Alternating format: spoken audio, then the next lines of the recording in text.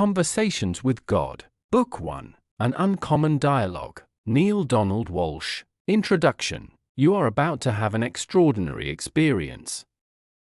You are about to have a conversation with God. Yes, yes. I know, that's not possible. You probably think, or have been taught, that's not possible. One can talk to God, sure, but not with God. I mean, God is not going to talk back, right? At least not in the form of a regular, everyday kind of conversation. That's what I thought, too. Then this book happened to me. And I mean that literally. This book was not written by me, it happened to me. And in your reading of it, it will happen to you, for we are all led to the truth for which we are ready. My life would probably be much easier if I had kept all of this quiet. Yet that wasn't the reason it happened to me. And whatever inconveniences the book may cause me, such as being called a blasphemer, a fraud, a hypocrite for not having lived these truths in the past, or, perhaps worse, a holy man, it is not possible for me to stop the process now. Nor do I wish to. I have had my chances to step away from this whole thing, and I haven't taken them. I've decided to stick with what my instincts are telling me, rather than what much of the world will tell me about the material here. Those instincts say this book is not nonsense, the overworking of a frustrated spiritual imagination, or simply the self-justification of a man seeking vindication from a life misled. Oh, I've thought of all of those things, every one of them. So I gave this material to a few people to read while it was still in manuscript form. They were moved. And they cried. And they laughed for the joy and the humor in it. And their lives, they said, changed. They were transfixed. They were empowered. Many said they were transformed. That's when I knew this book was for everyone, and that it had to be published, for it is a wonderful gift to all those who truly want answers and who truly care about the questions, for all those who have embarked upon quests for truth with sincerity of heart, longing of soul, and openness of mind. And that's pretty much all of us. This book addresses most, if not all, of the questions we have ever asked about life and love, purpose and function, people and relationships, good and evil, guilt and sin, forgiveness and redemption, the path to God and the road to hell, everything. It directly discusses sex, power, money, children, marriage, divorce, life work, health, the hereafter, the before-now, everything. It explores war and peace, knowing and not knowing, giving and taking, joy and sorrow. It looks at the concrete and the abstract, the visible and the invisible, the truth and the untruth. You could say that this book is God's latest word on things, although some people might have a little trouble with that, particularly if they think that God stopped talking 2,000 years ago, or that, if God has continued communicating, it's been only with holy men, medicine women, or someone who has been meditating for 30 years, or good for 20, or at least half decent for 10, none of which categories includes me. The truth is, God talks to everybody. The good and the bad. The saint and the scoundrel. And certainly all of us in between. Take you, for instance. God has come to you many ways in your life, and this is another of them. How many times have you heard the old axiom, when the student is ready, the teacher will appear? This book is our teacher. Shortly after this material began happening to me, I knew that I was talking with God. Directly, personally, irrefutably. And that God was responding to my questions in direct proportion to my ability to comprehend. That is, I was being answered in ways, and with language, that God knew I would understand. This accounts for much of the colloquial style of the writing and the occasional references to material I'd gathered from other sources and prior experiences in my life. I know now that everything that has ever come to me in my life has come to me from God, and it was now being drawn together, pulled together, in a magnificent, complete response to every question I ever had. And somewhere along the way I realized a book was being produced, a book intended for publication. Indeed, I was told specifically during the latter part of the dialogue, in February 1993, that 3 books would actually be produced, and that 1. The first would deal mainly with personal topics, focusing on an individual's life challenges and opportunities. 2. The second would deal with more global topics of geopolitical and metaphysical life on the planet, and the challenges now facing the world. 3. The third would deal with universal truths of the highest order, and the challenges and opportunities of the soul. This is the first of those books, completed in February 1993. For clarity, I should explain that, as I transcribed this dialogue by hand, I underlined or circled words and sentences which came to me with particular emphasis, as if God were booming them out, and these were later placed in italics by the typesetter. I need now to say that I am, having read and reread the wisdom contained here, deeply embarrassed by my own life, which has been marked by continued mistakes and misdeeds, some very shameful behaviors, and some choices and decisions which I'm certain others consider hurtful and unforgivable. Though I have profound remorse that it was through others' pain, I am unspeakably grateful for all that I have learned, and found that I have still yet to learn, because of the people in my life. I apologize to everybody for the slowness of that learning. Yet I am encouraged by God to grant myself forgiveness for my failings and not to live in fear and guilt, but to always keep trying, keep on trying, to live a grander vision. I know that's what God wants for all of us. Neale Donald Walsch, Central Point, Oregon, Christmas 1994. 1. Chapter 1. In the spring of 1992, it was around Easter, as I recall, an extraordinary phenomenon occurred in my life. God began talking with you. Through me. Let me explain. I was very unhappy during that period, personally, professionally, and emotionally, and my life was feeling like a failure on all levels. As I'd been in the habit for years of writing my thoughts down in letters, which I usually never delivered, I picked up my trusty yellow legal pad and began pouring out my feelings. This time, rather than another letter to another person I imagined to be victimizing me, I thought I'd go straight to the source, straight to the greatest victimizer of them all. I decided to write a letter to God. It was a spiteful, passionate letter, full of confusions, contortions, and condemnations. And a pile of angry questions. Why wasn't my life working? What would it take to get it to work? Why could I not find happiness in relationships? Was the experience of adequate money going to elude me forever? Finally, and most emphatically, what had I done to deserve a life of such continuing struggle? To my surprise, as I scribbled out the last of my bitter, unanswerable questions and prepared to toss my pen aside, my hand remained poised over the paper, as if held there by some invisible force. Abruptly, the pen began moving on its own. I had no idea what I was about to write, but an idea seemed to be coming, so I decided to flow with it. Out came, "Do you really want an answer to all these questions, or are you just venting?" I blinked, and then my mind came up with a reply. I wrote that down, too, both.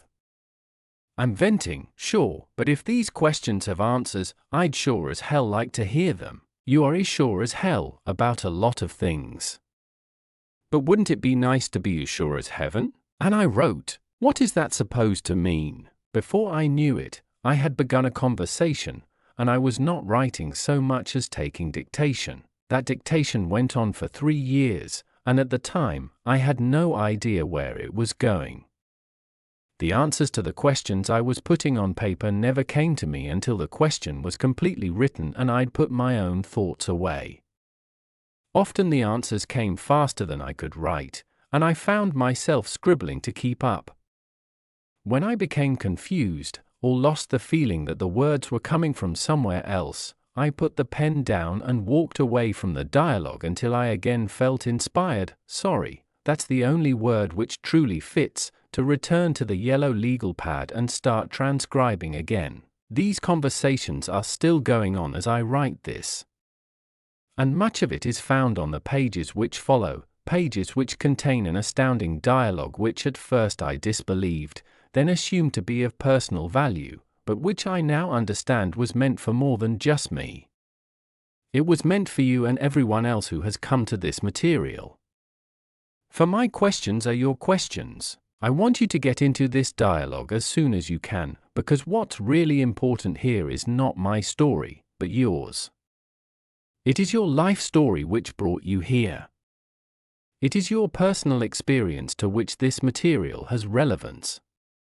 Otherwise you would not be here, with it, right now. So let's enter the dialogue with a question I had been asking for a very long time. How does God talk, and to whom?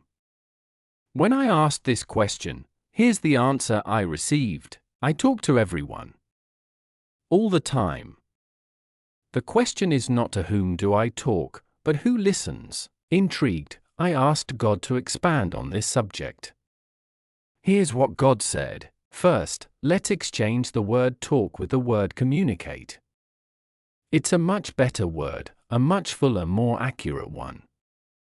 When we try to speak to each other, me to you, you to me, we are immediately constricted by the unbelievable limitation of words. For this reason, I do not communicate by words alone. In fact, rarely do I do so. My most common form of communication is through feeling. Feeling is the language of the soul. If you want to know what's true for you about something, look to how you're feeling about it. Feelings are sometimes difficult to discover, and often even more difficult to acknowledge. Yet hidden in your deepest feelings is your highest truth. The trick is to get to those feelings. I will show you how. Again. If you wish. I told God that I did wish, but that right now I wished even more for a complete and full answer to my first question. Here's what God said. I also communicate with thought. Thought and feelings are not the same, although they can occur at the same time. In communicating with thought, I often use images and pictures. For this reason, thoughts are more effective than mere words as tools of communication. In addition to feelings and thoughts, I also use the vehicle of experience as a grand communicator. And finally, when feelings and thoughts and experience all fail, I use words. Words are really the least effective communicator. They are most open to misinterpretation, most often misunderstood. And why is that? It is because of what words are. Words are merely utterances, noises that stand for feelings, thoughts, and experience. They are symbols, signs, insignias. They are not truth. They are not the real thing. Words may help you understand something. Experience allows you to know. Yet there are some things you cannot experience. So I have given you other tools of knowing. And these are called feelings. And so too, thoughts. Now the supreme irony here is that you have all placed so much importance on the Word of God, and so little on the experience.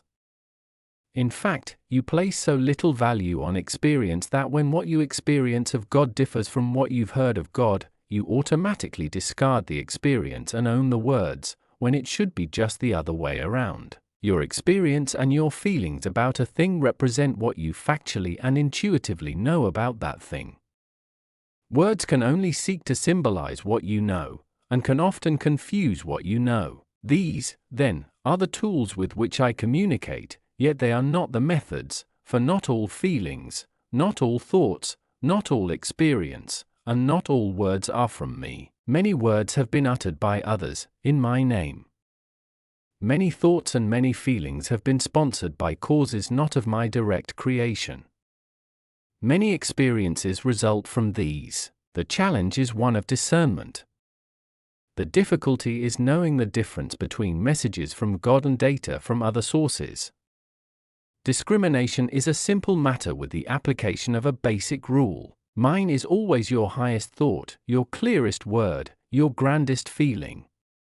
Anything less is from another source. Now the task of differentiation becomes easy, for it should not be difficult even for the beginning student to identify the highest, the clearest, and the grandest. Yet will I give you these guidelines. The highest thought is always that thought which contains joy.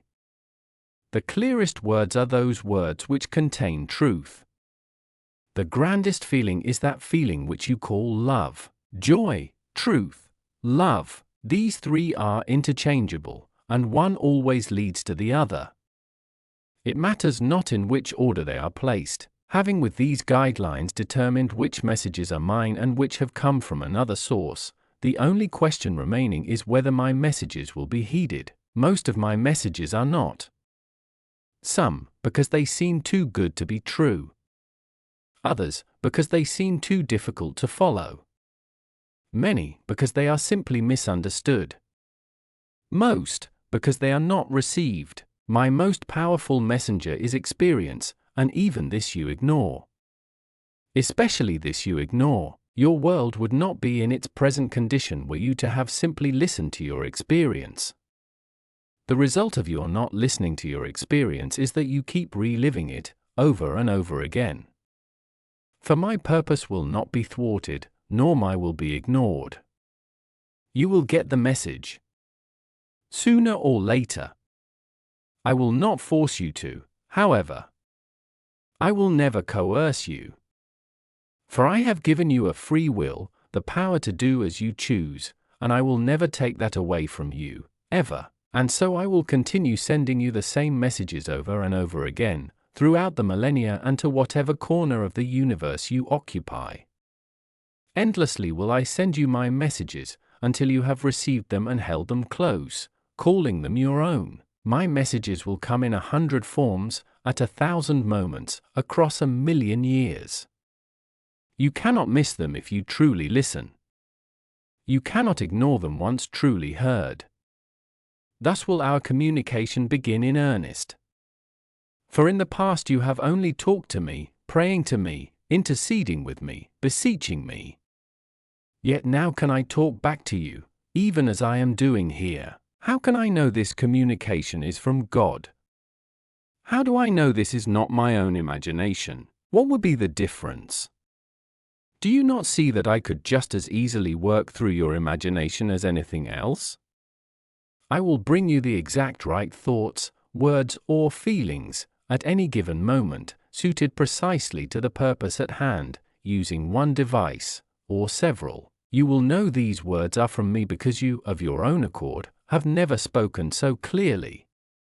Had you already spoken so clearly on these questions, you would not be asking them. To whom does God communicate? Are there special people? Are there special times? All people are special, and all moments are golden. There is no person and there is no time one more special than another. Many people choose to believe that God communicates in special ways and only with special people. This removes the mass of the people from responsibility for hearing my message, much less receiving it, which is another matter, and allows them to take someone else's word for everything. You don't have to listen to me, for you've already decided that others have heard from me on every subject, and you have them to listen to. By listening to what other people think they heard me say, you don't have to think at all. This is the biggest reason for most people turning from my messages on a personal level. If you acknowledge that you are receiving my messages directly, then you are responsible for interpreting them. It is far safer and much easier to accept the interpretation of others, even others who have lived 2,000 years ago, than seek to interpret the message you may very well be receiving in this moment now. Yet I invite you to a new form of communication with God. A two-way communication. In truth, it is you who have invited me. For I have come to you, in this form, right now, in answer to your call. Why do some people, take Christ, for example, seem to hear more of your communication than others? Because some people are willing to actually listen. They are willing to hear, and they are willing to remain open to the communication even when it seems scary, or crazy, or downright wrong. We should listen to God even when what's being said seems wrong, especially when it seems wrong. If you think you are right about everything, who needs to talk with God? Go ahead and act on all that you know. But notice that you've all been doing that since time began. And look at what shape the world is in. Clearly, you've missed something. Obviously, there is something you don't understand. That which you do understand must seem right to you, because right is a term you use to designate something with which you agree. What you've missed will, therefore, appear at first to be wrong. The only way to move forward on this is to ask yourself, what would happen if everything I thought was wrong was actually right? Every great scientist knows about this. When what a scientist does is not working, a scientist sets aside all of the assumptions and starts over.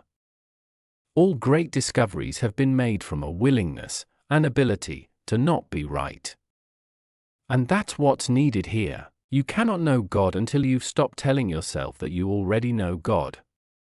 You cannot hear God until you stop thinking that you've already heard God. I cannot tell you my truth until you stop telling me yours. But my truth about God comes from you. Who said so? Others. What others? Leaders. Ministers. Rabbis. Priests. Books. The Bible, for heaven's sake. Those are not authoritative sources. They aren't? No. Then what is? Listen to your feelings. Listen to your highest thoughts. Listen to your experience. Whenever any one of these differ from what you've been told by your teachers or read in your books, forget the words. Words are the least reliable purveyor of truth. There is so much I want to say to you, so much I want to ask. I don't know where to begin. For instance, why is it that you do not reveal yourself? If there really is a God, and you are it, why do you not reveal yourself in a way we can all understand? I have done so. Over and over. I am doing so again right now. No.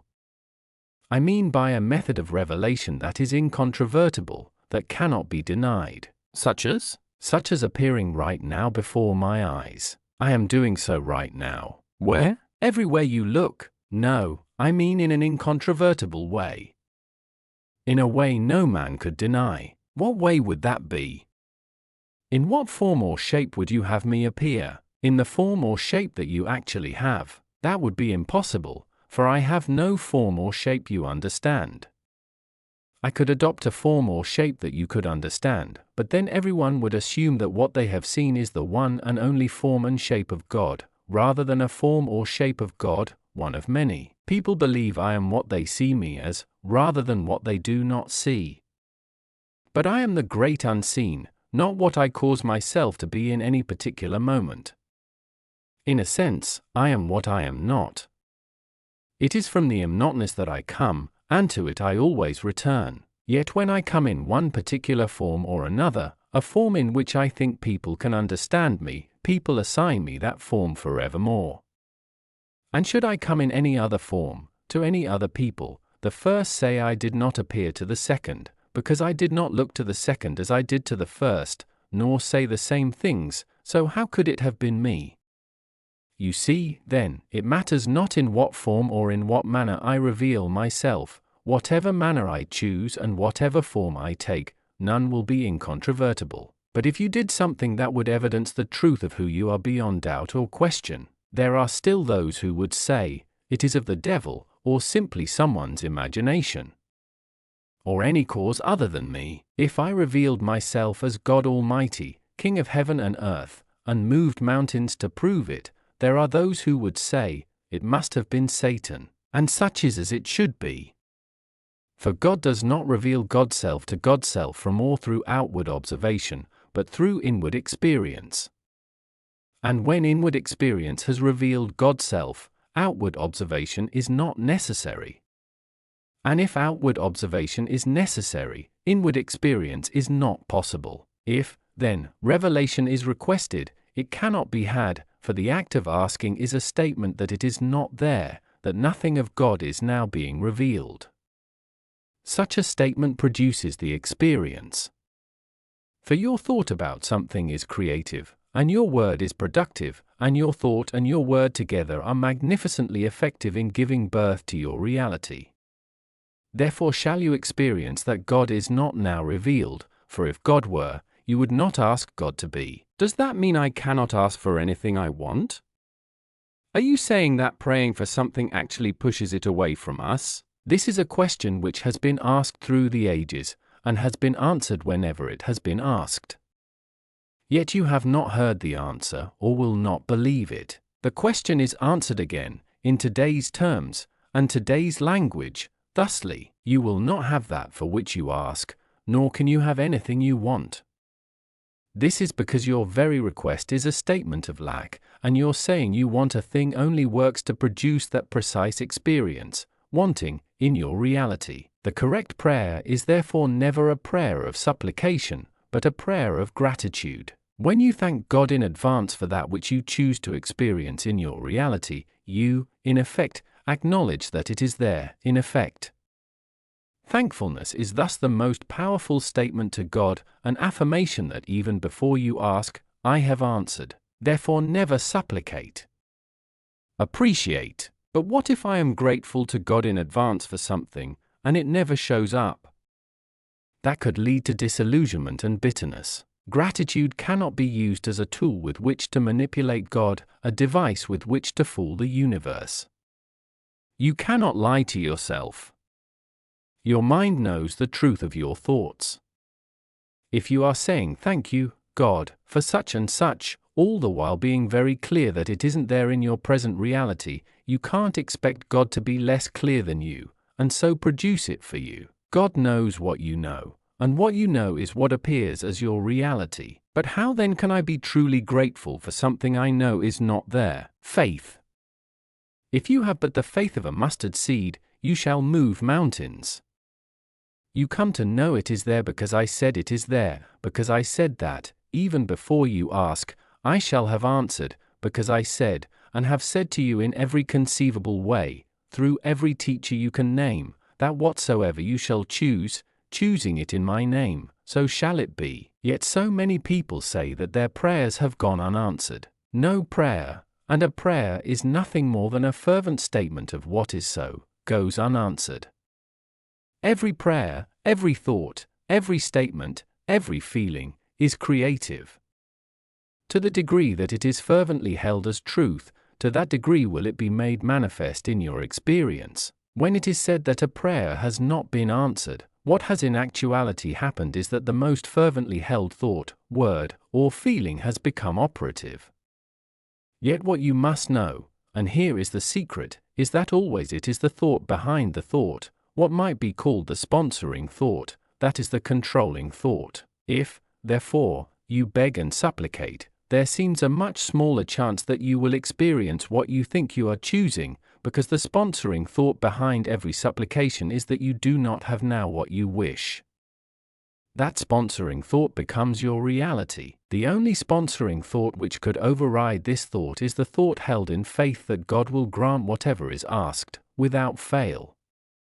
Some people have such faith, but very few. The process of prayer becomes much easier when, rather than having to believe that God will always say yes to every request, one understands intuitively that the request itself is not necessary. Then the prayer is a prayer of thanksgiving. It is not a request at all but a statement of gratitude for what is so. When you say that a prayer is a statement of what is so, are you saying that God does nothing, that everything which happens after a prayer is a result of the prayer's action? If you believe that God is some omnipotent being who hears all prayers, says yes to some, no to others, and maybe, but not now to the rest, you are mistaken. By what rule of thumb would God decide? If you believe that God is the creator and decider of all things in your life, you are mistaken. God is the observer, not the creator. And God stands ready to assist you in living your life, but not in the way you might expect. It is not God's function to create, or uncreate, the circumstances or conditions of your life. God created you, in the image and likeness of God. You have created the rest, through the power God has given you. God created the process of life and life itself as you know it. Yet God gave you free choice, to do with life as you will. In this sense, your will for you is God's will for you. You are living your life the way you are living your life, and I have no preference in the matter. This is the grand illusion in which you have engaged, that God cares one way or the other what you do. I do not care what you do, and that is hard for you to hear. Yet do you care what your children do when you send them out to play? Is it a matter of consequence to you whether they play tag, or hide and seek, or pretend? No, it is not, because you know they are perfectly safe. You have placed them in an environment which you consider friendly and very okay. Of course, you will always hope that they do not hurt themselves.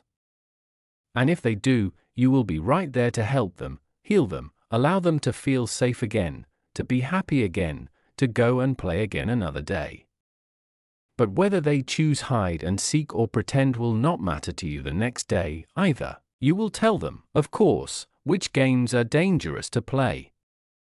But you cannot stop your children from doing dangerous things. Not always. Not forever. Not in every moment from now until death. It is the wise parent who knows this. Yet the parent never stops caring about the outcome. It is this dichotomy, not caring deeply about the process, but caring deeply about the result, that comes close to describing the dichotomy of God. Yet God, in a sense, does not even care about the outcome. Not the ultimate outcome. This is because the ultimate outcome is assured. And this is the second great illusion of man, that the outcome of life is in doubt. It is this doubt about ultimate outcome that has created your greatest enemy, which is fear. For if you doubt outcome, then you must doubt Creator, you must doubt God. And if you doubt God, you must live in fear and guilt all your life. If you doubt God's intentions, and God's ability to produce this ultimate result, then how can you ever relax? How can you ever truly find peace? Yet God has full power to match intentions with results. You cannot and will not believe in this, even though you claim that God is all-powerful, and so you have to create in your imagination a power equal to God, in order that you may find a way for God's will to be thwarted.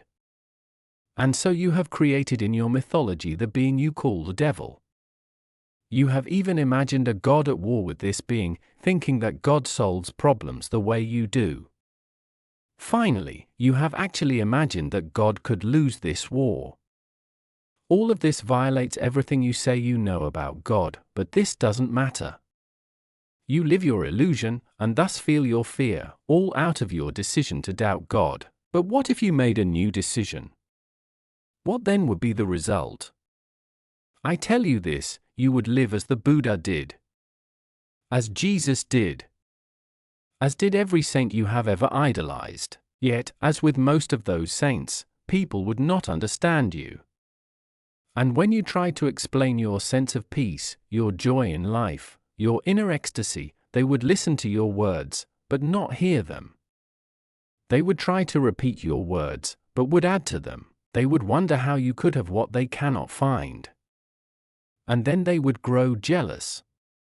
Soon jealousy would turn to rage, and in their anger they would try to convince you that it is you who do not understand God. And if they were unsuccessful at tearing you from your joy, they would seek to harm you, so enormous would be their rage. And when you told them it does not matter, that even death cannot interrupt your joy, nor change your truth, they would surely kill you. Then, when they saw the peace with which you accepted death, they would call you saint, and love you again. For it is the nature of people to love, then destroy, then love again that which they value most. But why? Why do we do that? All human actions are motivated at their deepest level by one of two emotions, fear or love. In truth, there are only two emotions, only two words in the language of the soul. These are the opposite ends of the great polarity which I created when I produced the universe, and your world, as you know it today. These are the 2 points, the Alpha and the Omega, which allow the system you call relativity to be. Without these 2 points, without these 2 ideas about things, no other idea could exist. Every human thought and every human action is based in either love or fear. There is no other human motivation, and all other ideas are but derivatives of these 2. They are simply different versions, different twists on the same theme. Think on this deeply and you will see that it is true. This is what I have called the sponsoring thought. It is either a thought of love or fear. This is the thought behind the thought behind the thought. It is the first thought. It is prime force. It is the raw energy that drives the engine of human experience. And here is how human behavior produces repeat experience after repeat experience. It is why humans love, then destroy, then love again. Always there is the swing from one emotion to the other. Love sponsors love sponsors fear. And the reason is found in the first lie, the lie which you hold as the truth about God, that God cannot be trusted, that God's love cannot be depended upon, that God's acceptance of you is conditional, that the ultimate outcome is thus in doubt. For if you cannot depend on God's love to always be there, on whose love can you depend?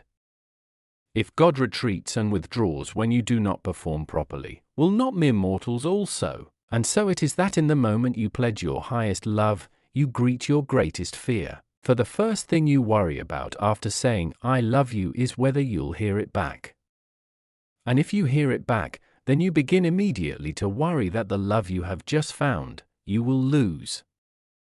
And so all action becomes a reaction, defense against loss, even as you seek to defend yourself against the loss of God. Yet if you knew who you are, that you are the most magnificent, the most remarkable, the most splendid being God has ever created, you would never fear.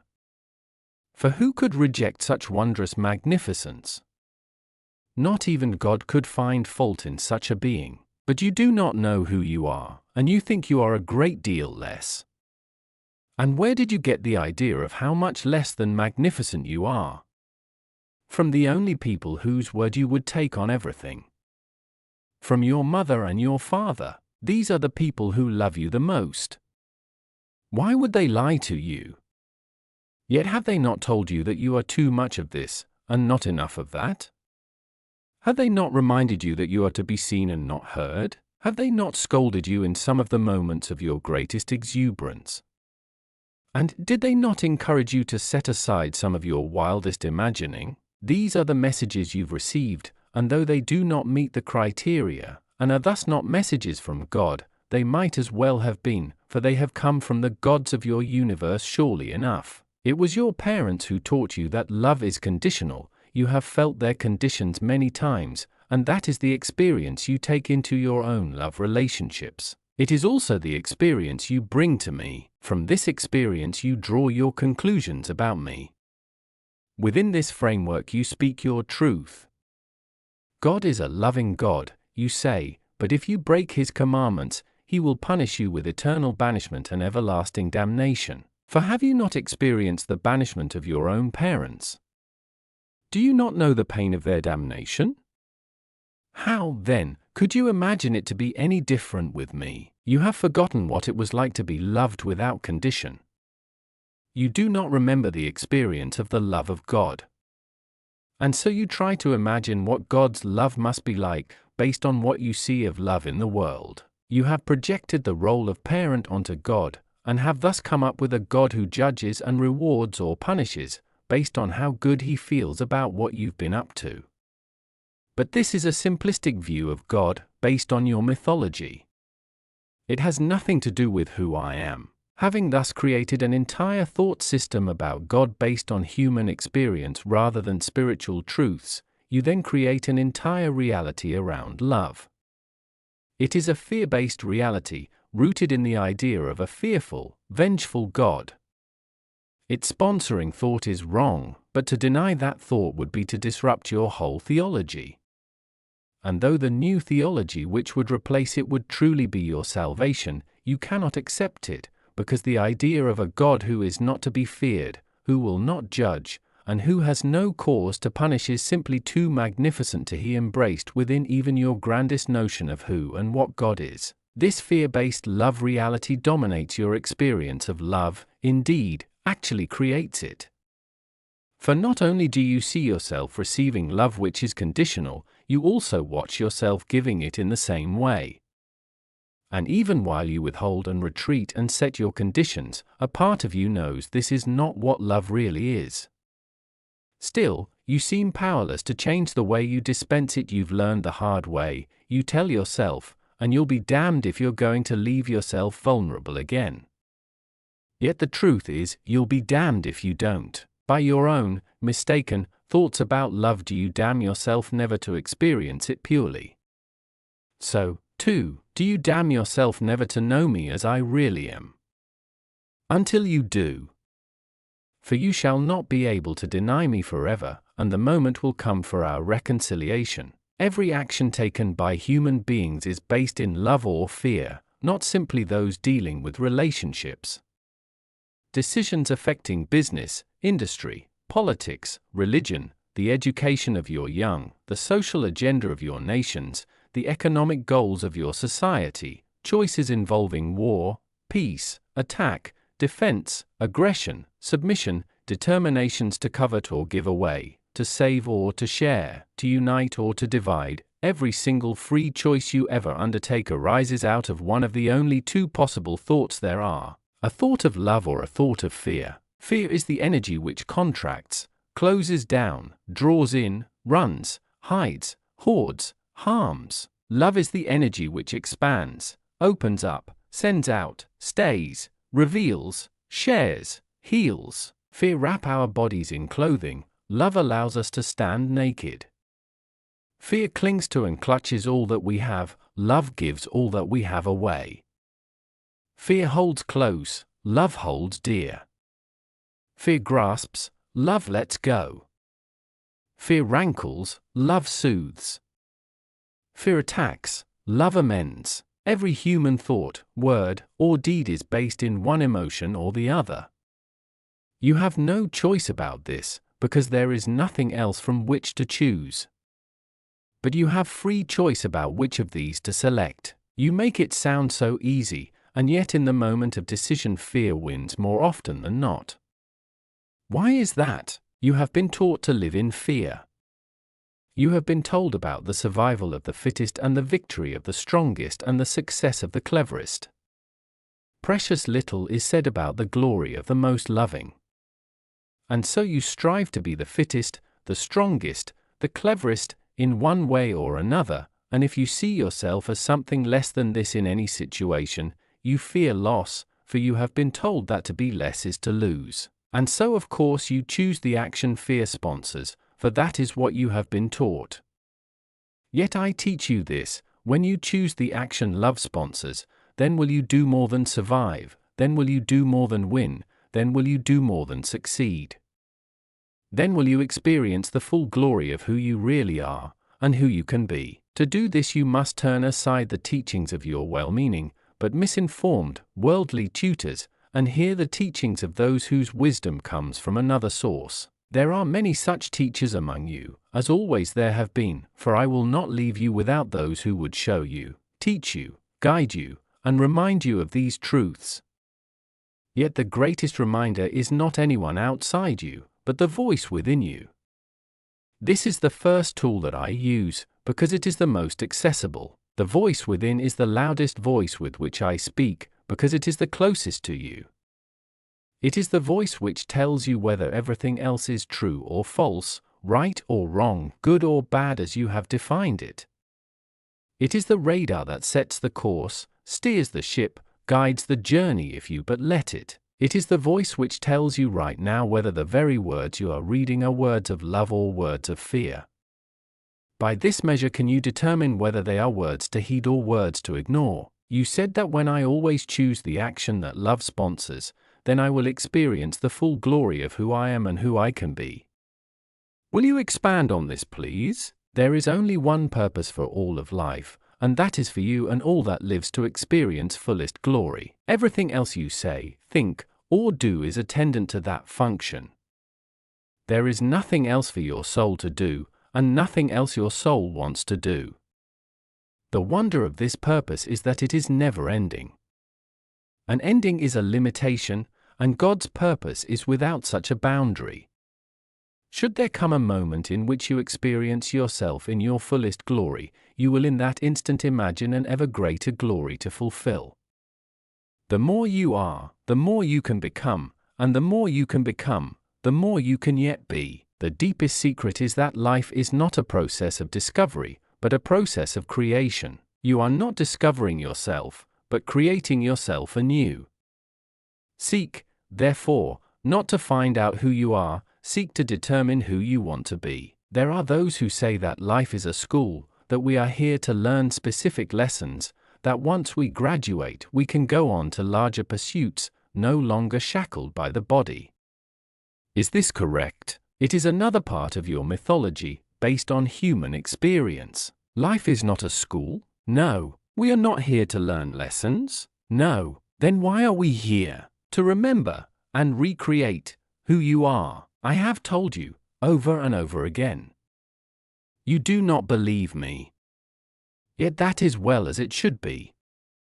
For truly, if you do not create yourself as who you are, that you cannot be, okay, you've lost me. Let's go back to this school bit. I've heard teacher after teacher tell us that life is a school.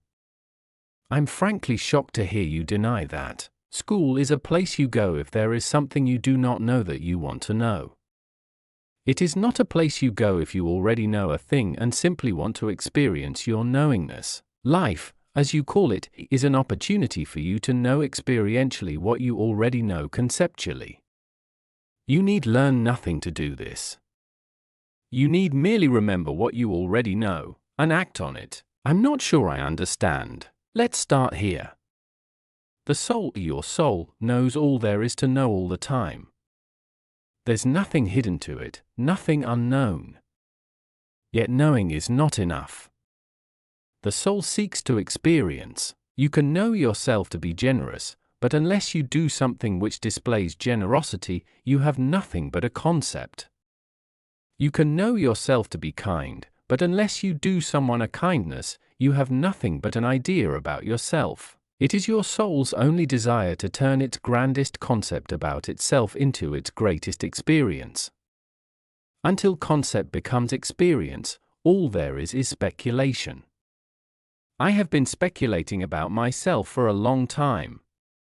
Longer than you and I could collectively remember. Longer than the age of this universe times the age of the universe. You see, then, how young is, how new is, my experience of myself. You've lost me again. Your experience of yourself? Yes. Let me explain it to you this way. In the beginning, that which is all there was, and there was nothing else. Yet all that is could not know itself, because all that is all there was, and there was nothing else. And so, all that is, was not. For in the absence of something else, all that is not. This is the great is not is to which mystics have referred from the beginning of time. Now all that is knew it was all there was, but this was not enough, for it could only know its utter magnificence conceptually, not experientially. Yet the experience of itself is that for which it longed, for it wanted to know what it felt like to be so magnificent. Still, this was impossible, because the very term magnificent is a relative term. All that is could not know what it felt like to be magnificent unless that which is not showed up. In the absence of that which is not, that which is not. Do you understand this? I think so. Keep going. All right, the one thing that all that is knew is that there was nothing else. And so it could, and would, never know itself from a reference point outside of itself. Such a point did not exist. Only one reference point existed, and that was the single place within. That is not is. The am not am. Still, the all of everything chose to know itself experientially. This energy, this pure, unseen, unheard, unobserved, and therefore unknown by anyone else energy, chose to experience itself as the utter magnificence it was. In order to do this, it realized it would have to use a reference point within. It reasoned, quite correctly, that any portion of itself would necessarily have to be less than the whole, and that if it thus simply divided itself into portions, each portion, being less than the whole, could look back on the rest of itself and see magnificence, and so all that is divided itself, becoming, in one glorious moment, that which is this, and that which is that.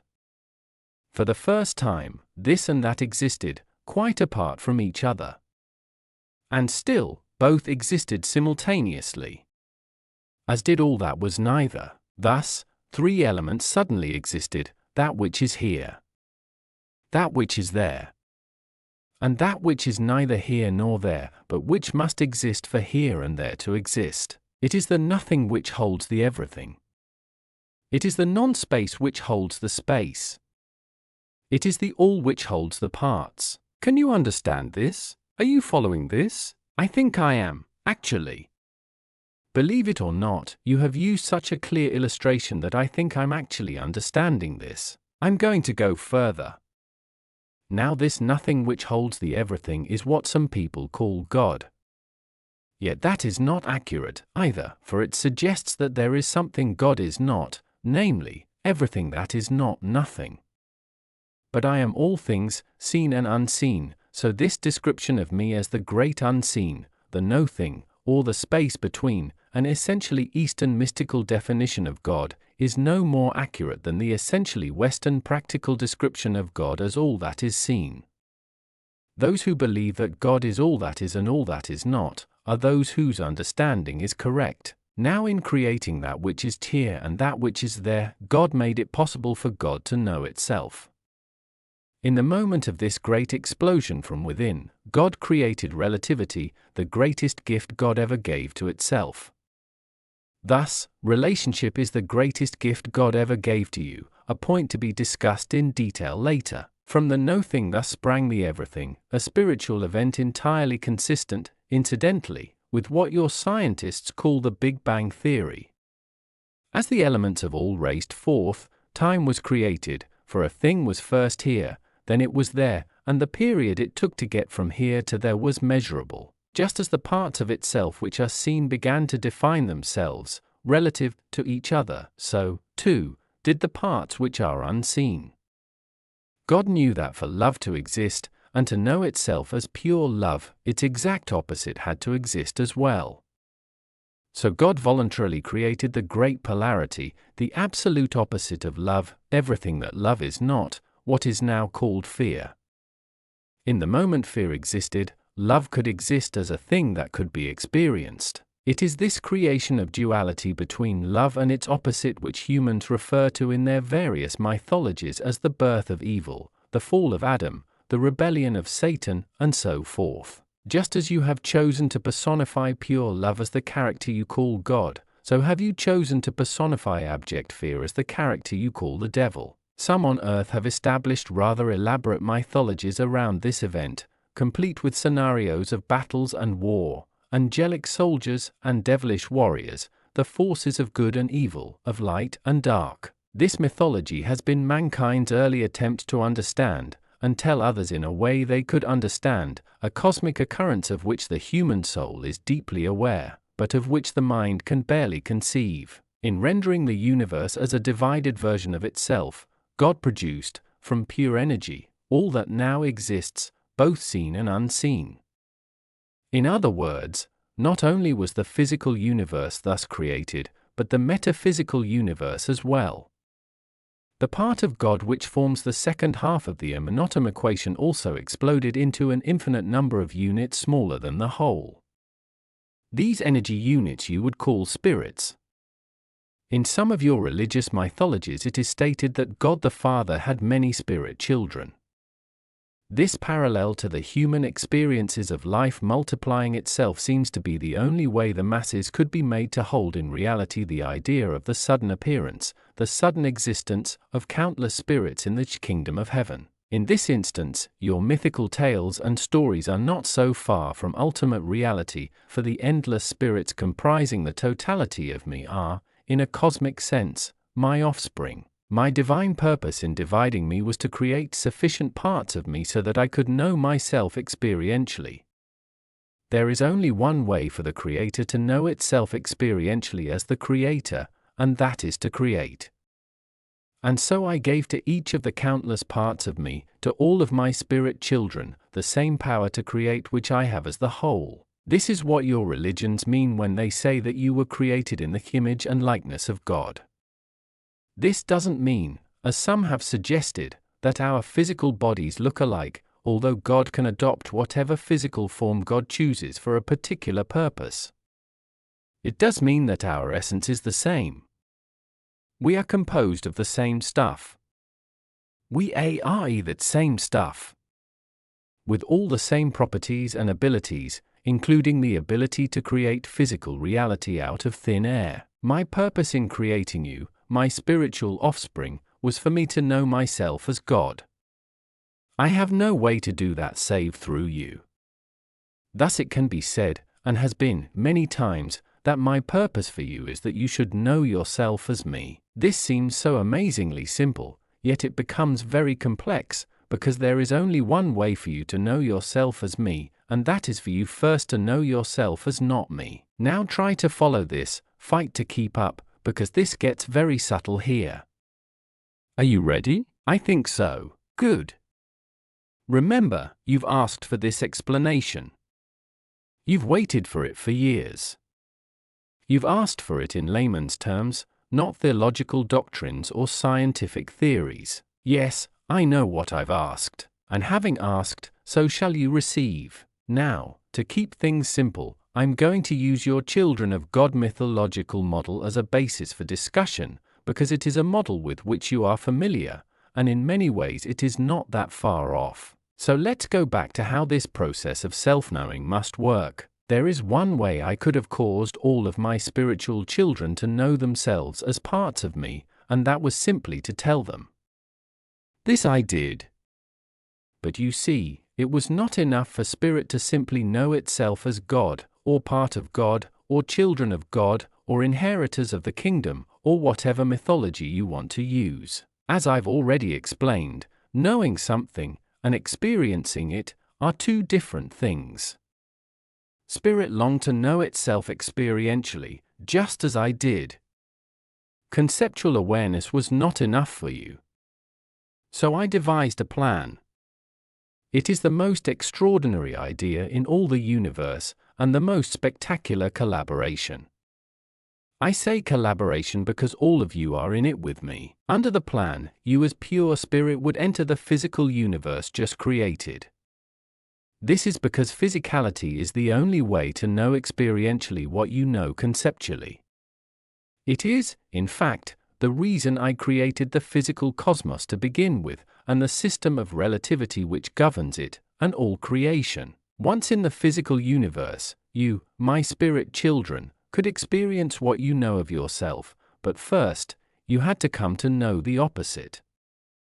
To explain this simplistically, you cannot know yourself as tall unless and until you become aware of short. You cannot experience the part of yourself that you call fat unless you also come to know thin. Taken to ultimate logic, you cannot experience yourself as what you are until you've encountered what you are not.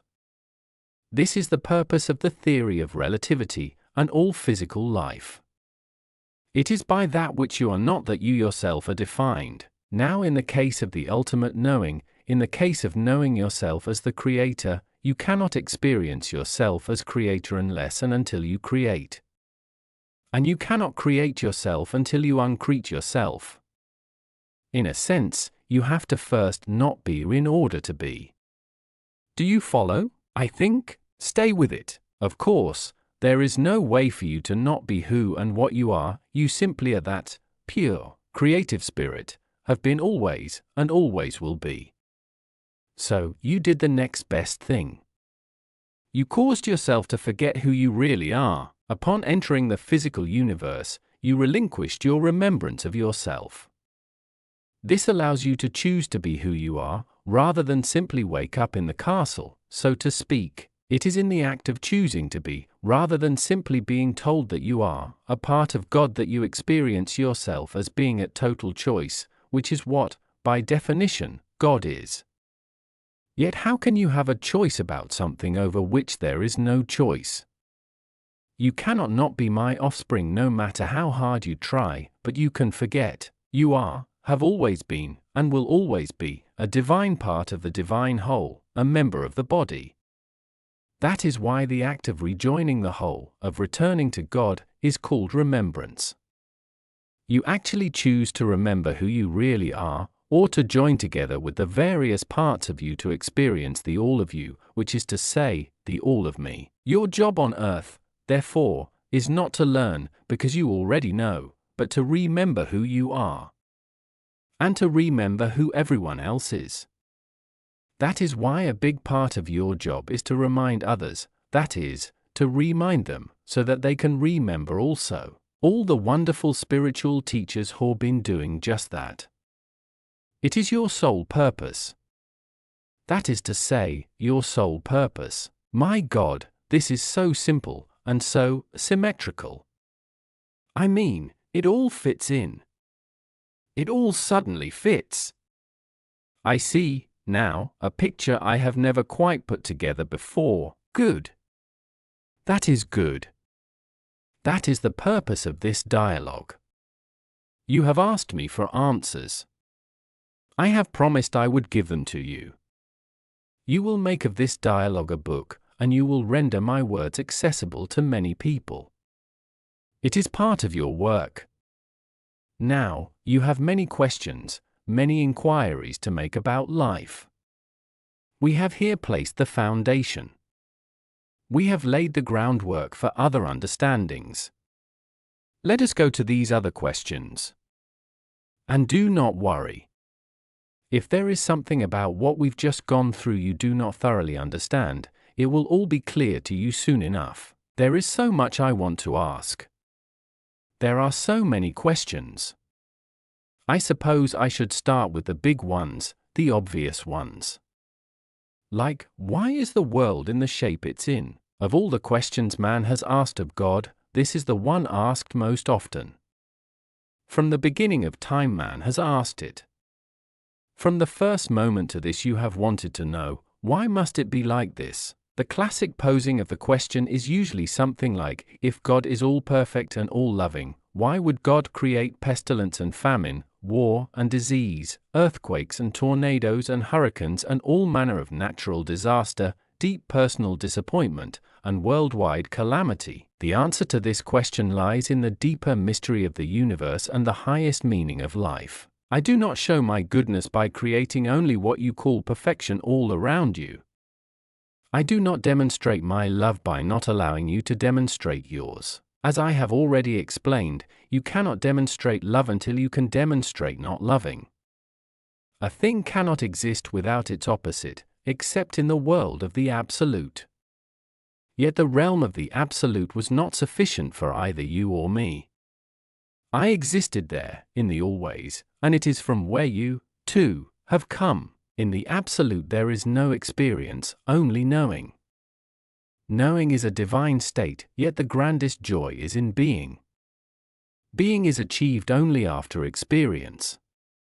The evolution is this, knowing, experiencing, being.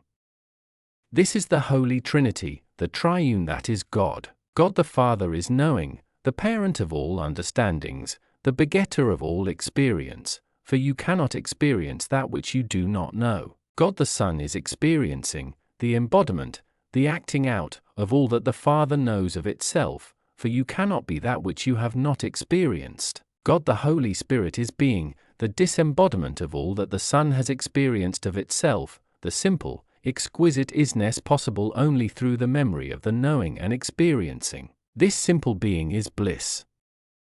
It is God's state, after knowing and experiencing itself. It is that for which God yearned in the beginning. Of course, you are well past the point where you must have it explained to you that the Father-Son descriptions of God have nothing to do with gender. I use here the picturesque speech of your most recent scriptures. Much earlier holy writings placed this metaphor in a mother-daughter context. Neither is correct. Your mind can best hold the relationship as parent-offspring, or that which gives rise to, and that which is risen. Adding the third part of the Trinity produces this relationship, that which gives rise to that which is risen, that which is. This triune reality is God's signature. It is the divine pattern. The three in one is everywhere found in the realms of the sublime. You cannot escape it in matters dealing with time and space, God and consciousness, or any of the subtle relationships. On the other hand, you will not find the triune truth in any of life's gross relationships. The triune truth is recognized in life's subtle relationships by everyone dealing with such relationships. Some of your religionists have described the triune truth as Father, Son, and Holy Ghost. Some of your psychiatrists use the terms superconscious, conscious, and subconscious. Some of your spiritualists say mind, body, and spirit. Some of your scientists see energy, matter, ether. Some of your philosophers say a thing is not true for you until it is true in thought, word, and deed. When discussing time, you speak of 3 times only: past, present, future. Similarly, there are 3 moments in your perception: before, now, and after. In terms of spatial relationships, whether considering the points in the universe, or various points in your own room, you recognize here, there, and the space in between. In matters of gross relationships, you recognize no in-between. That is because gross relationships are always dyads, whereas relationships of the higher realm are invariably triads. Hence, there is left-right, up-down, big-small, fast-slow, hot-cold, and the greatest dyad ever created, male-female. There are no in-betweens in these dyads.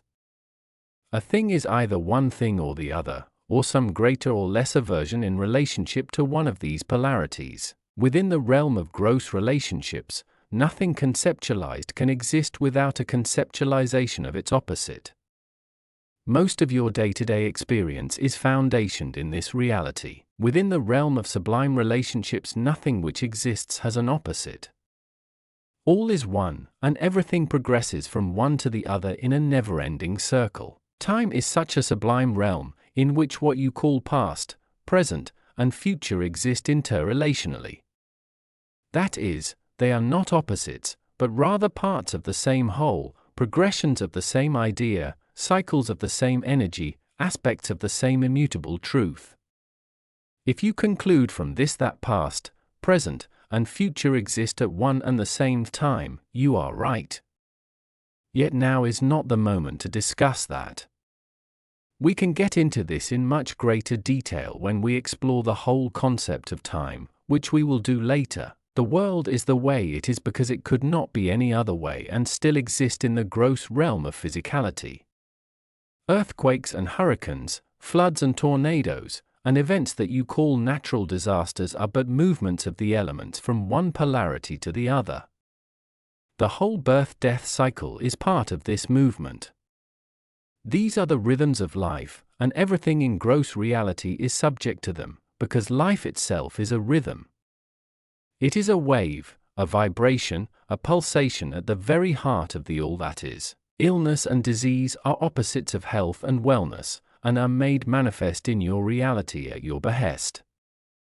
You cannot be ill without at some level causing yourself to be, and you can be well again in a moment by simply deciding to be.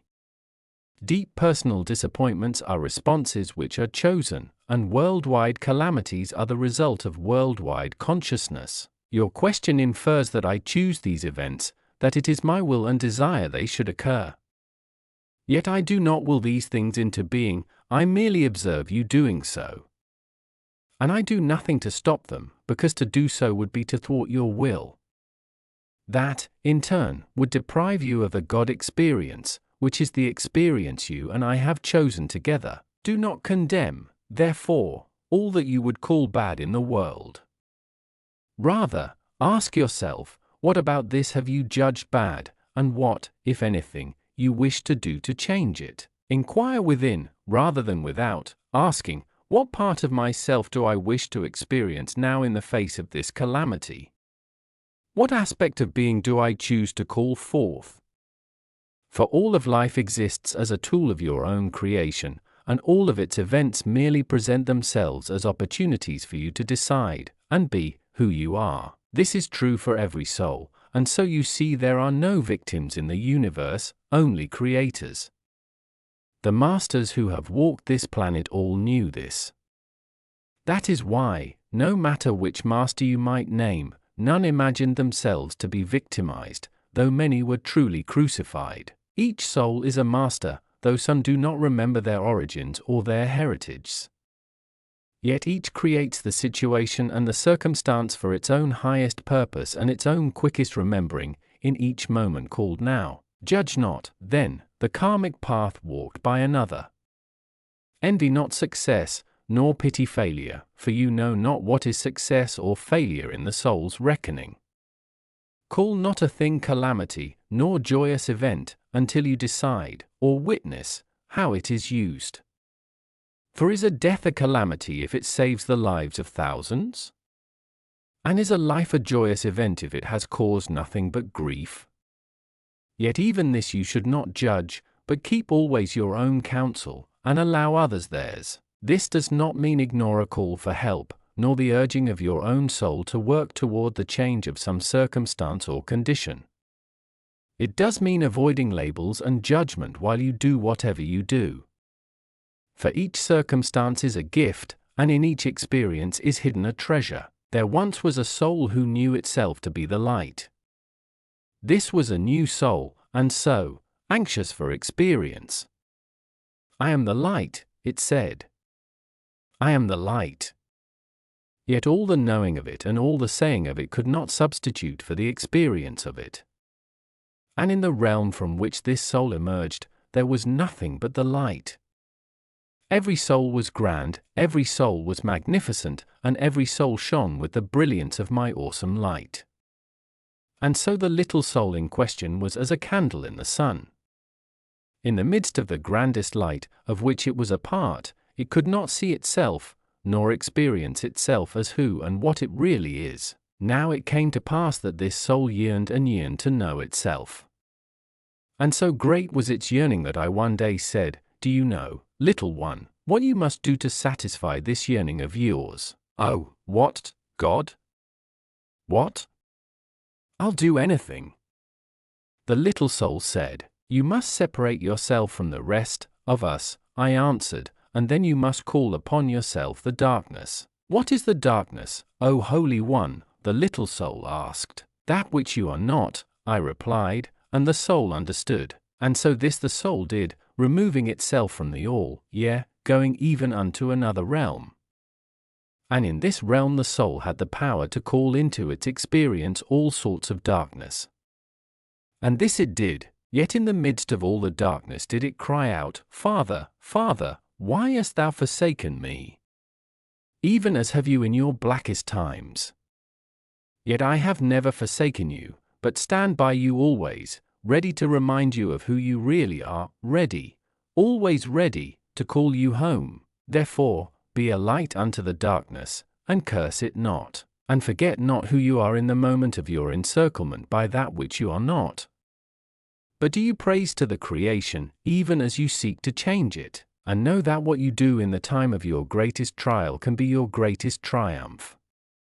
For the experience you create is a statement of who you are, and who you want to be. I have told you this story, the parable of the little soul and the sun, so that you might better understand why the world is the way it is, and how it can change in an instant the moment everyone remembers the divine truth of their highest reality. Now there are those who say that life is a school, and that these things which you observe and experience in your life are for your learning.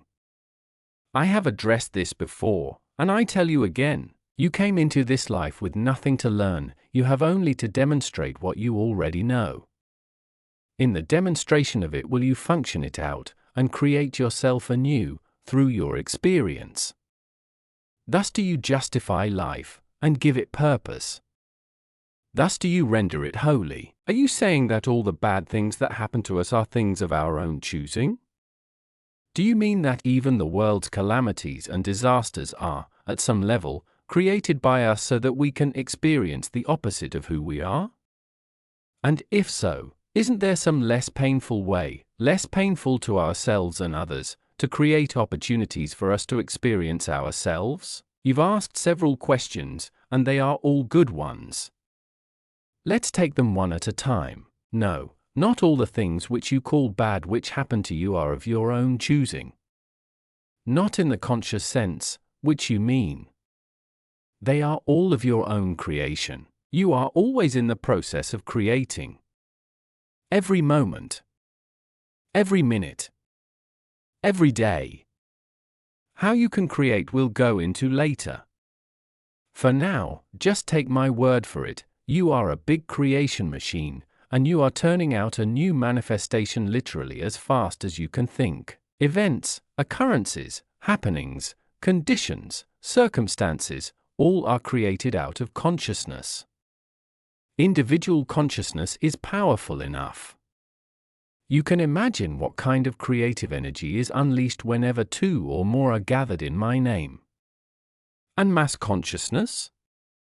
Why, that is so powerful it can create events and circumstances of worldwide import and planetary consequences. It would not be accurate to say, and not in the way you mean it, that you are choosing these consequences.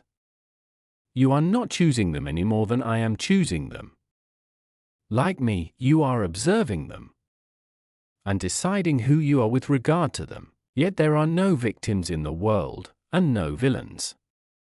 And neither are you a victim of the choices of others. At some level you have all created that which you say you detest, and, having created it, you have chosen it. This is an advanced level of thinking, and it is one which all masters reach sooner or later.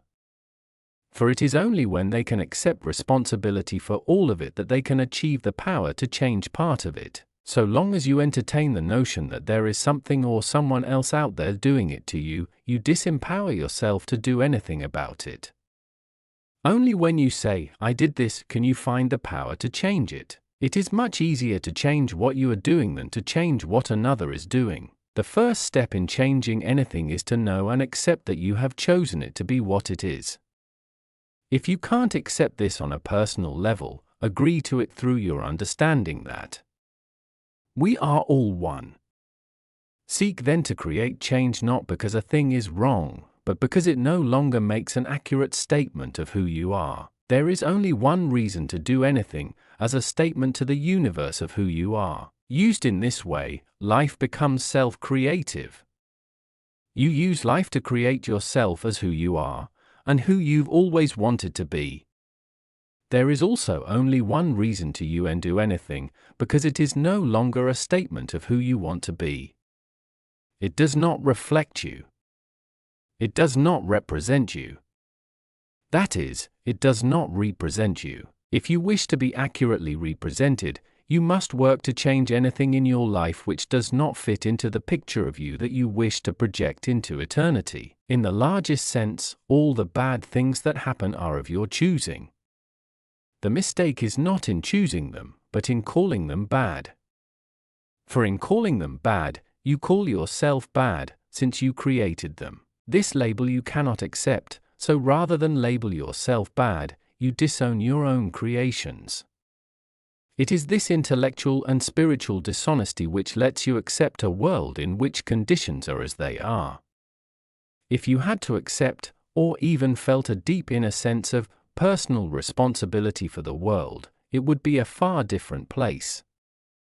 This would certainly be true if everyone felt responsible.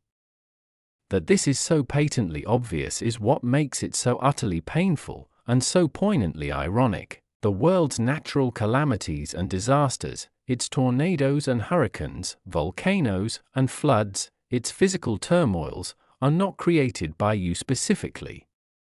What is created by you is the degree to which these events touch your life. Events occur in the universe which no stretch of the imagination could claim you instigated or created. These events are created by the combined consciousness of man.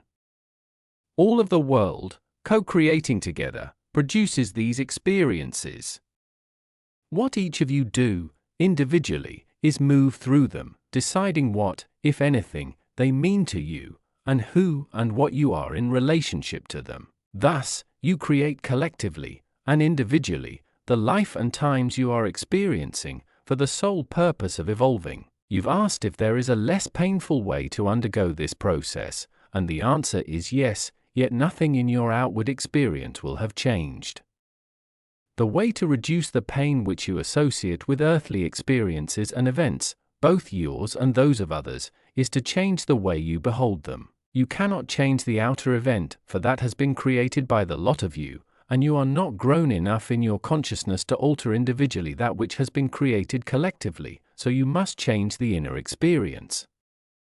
This is the road to mastery in living. Nothing is painful in and of itself. Pain is a result of wrong thought. It is an error in thinking. A master can disappear the most grievous pain. In this way, the master heals. Pain results from a judgment you have made about a thing. Remove the judgment and the pain disappears. Judgment is often based upon previous experience. Your idea about a thing derives from a prior idea about that thing.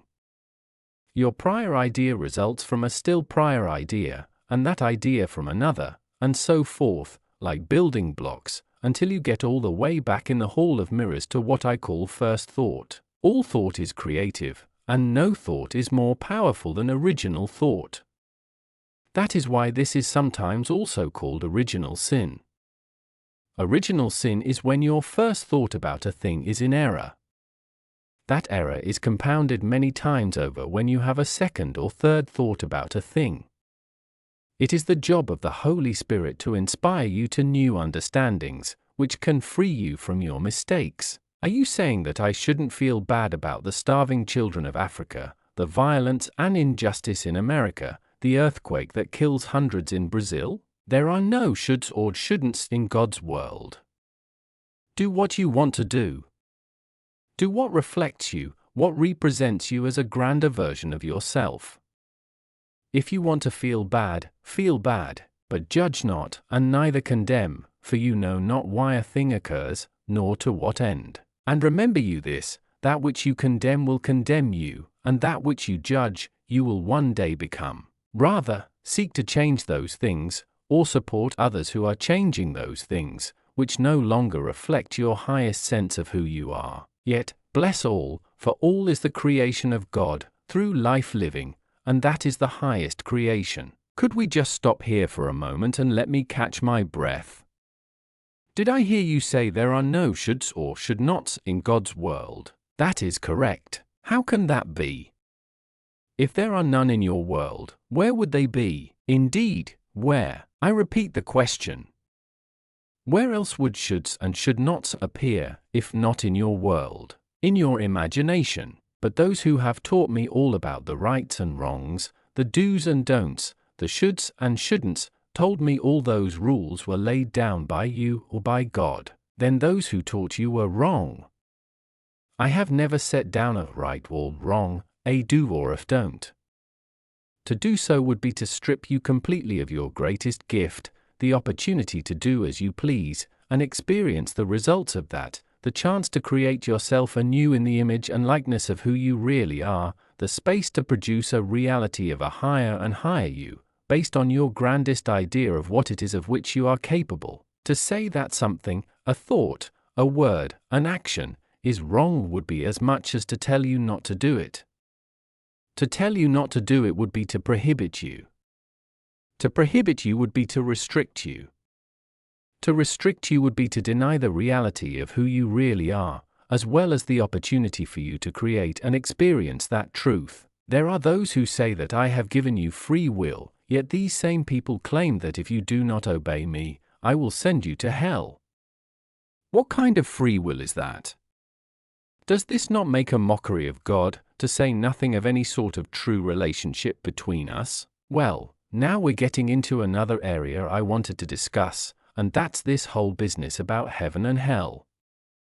From what I'm gathering here, there is no such thing as hell. There is hell, but it is not what you think, and you do not experience it for the reasons you have been given. What is hell? It is the experience of the worst possible outcome of your choices, decisions, and creations. It is the natural consequence of any thought which denies me, or says no to who you are in relationship to me. It is the pain you suffer through wrong thinking. Yet even the term wrong thinking is a misnomer, because there is no such thing as that which is wrong. Hell is the opposite of joy. It is unfulfillment. It is knowing who and what you are, and failing to experience that. It is being less. That is hell, and there is none greater for your soul. But hell does not exist as this place you have fantasized, where you burn in some everlasting fire, or exist in some state of everlasting torment. What purpose could I have in that? Even if I did hold the extraordinarily ungodly thought that you did not deserve heaven, why would I have a need to seek some kind of revenge, or punishment, for your failing?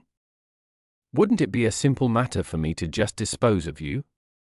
What vengeful part of me would require that I subject you to eternal suffering of a type and at a level beyond description? If you answer, the need for justice, would not a simple denial of communion with me in heaven serve the ends of justice? Is the unending infliction of pain also required? I tell you there is no such experience after death as you have constructed in your fear-based theologies. Yet there is an experience of the soul so unhappy, so incomplete, so less than whole, so separated from God's greatest joy, that to your soul this would be hell. But I tell you I do not send you there, nor do I cause this experience to be visited upon you. You, yourself, create the experience, whenever and however you separate yourself from your own highest thought about you.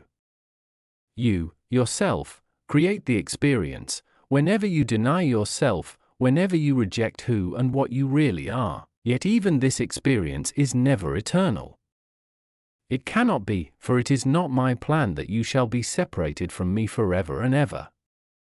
Indeed, such a thing is an impossibility, for to achieve such an event, not only would you have to deny who you are, I would have to as well.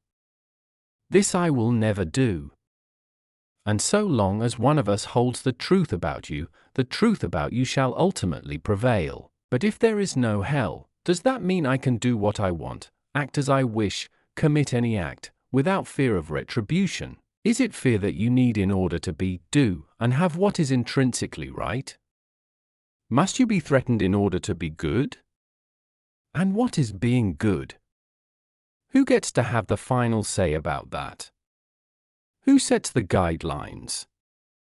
Who makes the rules? I tell you this, you are your own rule maker. You set the guidelines. And you decide how well you have done, how well you are doing. For you are the one who has decided who and what you really are, and who you want to be. And you are the only one who can assess how well you're doing. No one else will judge you ever, for why, and how, could God judge God's own creation and call it bad? If I wanted you to be and do everything perfectly, I would have left you in the state of total perfection whence you came. The whole point of the process was for you to discover yourself, create yourself, as you truly are, and as you truly wish to be. Yet you could not be that unless you also had a choice to be something else. Should I therefore punish you for making a choice that I myself laid before you?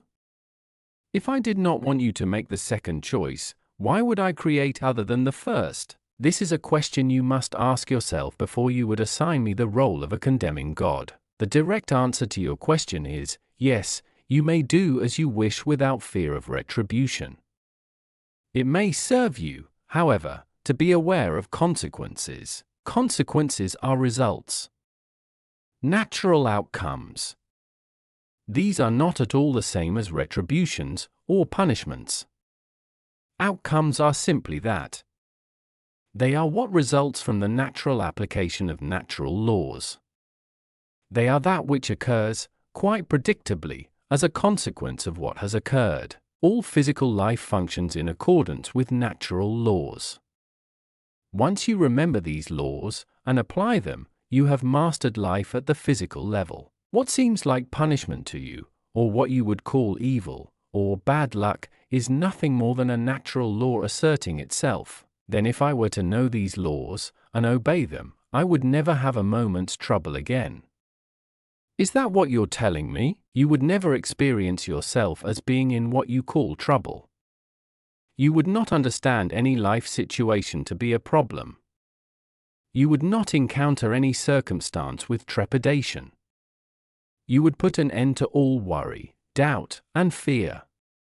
You would live as you fantasize Adam and Eve lived, not as disembodied spirits in the realm of the absolute, but as embodied spirits in the realm of the relative. Yet you would have all the freedom, all the joy, all the peace, and all the wisdom, understanding, and power of the spirit you are. You would be a fully realized being. This is the goal of your soul. This is its purpose, to fully realize itself while in the body, to become the embodiment of all that it really is. This is my plan for you. This is my ideal, that I should become realized through you. That thus, concept is turned into experience, that I might know myself experientially. The laws of the universe are laws that I laid down. They are perfect laws, creating perfect function of the physical. Have you ever seen anything more perfect than a snowflake? Its intricacy, its design, its symmetry, its conformity to itself and originality from all else, all are a mystery. You wonder at the miracle of this awesome display of nature. Yet if I can do this with a single snowflake, what think you I can have done, with the universe? Were you to see the symmetry of it, the perfection of its design, from the largest body to the smallest particle, you would not be able to hold the truth of it in your reality. Even now, as you get glimpses of it, you cannot yet imagine or understand its implications. Yet you can know there are implications, far more complex and far more extraordinary than your present comprehension can embrace. Your Shakespeare said it wonderfully, there are more things in heaven and earth, Horatio, than are dreamt of in your philosophy. Then how can I know these laws? How can I learn them? It is not a question of learning, but of remembering. How can I remember them? Begin by being still. Quiet the outer world, so that the inner world might bring you sight. This insight is what you seek, yet you cannot have it while you are so deeply concerned with your outer reality. Seek, therefore, to go within as much as possible. And when you are not going within, come from within as you deal with the outside world. Remember this axiom: if you do not go within, you go without. Put it in the first person as you repeat it, to make it more personal. If I do not go within, I go without. You have been going without all your life. Yet you do not have to, and never did. There is nothing you cannot be, there is nothing you cannot do. There is nothing you cannot have. That sounds like a pie-in-the-sky promise. What other kind of promise would you have God make? Would you believe me if I promised you less? For thousands of years people have disbelieved the promises of God for the most extraordinary reason: they were too good to be true. So you have chosen a lesser promise, a lesser love. For the highest promise of God proceeds from the highest love. Yet you cannot conceive of a perfect love, and so a perfect promise is also inconceivable. As is a perfect person. Therefore you cannot believe even in yourself. Failing to believe in any of this means failure to believe in God. For belief in God produces belief in God's greatest gift, unconditional love, and God's greatest promise, unlimited potential. May I interrupt you here? I hate to interrupt God when he's on a roll, but I've heard this talk of unlimited potential before, and it doesn't square with the human experience. Forget the difficulties encountered by the average person. What about the challenges of those born with mental or physical limitations? Is their potential unlimited? You have written so in your own scripture, in many ways and in many places. Give me one reference. Look to see what you have written in Genesis, chapter 11, verse 6 of your Bible. It says, "And the Lord said, Behold, the people are one, and they have all one language, and this is only the beginning of what they will do, and now nothing will be restrained from them, which they have imagined to do. Yes. Now, can you trust that? That does not answer the question of the feeble, the infirm, the handicapped, those who are limited. Do you think they're limited, as you put it, not of their choice? Do you imagine that a human soul encounters life challenges, whatever they may be, by accident? Is this your imagining? Do you mean a soul chooses what kind of life it will experience ahead of time? No, that would defeat the purpose of the encounter. The purpose is to create your experience, and thus, create yourself, in the glorious moment of now. You do not, therefore, choose the life you will experience ahead of time. You may, however, select the persons, places, and events, the conditions and circumstances, the challenges and obstacles, the opportunities and options, with which to create your experience. You may select the colors for your palette, the tools for your chest, the machinery for your shop. What you create with these is your business. That is the business of life. Your potential is unlimited in all that you've chosen to do. Do not assume that a soul which has incarnated in a body which you call limited has not reached its full potential, for you do not know what that soul was trying to do. You do not understand its agenda. You are unclear as to its intent, therefore bless every person and condition, and give thanks. Thus you affirm the perfection of God's creation, and show your faith in it. For nothing happens by accident in God's world, and there is no such thing as coincidence.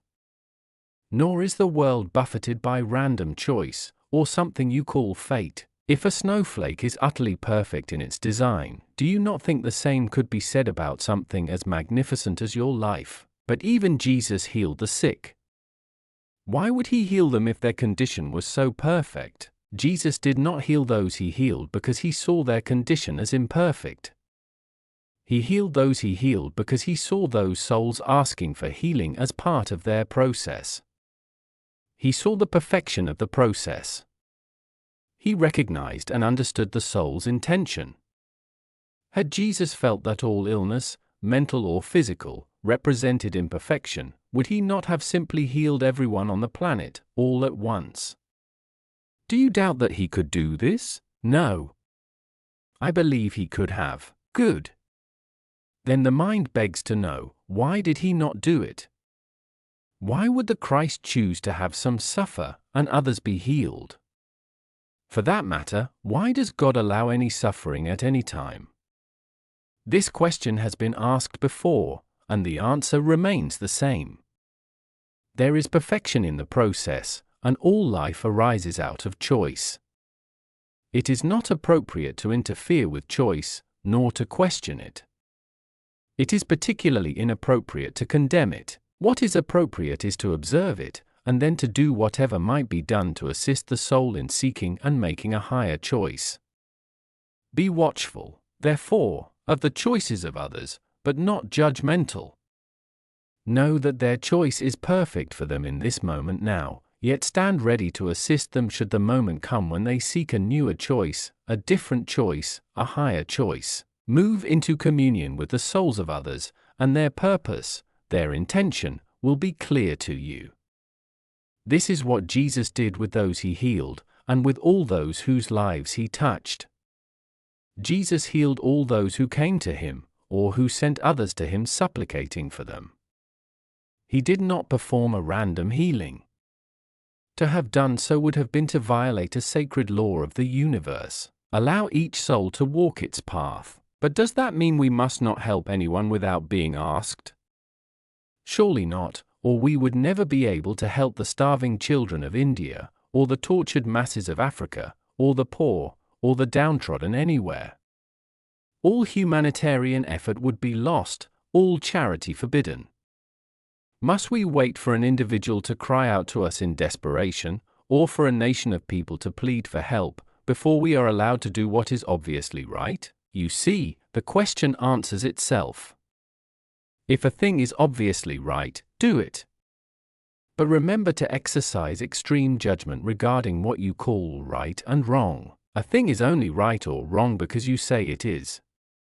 A thing is not right or wrong intrinsically. It isn't. Rightness or wrongness is not an intrinsic condition, it is a subjective judgment in a personal value system. By your subjective judgments do you create yourself, by your personal values do you determine and demonstrate who you are. The world exists exactly as it is so that you may make these judgments. If the world existed in perfect condition, your life process of self-creation would be terminated. It would end. A lawyer's career would end tomorrow were there no more litigation. A doctor's career would end tomorrow were there no more illness. A philosopher's career would end tomorrow were there no more questions, and God's career would end tomorrow were there no more problems. Precisely. You have put it perfectly. We, all of us, would be through creating were there nothing more to create. We, all of us, have a vested interest in keeping the game going. Much as we all say we would like to solve all the problems, we dare not solve all the problems, or there will be nothing left for us to do. Your industrial military complex understands this very well. That is why it opposes mightily any attempt to install a war no more government anywhere. Your medical establishment understands this, too. That is why it staunchly opposes, it has to for its own survival, any new miracle drug or cure, to say nothing of the possibility of miracles themselves. Your religious community also holds this clarity. That is why it attacks uniformly any definition of God which does not include fear, judgment, and retribution, and any definition of self which does not include their own idea of the only path to God. If I say to you, you are God, where does that leave religion? If I say to you, you are healed, where does that leave science and medicine? If I say to you, you shall live in peace, where does that leave the peacemakers? If I say to you, the world is fixed, where does that leave the world? What, now, of plumbers? The world is filled with essentially two kinds of people, those who give you things you want, and those who fix things. In a sense, even those who simply give you things you want, the butchers, the bakers, the candlestick makers, are also fixers. For to have a desire for something is often to have a need for it. That is why addicts are said to need a fix. Be careful, therefore, that desire not become addiction. Are you saying the world will always have problems? Are you saying that you actually want it that way? I am saying that the world exists the way it exists, just as a snowflake exists the way it exists, quite by design. You have created it that way, just as you have created your life exactly as it is. I want what you want. The day you really want an end to hunger, there will be no more hunger. I have given you all the resources with which to do that. You have all the tools with which to make that choice. You have not made it. Not because you cannot make it. The world could end world hunger tomorrow. You choose not to make it. You claim that there are good reasons that 40,000 people a day must die of hunger. There are no good reasons. Yet at a time when you say you can do nothing to stop 40,000 people a day from dying of hunger, you bring 50,000 people a day into your world to begin a new life. And this you call love. This you call God's plan. It is a plan which totally lacks logic or reason, to say nothing of compassion. I am showing you in stark terms that the world exists the way it exists because you have chosen for it to. You are systematically destroying your own environment, then pointing to so-called natural disasters as evidence of God's cruel hoax, or nature's harsh ways. You have played the hoax on yourself, and it is your ways which are cruel. Nothing is more gentle than nature. And nothing has been more cruel to nature than man. Yet you step aside from all involvement in this, deny all responsibility. It is not your fault, you say, and in this you are right, it is not a question of fault, it is a matter of choice. You can choose to end the destruction of your rainforests tomorrow.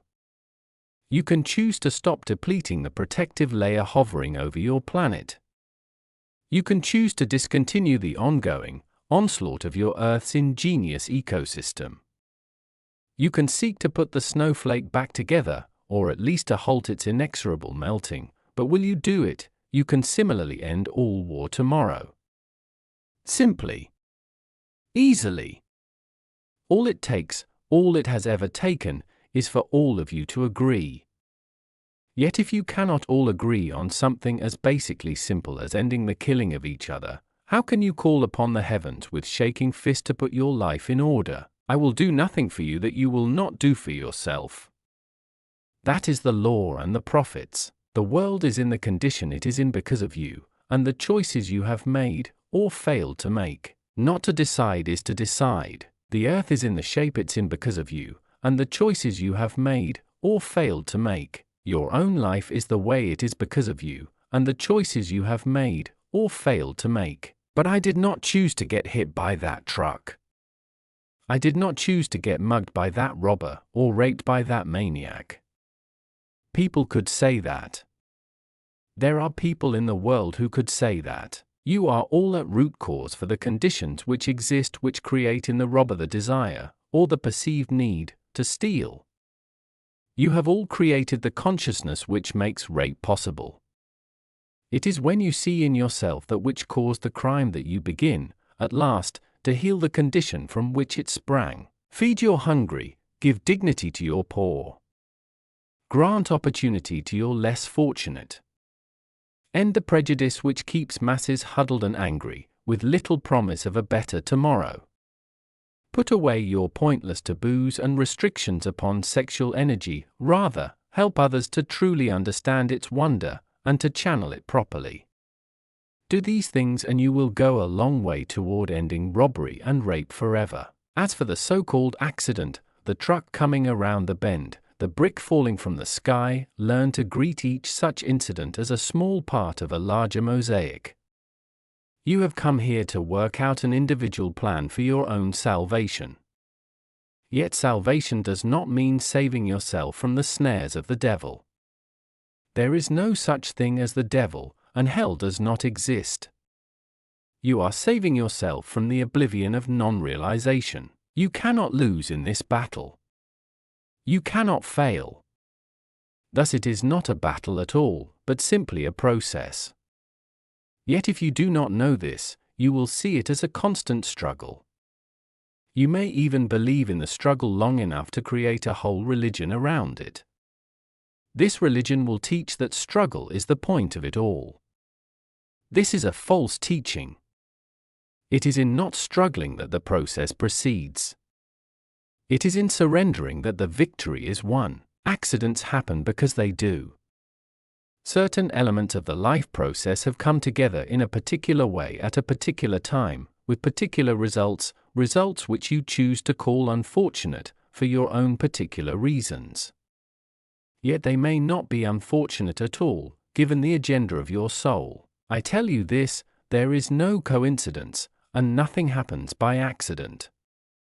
Each event and adventure is called to yourself by yourself in order that you might create and experience who you really are. All true masters know this. That is why mystic masters remain unperturbed in the face of the worst experiences of life, as you would define them. The great teachers of your Christian religion understand this. They know that Jesus was not perturbed by the crucifixion, but expected it. He could have walked away, but he did not. He could have stopped the process at any point. He had that power. Yet he did not.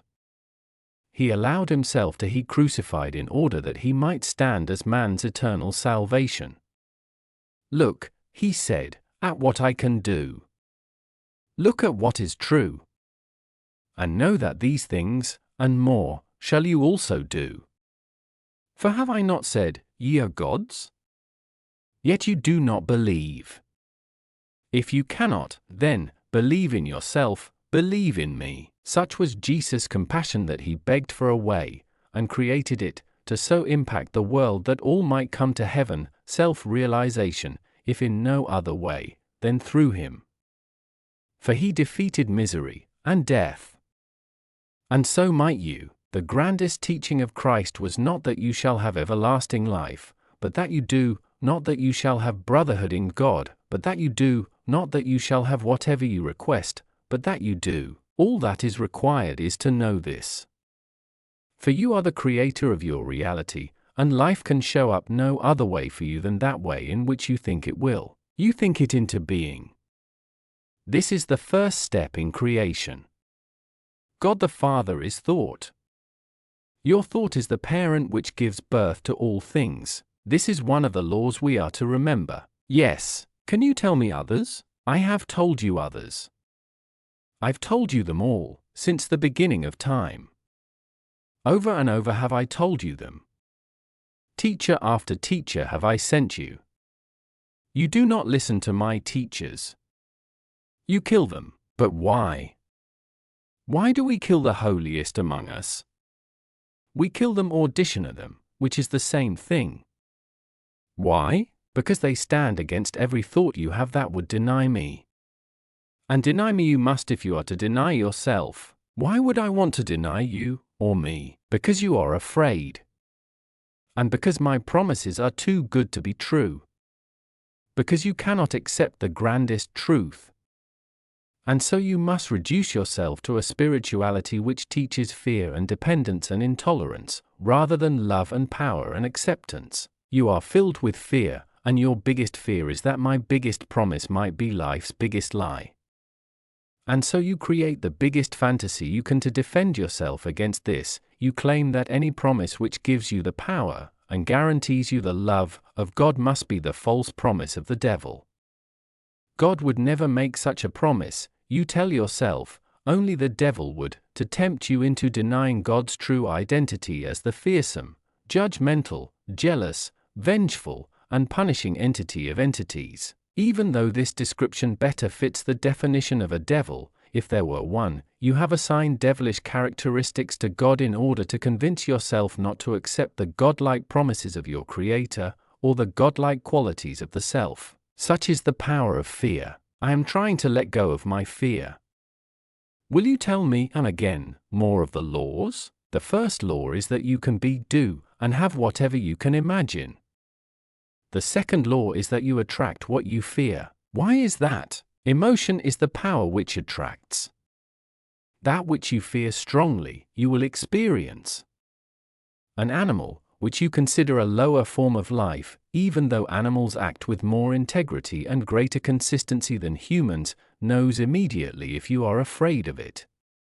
Plants, which you consider an even lower form of life, respond to people who love them far better than to those who couldn't care less. None of this is by coincidence. There is no coincidence in the universe, only a grand design, an incredible snowflake. Emotion is energy in motion. When you move energy, you create effect. If you move enough energy, you create matter. Matter is energy conglomerated. Moved around. Shoved together. If you manipulate energy long enough in a certain way, you get matter. Every master understands this law. It is the alchemy of the universe. It is the secret of all life. Thought is pure energy. Every thought you have ever had, and ever will have is creative. The energy of your thought never ever dies. Ever. It leaves your being and heads out into the universe, extending forever. A thought is forever. All thoughts congeal, all thoughts meet other thoughts, crisscrossing in an incredible maze of energy, forming an ever-changing pattern of unspeakable beauty and unbelievable complexity. Like energy attracts like energy, forming, to use simple words, clumps of energy of like kind. When enough similar to clumps crisscross each other, run into each other, they stick to each other, to use another simple term. It takes an incomprehensibly huge amount of similar energy sticking together, thusly, to form matter. But matter will form out of pure energy. In fact, that is the only way it can form. Once energy becomes matter, it remains matter for a very long time unless its construction is disrupted by an opposing, or dissimilar, form of energy. This dissimilar energy, acting upon matter, actually dismembers the matter, releasing the raw energy of which it was composed. This is, in elementary terms, the theory behind your atomic bomb. Einstein came closer than any other human, before or since, to discovering, explaining, and functionalizing the creative secret of the universe. You should now better understand how people of like mind can work together to create a favored reality. The phrase, "wherever two or more are gathered in my name," becomes much more meaningful. Of course, when entire societies think a certain way, very often astonishing things happen, not all of them necessarily desirable. For instance, a society living in fear, very often, actually, inevitably, produces in form that which it fears most. Similarly, large communities or congregations often find miracles producing power in combined thinking, or what some people call common prayer. And it must be made clear that even individuals, if their thought, prayer, hope, wish, dream, fear, is amazingly strong, can, in and of themselves, produce such results. Jesus did this regularly. He understood how to manipulate energy and matter, how to rearrange it, how to redistribute it, how to utterly control it. Many masters have known this. Many know it now. You can know it right now. This is the knowledge of good and evil of which Adam and Eve partook. Until they understood this, there could be no life as you know it. Adam and Eve, the mythical names you have given to represent first man and first woman, were the father and mother of the human experience. What has been described as the fall of Adam was actually his upliftment, the greatest single event in the history of humankind. For without it, the world of relativity would not exist. The act of Adam and Eve was not original sin, but, in truth, first blessing. You should thank them from the bottom of your hearts, for in being the first to make a wrong choice, Adam and Eve produced the possibility of making any choice at all. In your mythology you have made Eve the bad one here, the temptress who ate of the fruit, the knowledge of good and evil, and coyly invited Adam to join her.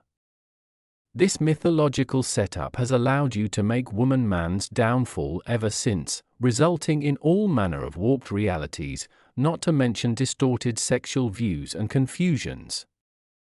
How can you feel so good about something so bad? What you most fear is what will most plague you. Fear will draw it to you like a magnet. All your holy scriptures, of every religious persuasion and tradition which you have created, contain the clear admonition, "Fear not." Do you think this is by accident? The laws are very simple. 1. Thought is creative. 2. Fear attracts like energy. 3. Love is all there is. Oops, you got me on that third one. How can love be all there is if fear attracts like energy? Love is the ultimate reality. It is the only, the all. The feeling of love is your experience of God. In highest truth, love is all there is, all there was, and all there ever will be. When you move into the absolute, you move into love. The realm of the relative was created in order that I might experience myself. This has already been explained to you. This does not make the realm of the relative real. It is a created reality you and I have devised and continue to devise, in order that we may know ourselves experientially. Yet the creation can seem very real. Its purpose is to seem so real, we accept it as truly existing. In this way, God has contrived to create something else other than itself, though in strictest terms this is impossible, since God is, I am, all that is. In creating something else, namely, the realm of the relative, I have produced an environment in which you may choose to be God, rather than simply be told that you are God, in which you may experience Godhead as an act of creation, rather than a conceptualization, in which the little candle in the sun, the littlest soul, can know itself as the light. Fear is the other end of love. It is the primal polarity. In creating the realm of the relative, I first created the opposite of myself. Now, in the realm in which you live on the physical plane, there are only two places of being, fear and love.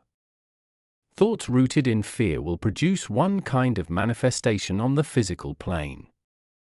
Thoughts rooted in love will produce another. The masters who have walked the planet are those who have discovered the secret of the relative world and refuse to acknowledge its reality.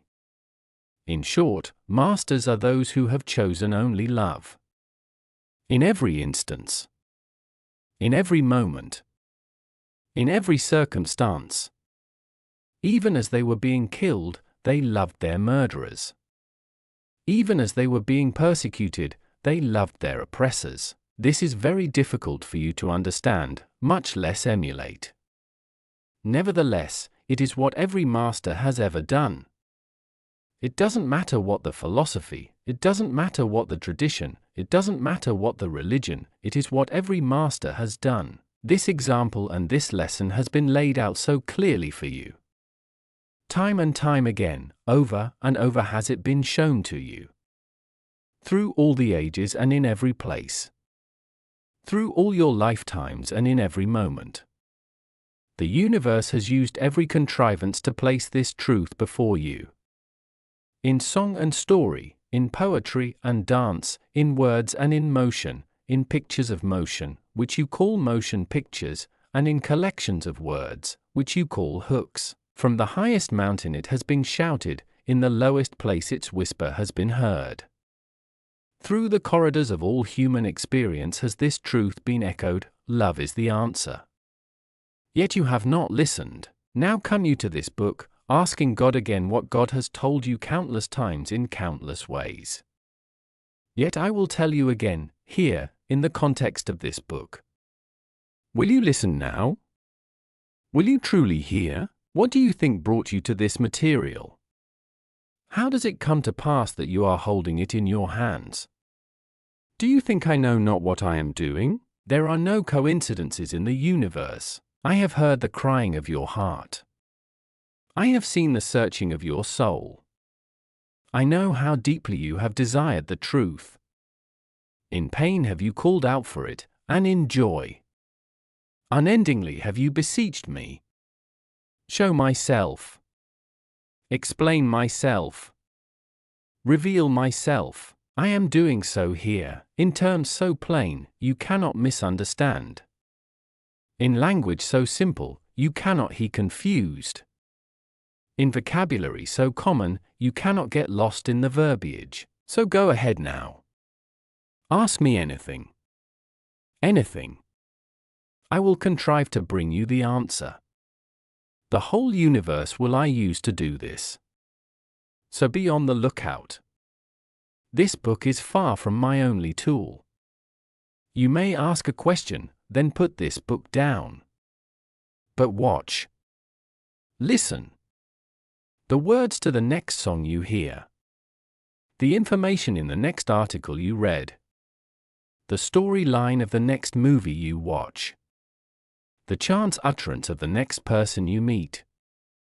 Or the whisper of the next river, the next ocean, the next breeze that caresses your ear. All these devices are mine, all these avenues are open to me. I will speak to you if you will listen. I will come to you if you will invite me. I will show you then that I have always been there. Always. 2. Chapter 2. Thou wilt show me the path of life, in thy presence is fullness of joy, at thy right hand there are pleasures forevermore. Psalm 16 verse 11. I've searched for the path to God all my life. I know you have, and now I've found it and I can't believe it. It feels like I'm sitting here, writing this to myself. You are. That does not seem like what a communication with God would feel like. You want bells and whistles? I'll see what I can arrange. You know, don't you, that there are those who will call this entire book a blasphemy. Especially if you keep showing up as such a wise guy. Let me explain something to you. You have this idea that God shows up in only one way in life. That's a very dangerous idea. It stops you from seeing God all over. If you think God looks only one way or sounds only one way or is only one way, you're going to look right past me night and day. You'll spend your whole life looking for God and not finding her. Because you're looking for a him. I use this as an example. It has been said that if you don't see God in the profane and the profound, you're missing half the story. That is a great truth. God is in the sadness and the laughter, in the bitter and the sweet. There is a divine purpose behind everything, and therefore a divine presence in everything. I once began writing a book called God is a Salami Sandwich. That would have been a very good book. I gave you that inspiration. Why did you not write it? It felt like blasphemy. Or at the very least, horribly irreverent. You mean wonderfully irreverent. What gave you the idea that God is only reverent? God is the up and the down, the hot and the cold, the left and the right, the reverent and the irreverent. Think you that God cannot laugh? Do you imagine that God does not enjoy a good joke? Is it your knowing that God is without humor? I tell you, God invented humor. Must you speak in hushed tones when you speak to me? Are slang words or tough language outside my ken? I tell you, you can speak to me as you would speak with your best friend. Do you think there is a word I have not heard? A sight I have not seen?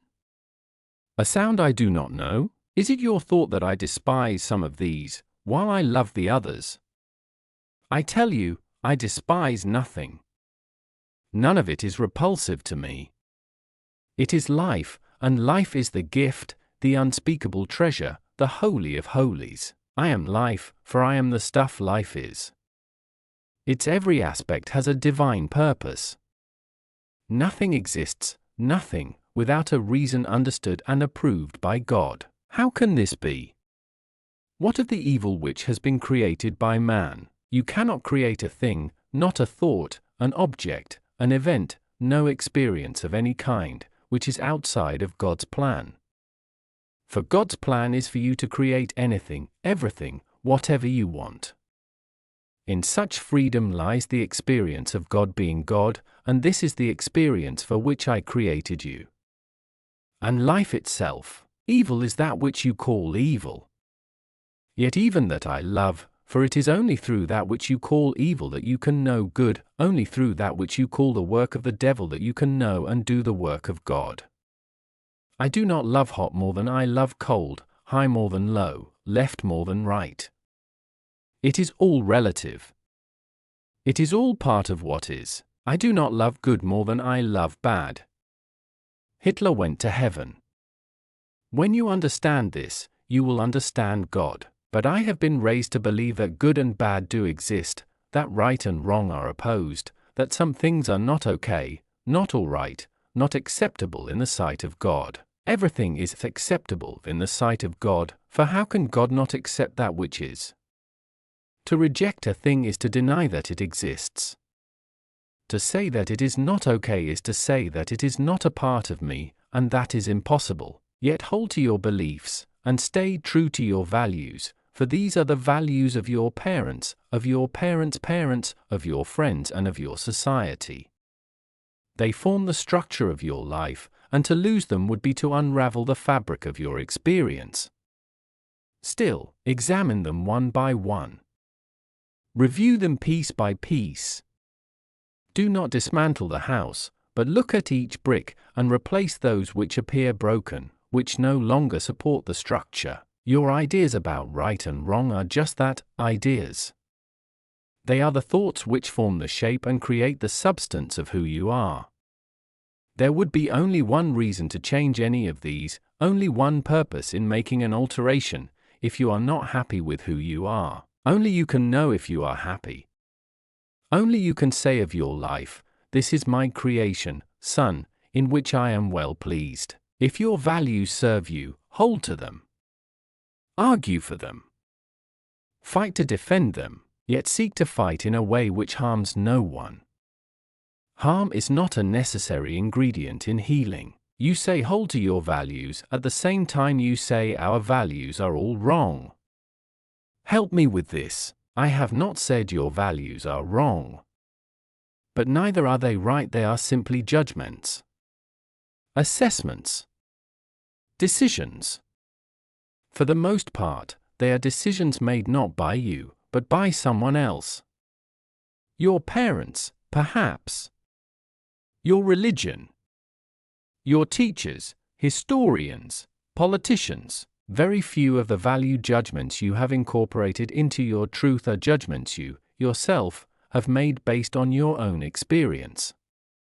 Yet experience is what you came here for, and out of your experience were you to create yourself.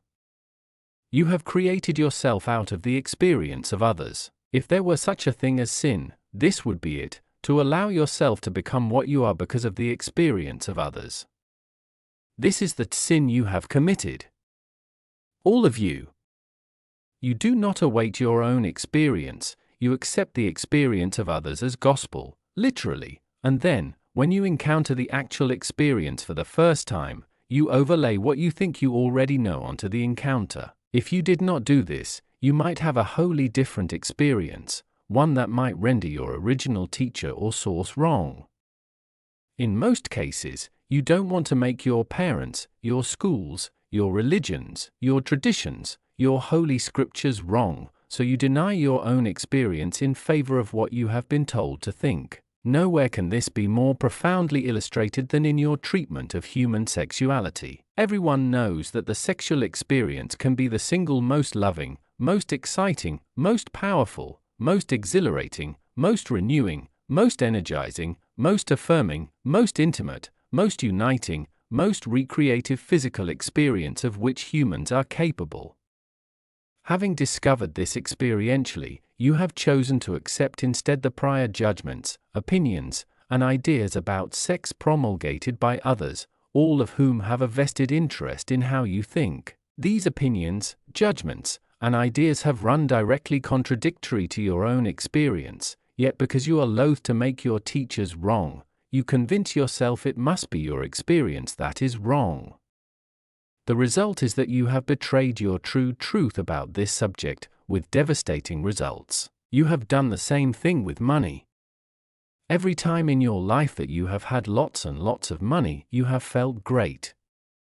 You felt great receiving it, and you felt great spending it. There was nothing bad about it, nothing evil, nothing inherently wrong. Yet you have so deeply ingrained within you the teachings of others on this subject that you have rejected your experience in favor of truth. Having adopted this truth as your own, you have formed thoughts around it, thoughts which are creative. You have thus created a personal reality around money which pushes it away from you, for why would you seek to attract that which is not good? Amazingly, you have created this same contradiction around God. Everything your heart experiences about God tells you that God is good. Everything your teachers teach you about God tells you God is bad. Your heart tells you God is to be loved without fear. Your teachers tell you God is to be feared, for He is a vengeful God. You are to live in fear of God's wrath, they say. You are to tremble in His presence. Your whole life through you are to fear the judgment of the Lord.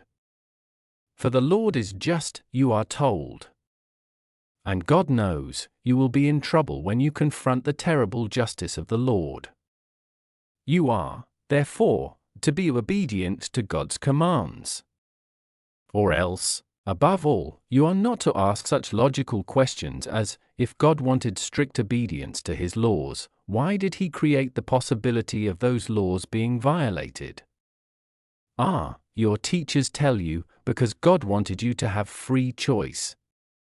Yet what kind of choice is free when to choose one thing over the other brings condemnation?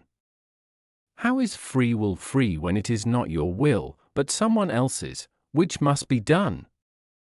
Those who teach you this would make a hypocrite of God. You are told that God is forgiveness and compassion, yet if you do not ask for this forgiveness in the right way, if you do not come to God properly, your plea will not be heard, your cry will go unheeded. Even this would not be so bad if there were only one proper way, but there are as many proper ways being taught as there are teachers to teach them. Most of you, therefore, spend the bulk of your adult life searching for the right way to worship, to obey, and to serve God. The irony of all this is that I do not want your worship, I do not need your obedience, and it is not necessary for you to serve me. These behaviors are the behaviors historically demanded of their subjects by monarchs, usually egomaniacal, insecure, tyrannical monarchs at that. They're not godly demands in any sense, and it seems remarkable that the world hasn't by now concluded that the demands are counterfeit, having nothing to do with the needs or desires of deity. Deity has no needs. All that is exactly that, all that is. It therefore wants, or lacks, nothing, by definition. If you choose to believe in a God who somehow needs something, and has such hurt feelings if he doesn't get it that he punishes those from whom he expected to receive it, then you choose to believe in a God much smaller than I. You truly are children of a lesser God. No, my children, please let me assure you again, through this writing, that I am without needs. I require nothing. This does not mean I am without desires. Desires and needs are not the same thing, although many of you have made them so in your present lifetime. Desire is the beginning of all creation. It is first thought. It is a grand feeling within the soul. It is God choosing what next to create. And what is God's desire? I desire first to know and experience myself, in all my glory, to know who I am. Before I invented you, and all the worlds of the universe, it was impossible for me to do so. Second, I desire that you shall know and experience who you really are, through the power I have given you to create and experience yourself in whatever way you choose. Third, I desire for the whole life process to be an experience of constant joy, continuous creation, never-ending expansion, and total fulfillment in each moment of now. I have established a perfect system whereby these desires may be realized. They are being realized now, in this very moment. The only difference between you and me is that I know this. In the moment of your total knowing, which moment could come upon you at any time, you, too, will feel as I do always, totally joyful, loving, accepting, blessing, and grateful. These are the 5 attitudes of God, and before we are through with this dialogue, I will show you how the application of these attitudes in your life now can, and will, bring you to godliness. All of this is a very long answer to a very short question. Yes, hold to your values, so long as you experience that they serve you. Yet look to see whether the values you serve, with your thoughts, words, and actions, bring to the space of your experience the highest and best idea you ever had about you. Examine your values one by one.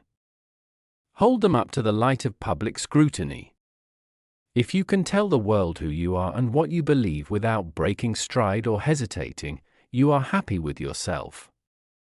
There is no reason to continue much further in this dialogue with me, because you have created a self, and a life for the self, which needs no improvement. You have reached perfection. Put the book down. My life is not perfect, nor is it close to being perfect. I am not perfect. I am, in fact, a bundle of imperfections. Sometimes I wish with all my heart, that I could correct these imperfections, that I knew what causes my behaviors, what sets up my downfalls, what keeps getting in my way. That's why I've come to you, I guess. I haven't been able to find the answers on my own. I am glad you came. I have always been here to help you.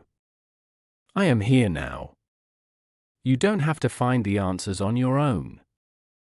You never had to, yet it seems so presumptuous to simply sit down and dialogue with you this way, much less to imagine that you, God, are responding. I mean, this is crazy. I see.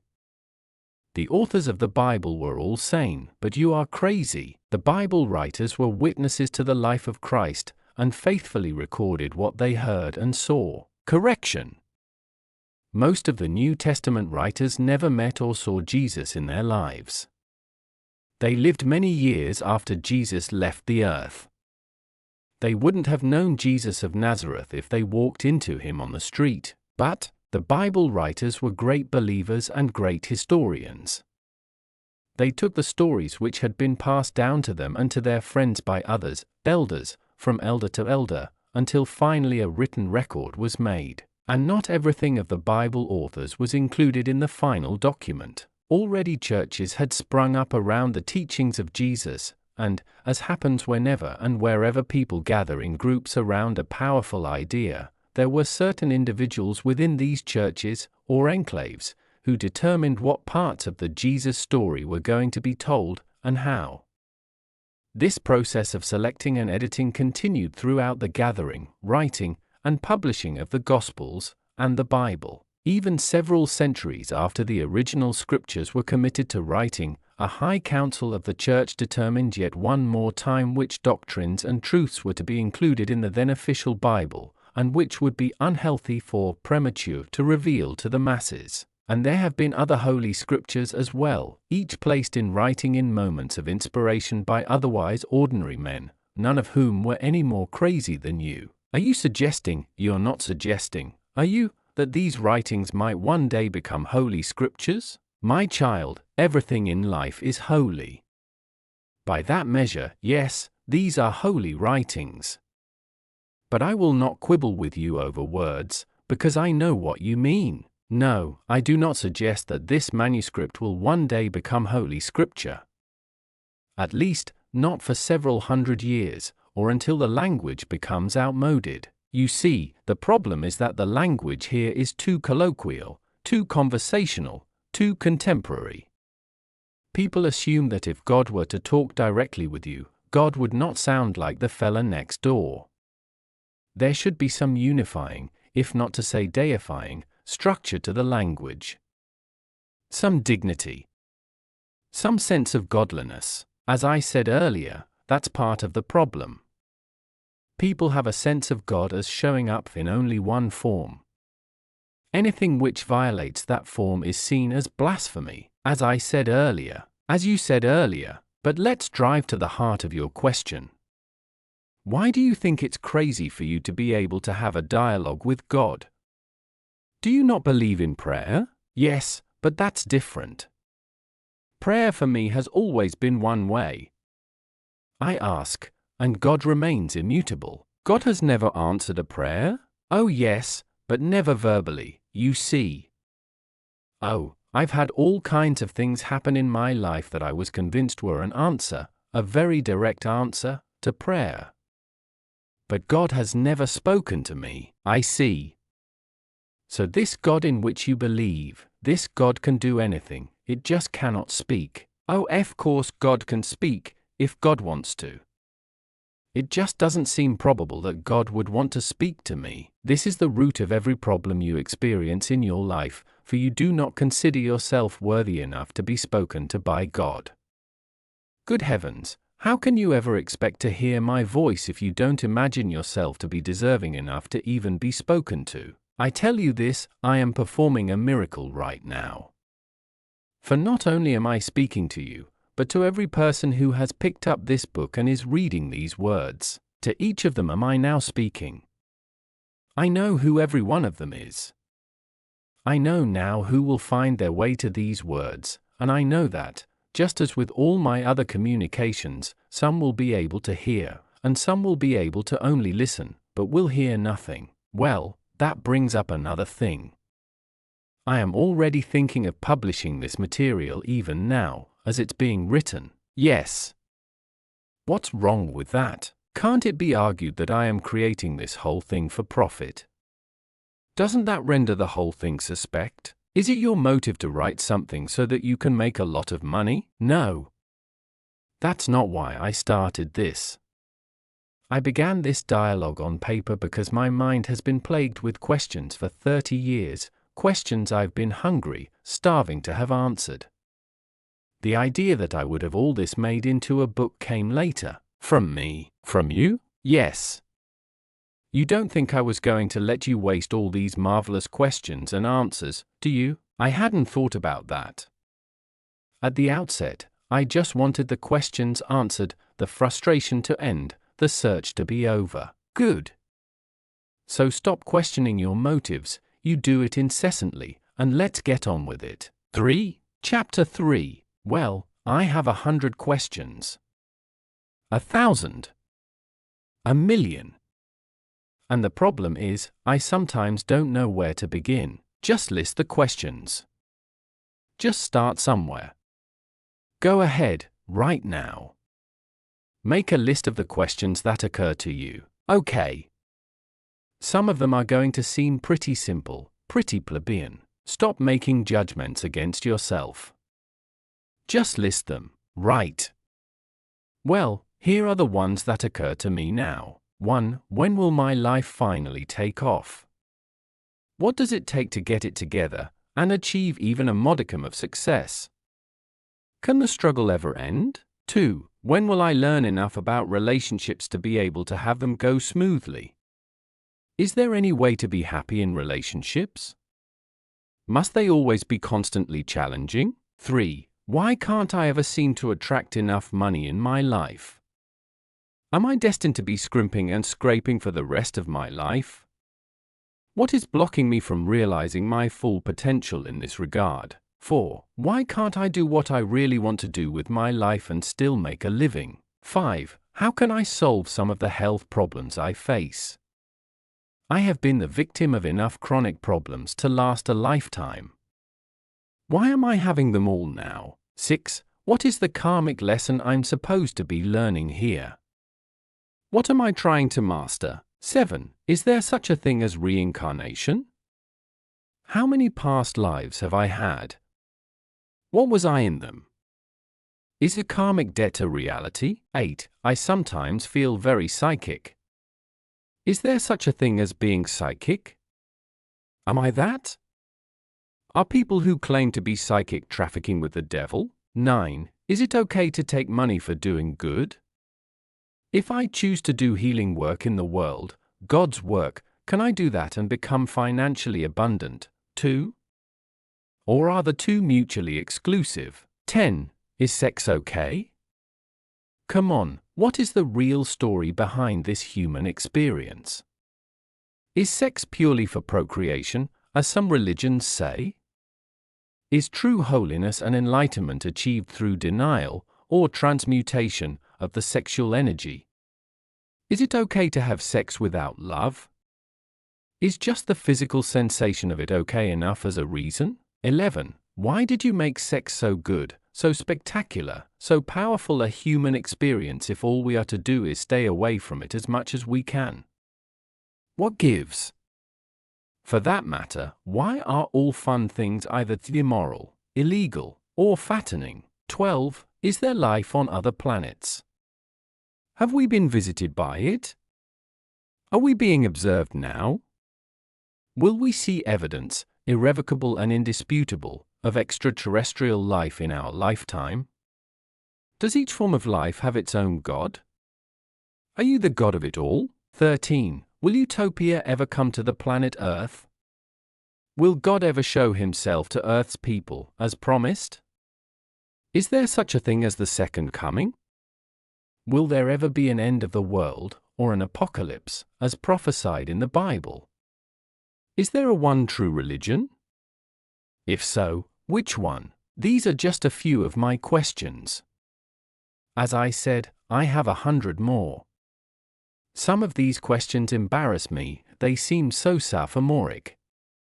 But answer them, please, one at a time, and let's talk about them. Good. Now we're getting to it. Don't apologize for these questions. These are the questions men and women have been asking for hundreds of years.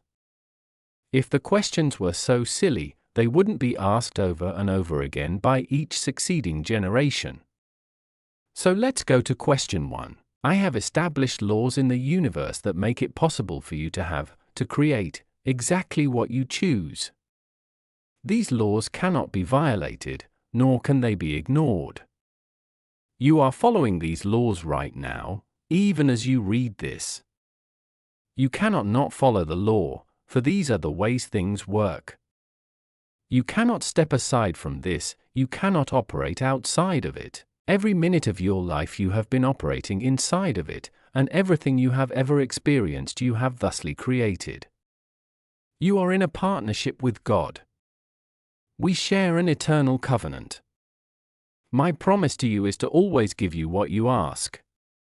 Your promise is to ask, to understand the process of the asking and the answering. I've already explained this process to you once. I'll do so again, so that you clearly understand it. You are a threefold being. You consist of body, mind, and spirit. You could also call these the physical, the non-physical, and the metaphysical. This is the Holy Trinity, and it has been called by many names. That which you are, I am. I am manifested as three in one. Some of your theologians have called this Father, Son, and Holy Spirit. Your psychiatrists have recognized this triumvirate and called it conscious, subconscious, and superconscious. Your philosophers have called it the ID, the ego, and the superego. Science calls this energy, matter, and antimatter. Poets speak of mind, heart, and soul. New Age thinkers refer to body, mind, and spirit. Your time is divided into past, present, and future. Could this not be the same as subconscious, conscious, and superconscious? Space is likewise divided into three, here, there, and the space between. It is defining and describing this space between that becomes difficult, elusive. The moment you begin defining or describing, the space you describe becomes here or there. Yet we know this space between exists. It is what holds here and there in place, just as the eternal now holds before and after in place. These three aspects of you are actually three energies. You might call them thought, word, and action. All three put together produce a result, which in your language and understanding is called a feeling, or experience. Your soul, subconscious, ID, spirit, past, etc., is the sum total of every feeling you've ever had, created. Your awareness of some of these is called your memory. When you have a memory, you are said to remember. That is, to put back together. To reassemble the parts. When you reassemble all of the parts of you, you will have remembered who you really are. The process of creation starts with thought, an idea, conception, visualization. Everything you see was once someone's idea. Nothing exists in your world that did not first exist as pure thought. This is true of the universe as well. Thought is the first level of creation. Next comes the word. Everything you say is a thought expressed. It is creative and sends forth creative energy into the universe. Words are more dynamic, thus, some might say more creative, than thought, because words are a different level of vibration from thought. They disrupt, change, alter, affect the universe with greater impact. Words are the second level of creation. Next comes action. Actions are words moving. Words are thoughts expressed. Thoughts are ideas formed. Ideas are energies come together. Energies are forces released. Forces are elements existent. Elements are particles of God, portions of all, the stuff of everything. The beginning is God. The end is action. Action is God creating, or God experienced. Your thought about yourself is that you are not good enough, not wondrous enough, not sinless enough, to be a part of God, in partnership with God. You have denied for so long who you are that you have forgotten who you are. This has not occurred by coincidence, this is not happenstance. It is all part of the divine plan, for you could not claim, create, experience, who you are if you already were it. It was necessary first for you to release, deny, forget your connection to me in order to fully experience it by fully creating it, by calling it forth. For your grandest wish, and my grandest desire, was for you to experience yourself as the part of me you are. You are therefore in the process of experiencing yourself by creating yourself anew in every single moment. As am I. Through you, do you see the partnership?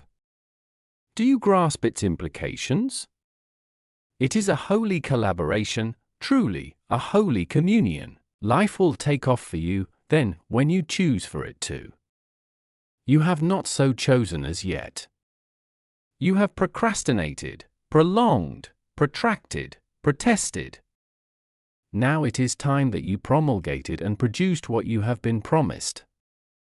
To do this, you must believe the promise, and live it. You must live the promise of God. The promise of God is that you are His son, her offspring, its likeness, His equal.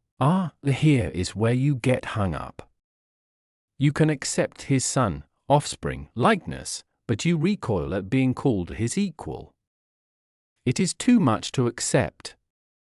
Too much bigness, too much wonderment, too much responsibility. For if you are God's equal, that means nothing is being done to you, and all things are created by you.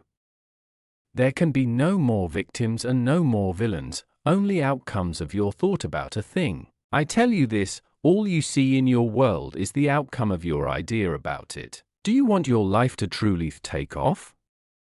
Then change your idea about it. About you. Think, speak, and act as the God you are. Of course, this will separate you from most of your fellow men. They will call you crazy. They will say you blaspheme.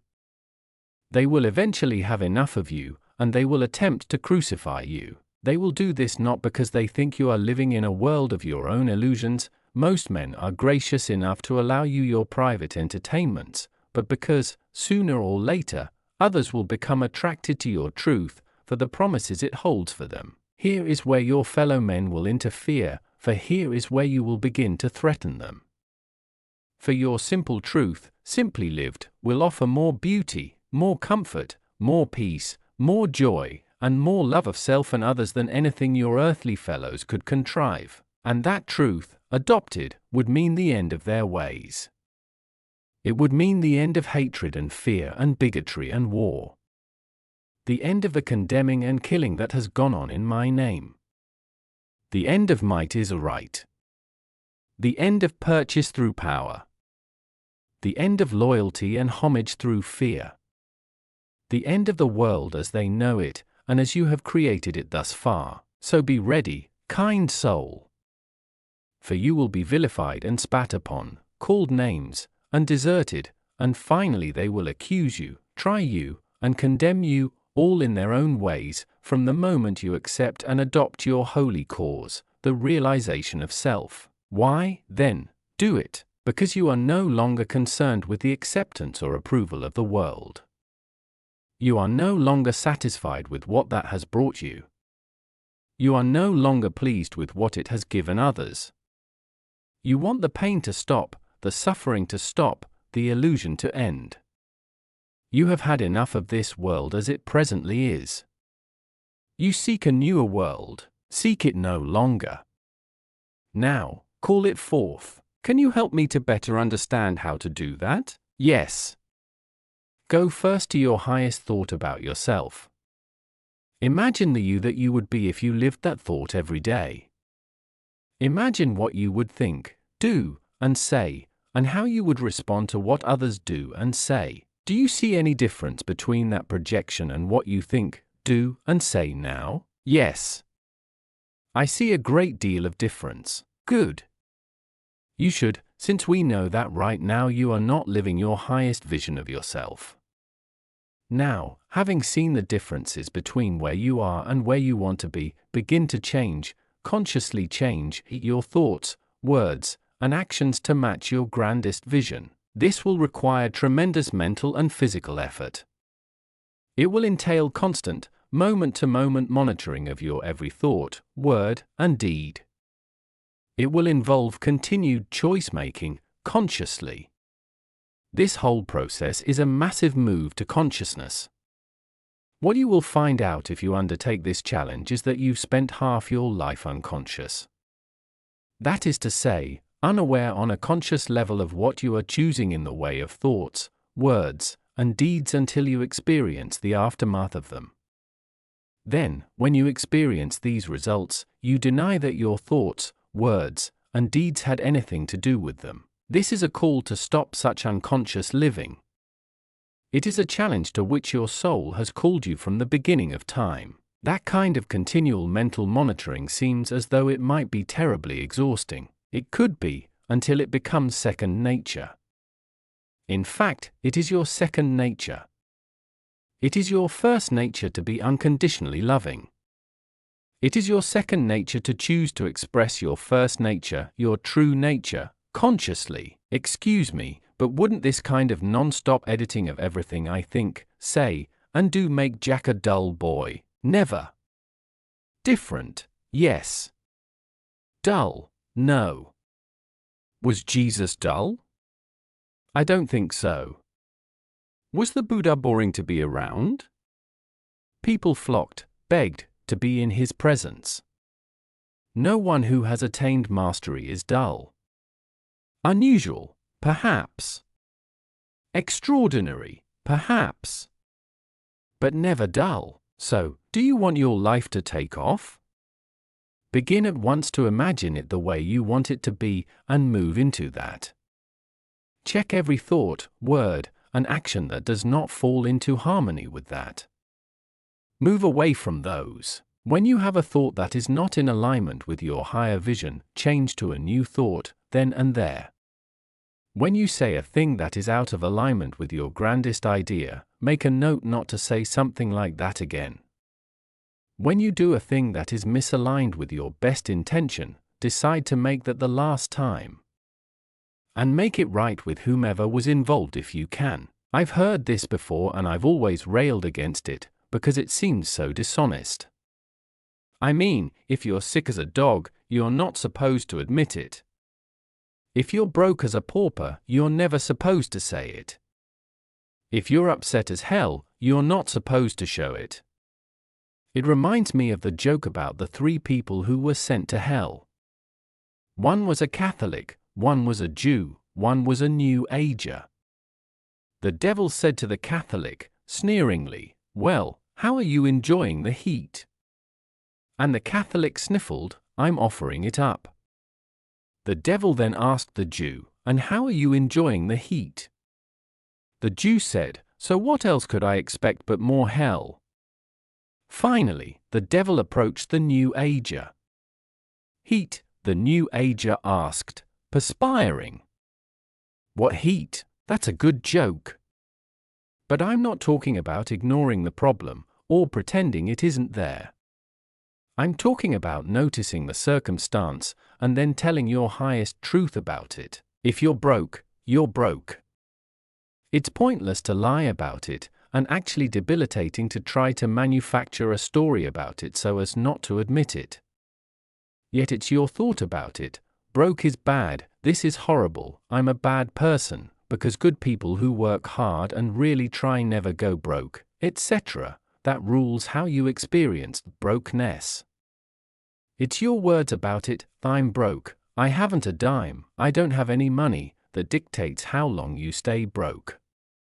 It's your actions surrounding it, feeling sorry for yourself, sitting around despondent, not trying to find a way out because what's the use, anyway? That creates your long-term reality. The first thing to understand about the universe is that no condition is good or bad. It just is. So stop making value judgments. The second thing to know is that all conditions are temporary. Nothing stays the same, nothing remains static. Which way a thing changes depends on you. Excuse me, but I have to interrupt you again here. What about the person who is sick, but has the faith that will move mountains, and so thinks, says, and believes he's going to get better, only to die 6 weeks later? How does that square with all this positive thinking, affirmative action stuff? That's good. You're asking the tough questions. That's good. You're not simply taking my word for any of this.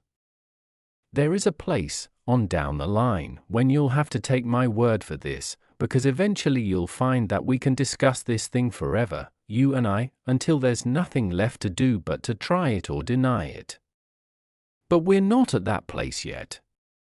So let's keep the dialogue going, let's keep talking. The person who has the faith to move mountains, and dies 6 weeks later, has moved mountains for 6 weeks.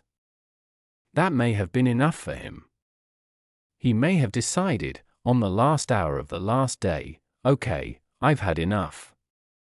I'm ready to go on now to another adventure. You may not have known of that decision, because he may not have told you. The truth is, he may have made that decision quite a bit earlier, days, weeks earlier, and not have told you, not have told anyone. You have created a society in which it is very not okay to want to die, very not okay to be very okay with death. Because you don't want to die, you can't imagine anyone wanting to die, no matter what their circumstances or condition. But there are many situations in which death is preferable to life, which I know you can imagine if you think about it for even a little bit. Yet, these truths don't occur to you, they are not that self-evident, when you are looking in the face someone else who is choosing to die. And the dying person knows this. She can feel the level of acceptance in the room regarding her decision. Have you ever noticed how many people wait until the room is empty before they die? Some even have to tell their loved ones, no, really, go. Get a bite to eat. Or go, get some sleep. I'm fine. I'll see you in the morning. And then, when the loyal guard leaves, so does the soul from the body of the guarded. If they told their assembled relatives and friends, I just want to die, they would really hear it. Oh, you don't mean that, or now, don't talk that way, or hang in there, or please don't leave me. The entire medical profession is trained to keep people alive, rather than keeping people comfortable so that they can die with dignity. You see, to a doctor or a nurse, death is failure. To a friend or relative, death is disaster. Only to the soul is death a relief, a release. The greatest gift you can give the dying is to let them die in peace, not thinking that they must hang on, or continue to suffer, or worry about you at this most crucial passage in their life. So this is very often what has happened in the case of the man who says he's going to live, believes he's going to live, even prays to live, that at the soul level, he has changed his mind. It is time now to drop the body to free the soul for other pursuits. When the soul makes this decision, nothing the body does can change it. Nothing the mind thinks can alter it. It is at the moment of death that we learn who, in the body-mind-soul triumvirate, is running things. All your life you think you are your body.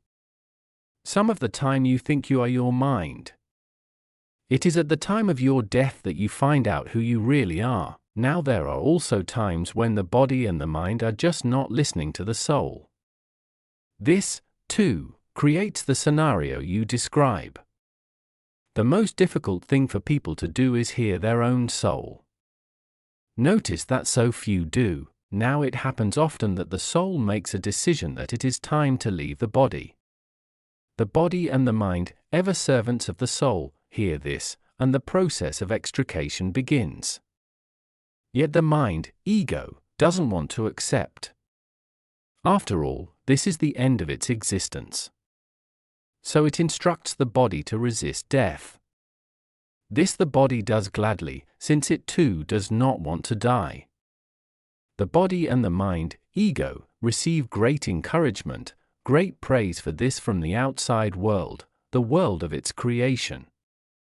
So the strategy is confirmed. Now at this point everything depends on how badly the soul wants to leave.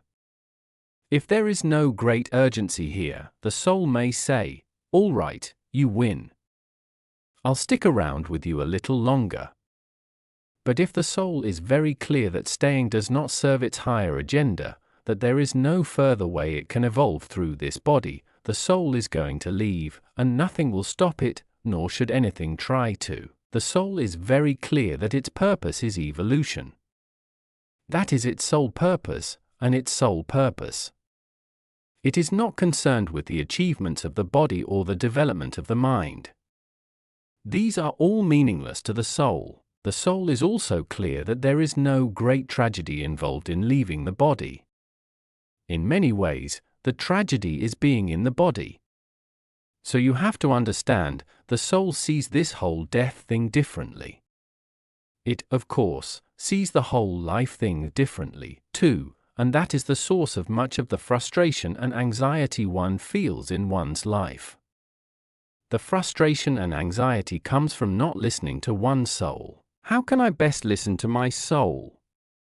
If the soul is the boss, really, how can I make sure I get those memos from the front office? The first thing you might do is get clear about what the soul is after, and stop making judgments about it. I'm making judgments about my own soul? Constantly. I just showed you how you judge yourself for wanting to die. You also judge yourself for wanting to live, truly live. You judge yourself for wanting to laugh, wanting to cry, wanting to win, wanting to lose, for wanting to experience joy and love. Especially do you judge yourself for that? I do. Somewhere you've come across the idea that to deny yourself joy is godly, that not to celebrate life is heavenly. Denial, you have told yourself, is goodness. Are you saying it is bad? It is neither good nor bad, it is simply denial. If you feel good after denying yourself, then in your world that is goodness. If you feel bad, then it's badness. Most of the time, you can't decide. You deny yourself this or that because you tell yourself you are supposed to. Then you say that was a good thing to do, but wonder why you don't feel good. And so the first thing to do is to stop making these judgments against yourself. Learn what is the soul's desire, and go with that. Go with the soul. What the soul is after is the highest feeling of love you can imagine. This is the soul's desire. This is its purpose. The soul is after the feeling. Not the knowledge, but the feeling. It already has the knowledge, but knowledge is conceptual. Feeling is experiential. The soul wants to feel itself, and thus to know itself in its own experience. The highest feeling is the experience of unity with all that is. This is the great return to truth for which the soul yearns. This is the feeling of perfect love. Perfect love is to feeling what perfect white is to color. Many think that white is the absence of color. It is not. It is the inclusion of all color. White is every other color that exists, combined. So, too, is love not the absence of an emotion, hatred, anger, lust, jealousy, covetousness, but the summation of all feeling. It is the sum total, the aggregate amount, the everything. Thus, for the soul to experience perfect love, it must experience every human feeling. How can I have compassion on that which I don't understand? How can I forgive in another that which I have never experienced in myself? So we see both the simplicity and the awesome magnitude of the soul's journey. We understand at last what it is up to. The purpose of the human soul is to experience all of it, so that it can be all of it. How can it be up if it has never been down, left if it has never been right? How can it be warm if it knows not cold, good if it denies evil? Obviously the soul cannot choose to be anything if there is nothing to choose from. For the soul to experience its grandeur, it must know what grandeur is. This it cannot do if there is nothing but grandeur. And so the soul realizes that grandeur only exists in the space of that which is not grand. The soul, therefore, never condemns that which is not grand, but blesses, seeing in it a part of itself which must exist for another part of itself to manifest. The job of the soul, of course, is to cause us to choose the grandeur, to select the best of who you are, without condemning that which you do not select. This is a big task, taking many lifetimes, for you are wont to rush to judgment, to call a thing wrong or bad or not enough, rather than to bless what you do not choose. You do worse than condemn, you actually seek to do harm to that which you do not choose. You seek to destroy it. If there is a person, place, or thing with which you do not agree, you attack it. If there is a religion that goes against yours, you make it wrong. If there is a thought that contradicts yours, you ridicule it. If there is an idea other than yours, you reject it. In this you err, for you create only half a universe. And you cannot even understand your half when you have rejected out of hand the other. This is all very profound, and I thank you. No one has ever said these things to me. At least, not with such simplicity. And I am trying to understand. Really, I am. Yet some of this is difficult to grapple with. You seem to be saying, for instance, that we should love the wrong so that we can know the right. Are you saying we must embrace the devil, so to speak? How else do you heal him? Of course, a real devil does not exist, but I reply to you in the idiom you choose. Healing is the process of accepting all, then choosing best. Do you understand that? You cannot choose to be God if there is nothing else to choose from. Oops, hold it. Who said anything about choosing to be God? The highest feeling is perfect love, is it not? Yes, I should think so. And can you find a better description of God? No, I cannot. Well, your soul seeks the highest feeling. It seeks to experience, to be a perfect love. It is perfect love, and it knows this. Yet it wishes to do more than know it. It wishes to be it in its experience. Of course you are seeking to be God. What else did you think you were up to? I don't know. I'm not sure. I guess I just never thought of it that way. There just seems to be something vaguely blasphemous about that. Isn't it interesting that you find nothing blasphemous about seeking to be like the devil, but seeking to be like God offends you? Now wait a minute. Who's seeking to be like the devil? You are. You all are. You've even created religions that tell you that you are born in sin, that you are sinners at birth, in order to convince yourselves of your own evil. Yet if I told you you are born of God, that you are pure gods and goddesses at birth, pure love, you would reject me. All your life you have spent convincing yourself that you are bad. Not only that you are bad, but that the things you want are bad. Sex is bad, money is bad, joy is bad, power is bad, having a lot is bad, a lot of anything. Some of your religions have even got you believing that dancing is bad, music is bad, celebrating life is bad.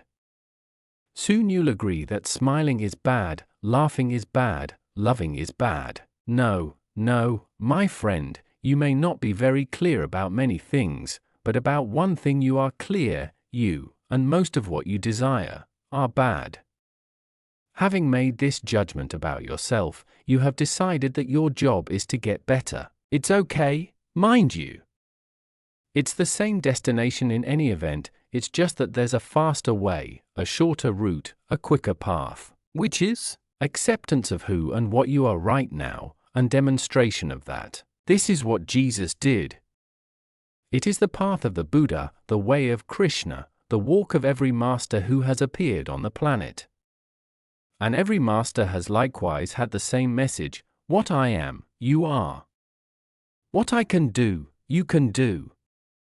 These things, and more, shall you also do. Yet you have not listened. You have chosen instead the far more difficult path of one who thinks he is the devil, one who imagines he is evil. You say it is difficult to walk the path of Christ, to follow the teachings of the Buddha, to hold the light of Krishna, to be a master. Yet I tell you this, it is far more difficult to deny who you are than to accept it. You are goodness and mercy and compassion and understanding. You are peace and joy and light.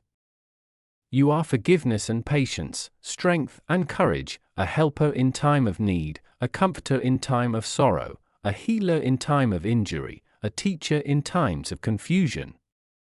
You are the deepest wisdom and the highest truth, the greatest peace and the grandest love. You are these things. And in moments of your life you have known yourself as these things. Choose now to know yourself as these things always. 4. Chapter 4. Few. You inspire me. Well, if God can't inspire you, who in hell can? Are you always this flip? I meant that not as a flippancy. Read it again. Oh. I see. Yes. However, it would be okay if I were being flip, wouldn't it? I don't know. I'm used to my God being a little more serious. Well, do me a favor, and don't try to contain me. By the way, do yourself the same favor. It just so happens I have a great sense of humor. I'd say you'd have to when you see what you've all done with life, wouldn't you? I mean, sometimes I have to just laugh at it. It's all right, though, because you see, I know it'll all come out all right in the end. What do you mean by that? I mean you can't lose in this game. You can't go wrong. It's not part of the plan. There's no way not to get where you are going. There's no way to miss your destination. If God is your target, you're in luck, because God is so big, you can't miss. That's the big worry, of course. The big worry is that somehow we'll mess up and not get to ever see you, be with you. You mean get to heaven? Yes. We're all afraid of going to hell, so you've placed yourself there to begin with in order to avoid going there. Interesting strategy. There you are, being flip again. I can't help it. This whole hell thing brings out the worst in me. Good grief, you're a regular comedian. It took you this long to find that out? You looked at the world lately? Which brings me to another question. Why don't you fix the world, instead of allowing it to go to hell? Why don't you? I don't have the power. Nonsense. You've the power and the ability right now to end world hunger this minute, to cure diseases this instant. What if I told you your own medical profession holds back cures, refuses to approve alternative medicines and procedures because they threaten the very structure of the healing profession? What if I told you that the governments of the world do not want to end world hunger? Would you believe me? I'd have a hard time with that. I know that's the populist view, but I can't believe it's actually true. No doctor wants to deny a cure. No countryman wants to see his people die. No individual doctor, that's true. No particular countryman, that's right.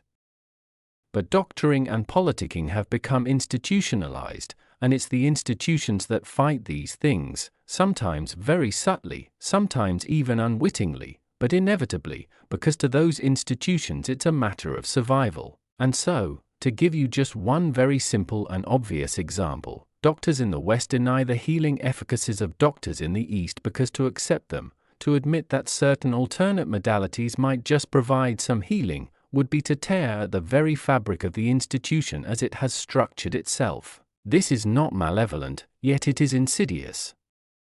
The profession doesn't do this because it is evil. It does it because it is scared. All attack is a call for help. I read that in a course in miracles. I put it there. Boy, you have an answer for everything. Which reminds me, we only just started getting to your questions. We were discussing how to get your life on track. How to get it to take off. I was discussing the process of creation. Yes, and I kept interrupting. That's all right, but let's just get back, because we don't want to lose the thread of something that's very important. Life is a creation, not a discovery. You do not live each day to discover what it holds for you, but to create it. You are creating your reality every minute, probably without knowing it. Here's why that is so, and how that works. 1. I have created you in the image and likeness of God. 2. God is the creator. 3. You are three beings in one.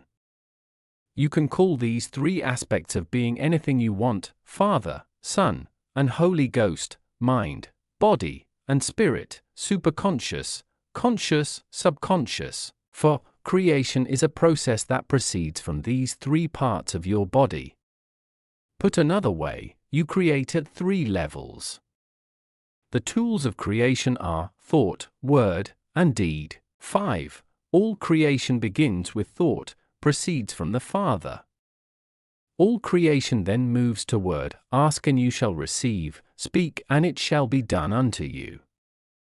All creation is fulfilled in deed, and the Word was made flesh, and dwelt among us. 6. That which you think of, but thereafter never speak of, creates at one level.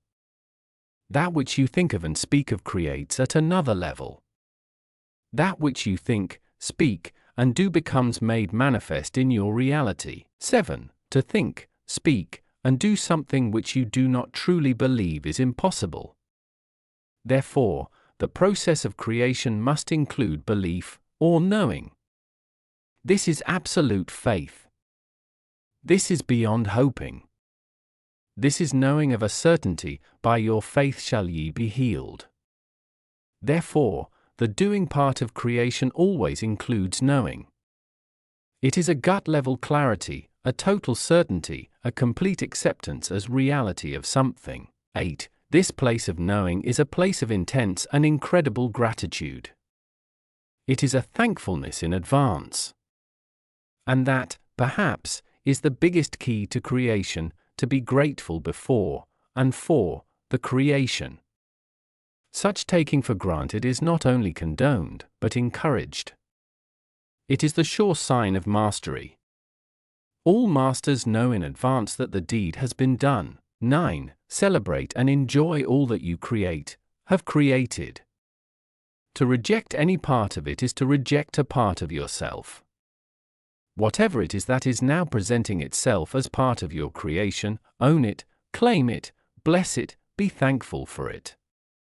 Seek not to condemn it, God damn it, for to condemn it is to condemn yourself. 10. If there is some aspect of creation you find you do not enjoy, bless it and simply change it. Choose again. Call forth a new reality. Think a new thought. Say a new word. Do a new thing. Do this magnificently and the rest of the world will follow you. Ask it to. Call for it to. Say, I am the life and the way, follow me. This is how to manifest God's will on earth as it is in heaven. If it is all as simple as that, if these 10 steps are all we need, why does it not work that way for more of us? It does work that way, for all of you. Some of you are using that system consciously, with full awareness, and some of you are using it unconsciously, without even knowing what you are doing. Some of you are walking in wakefulness, and some of you are sleepwalking. Yet all of you are creating your reality, creating, not discovering, using the power I have given you, and the process I've just described. So, you've asked when your life will take off, and I've given you the answer. You get your life to take off by first becoming very clear in your thinking about it. Think about what you want to be, do, and have. Think about it often until you are very clear about this. Then, when you are very clear, think about nothing else. Imagine no other possibilities. Throw all negative thoughts out of your mental constructions. Lose all pessimism. Release all doubts. Reject all fears. Discipline your mind to hold fast to the original creative thought. When your thoughts are clear and steadfast, begin to speak them as truths. Say them out loud. Use the great command that calls forth creative power, I am. Make I am statements to others. I am is the strongest creative statement in the universe. Whatever you think, whatever you say, after the words I am sets into motion those experiences, calls them forth, brings them to you. There is no other way the universe knows how to work. There is no other route it knows to take. The universe responds to I am as would a genie in a bottle. You say release all doubts, reject all fears, lose all pessimism as if you're saying, pick me up a loaf of bread. But these things are easier said than done. Throw all negative thoughts out of your mental constructions and might as well ready to climb Mount Everest before lunch. It's rather a large order. Harnessing your thoughts, exercising control over them, is not as difficult as it might seem. Neither, for that matter, is climbing Mount Everest. It is all a matter of discipline. It is a question of intent. The first step is learning to monitor your thoughts, to think about what you are thinking about. When you catch yourself thinking negative thoughts, thoughts that negate your highest idea about a thing, think again. I want you to do this, literally. If you think you are in a doldrum, in a pickle, and no good can come of this, think again. If you think the world is a bad place, filled with negative events, think again. If you think your life is falling apart, and it looks as if you'll never get it back together again, think again. You can train yourself to do this. Look how well you've trained yourself not to do it. Thank you. I've never had the process set out for me so clearly. I wish it were as easily done as said, but now I at least understand it clearly, I think. Well, if you need a review, we have several lifetimes. 5. Chapter 5. What is the true path to God? Is it through renunciation, as some yogis believe? And what of this thing called suffering? Is suffering and service the path to God as many ascetics say? Do we earn our way to heaven by being good, as so many religions teach? Or are we free to act as we wish, violate or ignore any rule, set aside any traditional teachings, dive into any self-indulgences, and thus find nirvana, as many new ages say? Which is it? Strict moral standards, or do or as you please? Which is it? Traditional values, or make it up as you go along? Which is it? The 10 Commandments, or the 7 steps to enlightenment? You have a great need to have it be one way or the other, don't you? Could it not be all of these? I don't know. I'm asking you. I will answer you, then, as you can best understand, though I tell you now that your answer is within. I say this to all people who hear my words and seek my truth. Every heart which earnestly asks, which is the path to God, is shown. Each is given a heartfelt truth. Come to me along the path of your heart, not through a journey of your mind. You will never find me in your mind. In order to truly know God, you have to be out of your mind. Yet your question begs an answer, and I will not step aside from the thrust of your inquiry. I will begin with a statement that will startle you, and perhaps offend the sensitivities of many people. There are no such things as the 10 Commandments. Oh, my God, there aren't? No, there are not. Who would I command? Myself? And why would such commandments be required? Whatever I want is. N'est-ce pas? How is it therefore necessary to command anyone? And if I did issue commandments, would they not be automatically kept? How could I wish something to be so badly that I would command it, and then sit by and watch it not be so? What kind of a king would do that? What kind of a ruler? And yet I tell you this, I am neither a king nor a ruler. I am simply, and awesomely, the Creator. Yet the Creator does not rule, but merely creates, and keeps on creating. I have created you or blessed you in the image and likeness of me. And I have made certain promises and commitments to you. I have told you, in plain language, how it will be with you when you become as one with me. You are, as Moses was, an earnest seeker. Moses too, as do you now, stood before me, begging for answers. Oh, God of my fathers, he called. God of my God, deign to show me. Give me a sign, that I may tell my people. How can we know that we are chosen? And I came to Moses, even as I have come to you now, with a divine covenant, an everlasting promise, a sure and certain commitment. How can I be sure? Moses asked plaintively. Because I have told you so, I said. You have the word of God, and the word of God was not a commandment, but a covenant. These, then, are the 10 commitments. You shall know that you have taken the path to God, and you shall know that you have found God, for there will be these signs, these indications, these changes in you. 1. You shall love God with all your heart, all your mind, all your soul.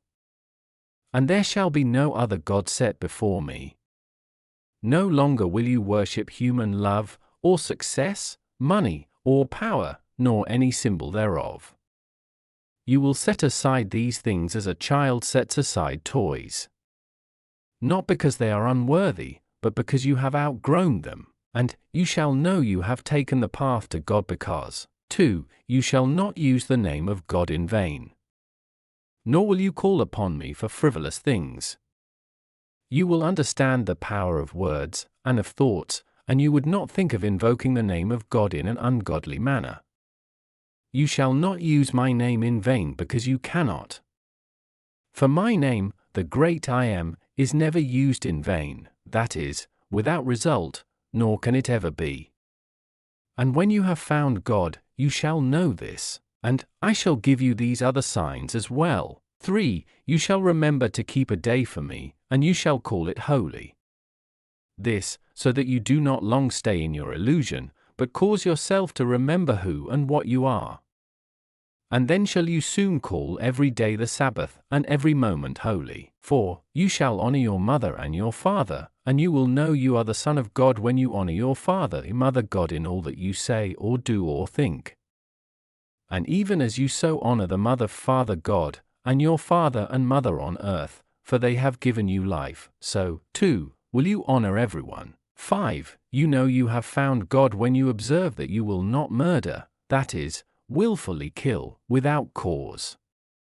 For while you will understand that you cannot end another's life in any event, all life is eternal, you will not choose to terminate any particular incarnation, nor change any life energy from one form to another, without the most sacred justification.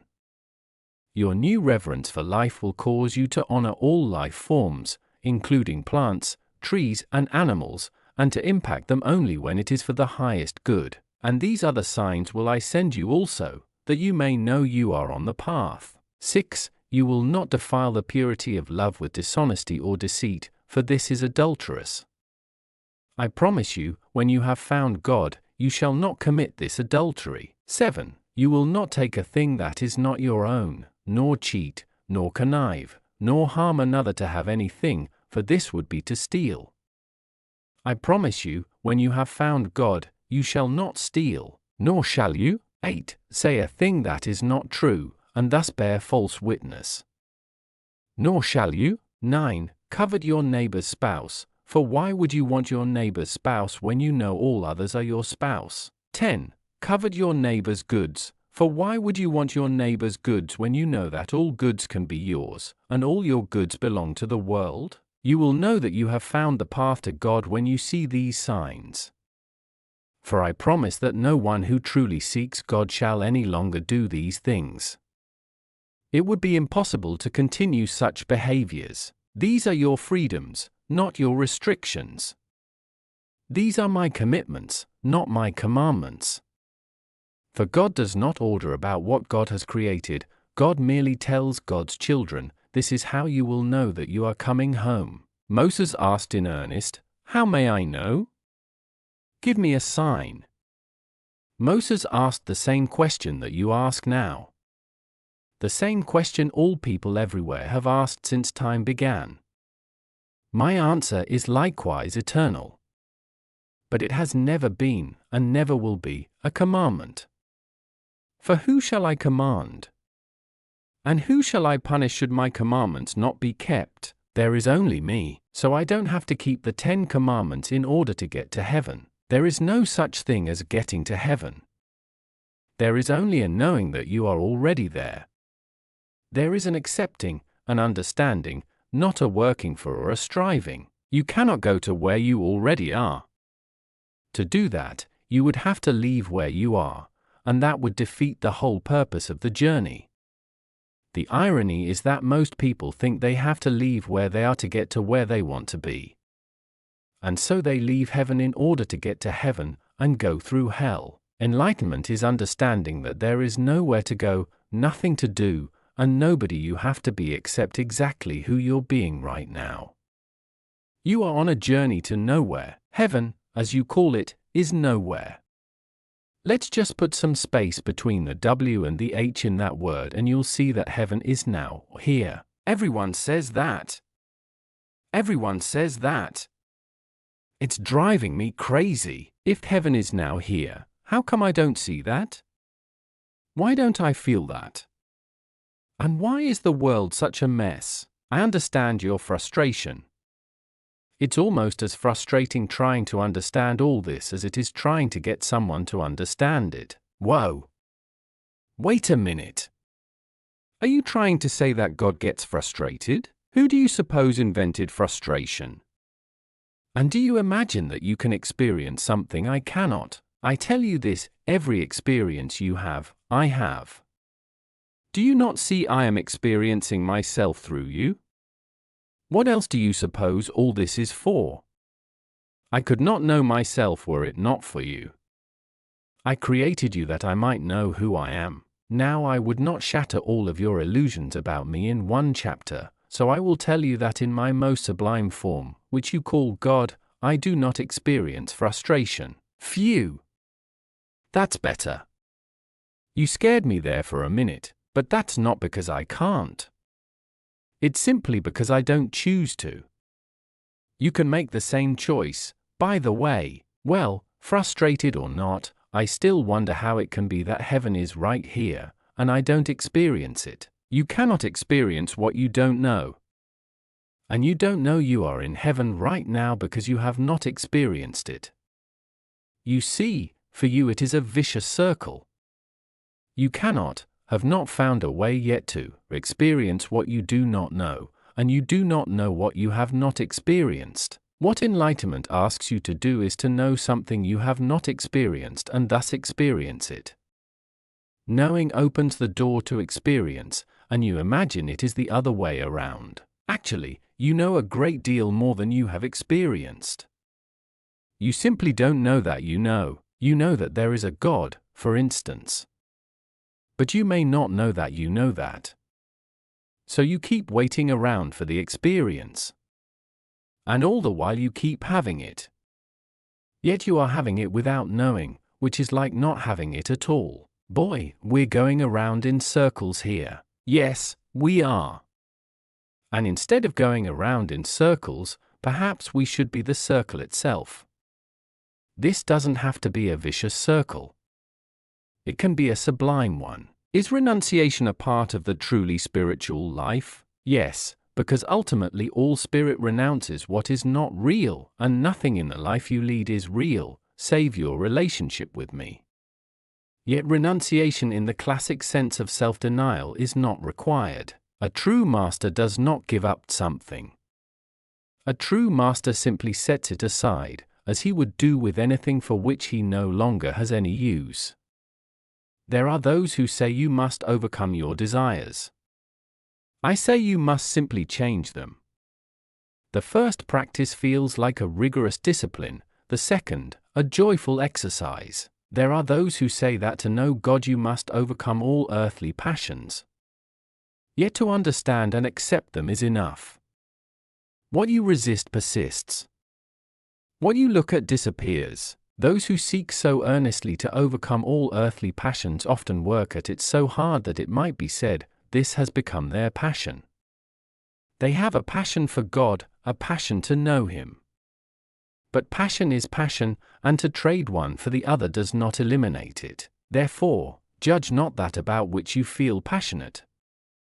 Simply notice it, then see if it serves you, given who and what you wish to be. Remember, you are constantly in the act of creating yourself. You are in every moment deciding who and what you are. You decide this largely through the choices you make regarding who and what you feel passionate about. Often a person on what you call a spiritual path looks like he has renounced all earthly passion, all human desire. What he has done is understand it, see the illusion, and step aside from the passions that do not serve him, all the while loving the illusion for what it has brought to him, the chance to be wholly free. Passion is the love of turning being into action. It fuels the engine of creation. It changes concepts to experience. Passion is the fire that drives us to express who we really are. Never deny passion, for that is to deny who you are and who you truly want to be. The renunciate never denies passion, the renunciate simply denies attachment to results. Passion is a love of doing. Doing is being experienced. Yet what is often created as part of doing? Expectation. To live your life without expectation, without the need for specific results, that is freedom. That is godliness. That is how I live. You are not attached to results. Absolutely not. My joy is in the creating, not in the aftermath. Renunciation is not a decision to deny action. Renunciation is a decision to deny a need for a particular result. There is a vast difference. Could you explain what you mean by the statement, passion is the love of turning being into action? Beingness is the highest state of existence. It is the purest essence. It is the now not now, the all not all, the always never aspect of God. Pure being is pure Godding, yet it has never been enough for us to simply be. We have always yearned to experience what we are, and that requires a whole other aspect of divinity, called doing. Let us say that you are, at the core of your wonderful self, that aspect of divinity called love. This is, by the way, the truth of you. Now it is one thing to be love, and quite another thing to do something loving. The soul longs to do something about what it is, in order that it might know itself in its own experience. So it will seek to realize its highest idea through action. This urge to do this is called passion. Kill passion and you kill God. Passion is God wanting to say hi, but, you see, once God, or God in you, does that loving thing, God has realized itself, and needs nothing more. Man, on the other hand, often feels he needs a return on his investment. If we're going to love somebody, fine, but we'd better get some love back. That sort of thing. This is not passion. This is expectation. This is the greatest source of man's unhappiness. It is what separates man from God. The renunciate seeks to end this separation through the experience some Eastern mystics have called samadhi. That is, oneness and union with God, a melding with and melting into divinity. The renunciate therefore renounces results, but never, ever renounces passion. Indeed, the master knows intuitively that passion is the path. It is the way to self-realization. Even in earthly terms it can be fairly said that if you have a passion for nothing, you have no life at all. You have said that what you resist persists, and what you look at disappears. Can you explain that? You cannot resist something to which you grant no reality. The act of resisting a thing is the act of granting it life. When you resist an energy, you place it there. The more you resist, the more you make it real, whatever it is you are resisting. What you open your eyes and look at disappears. That is, it ceases to hold its illusory form. If you look at something, truly look at it, you will see right through it, and right through any illusion it holds for you, leaving nothing but ultimate reality in your sight. In the face of ultimate reality, your puny illusion has no power. It cannot long hold you in its weakening grip. You see the truth of it, and the truth sets you free. But what if you don't want the thing you are looking at to disappear? You should always want it to. There is nothing in your reality to hold on to. Yet if you do choose the illusion of your life over ultimate reality, you may simply recreate it, just as you created it to begin with. In this way you may have in your life what you choose to have and eliminate from your life what you no longer wish to experience, yet never resist anything. If you think that by your resistance you will eliminate it, think again. You only plant it more firmly in place. Have I not told you all thought is creative? Even a thought that says I don't want something? If you don't want it, why think about it? Don't give it a second thought. Yet if you must think about it, that is, if you cannot not think about it, then do not resist. Rather, look at whatever it is directly, accept the reality as your creation, then choose to keep it or not, as you wish. What would dictate that choice? Who and what you think you are. And who and what you choose to be. This dictates all choice, every choice you have made in your life. And ever will make. And so the life of a renunciate is an incorrect path? That is not a truth. The word renunciate holds such wrongful meaning. In truth, you cannot renounce anything, because what you resist persists. The true renunciate does not renounce, but simply chooses differently. This is an act of moving toward something, not away from something. You cannot move away from something, because it will chase you all over hell and back. Therefore resist not temptation, but simply turn from it. Turn toward me and away from anything unlike me. Yet know this, there is no such thing as an incorrect path, for on this journey you cannot not get where you are going. It is simply a matter of speed, merely a question of when you will get there, yet even that is an illusion, for there is no when, neither is there a before or after. There is only now, an eternal moment of always in which you are experiencing yourself. Then what is the point? If there is no way not to get there, what is the point of life? Why should we worry at all about anything we do? Well, of course, you shouldn't. But you would do well to be observant. Simply notice who and what you are being, doing, and having, and see whether it serves you. The point of life is not to get anywhere, it is to notice that you are, and have always been, already there. You are, always and forever, in the moment of pure creation. The point of life is therefore to create who and what you are, and then to experience that. 6. Chapter 6. And what of suffering? Is suffering the way and the path to God? Some say it is the only way. I am not pleased by suffering, and whoever says I am does not know me. Suffering is an unnecessary aspect of the human experience. It is not only unnecessary, it is unwise, uncomfortable, and hazardous to your health. Then why is there so much suffering? Why don't you, if you are God, put an end to it if you dislike it so much? I have put an end to it. You simply refuse to use the tools I have given you with which to realize that. You see, suffering has nothing to do with events, but with one's reaction to them. What's happening is merely what's happening. How you feel about it is another matter. I have given you the tools with which to respond and react to events in a way which reduces, in fact, eliminates, pain, but you have not used them. Excuse me, but why not eliminate the events? A very good suggestion. Unfortunately, I have no control over them. You have no control over events? Of course not. Events are occurrences in time and space which you produce out of choice, and I will never interfere with choices.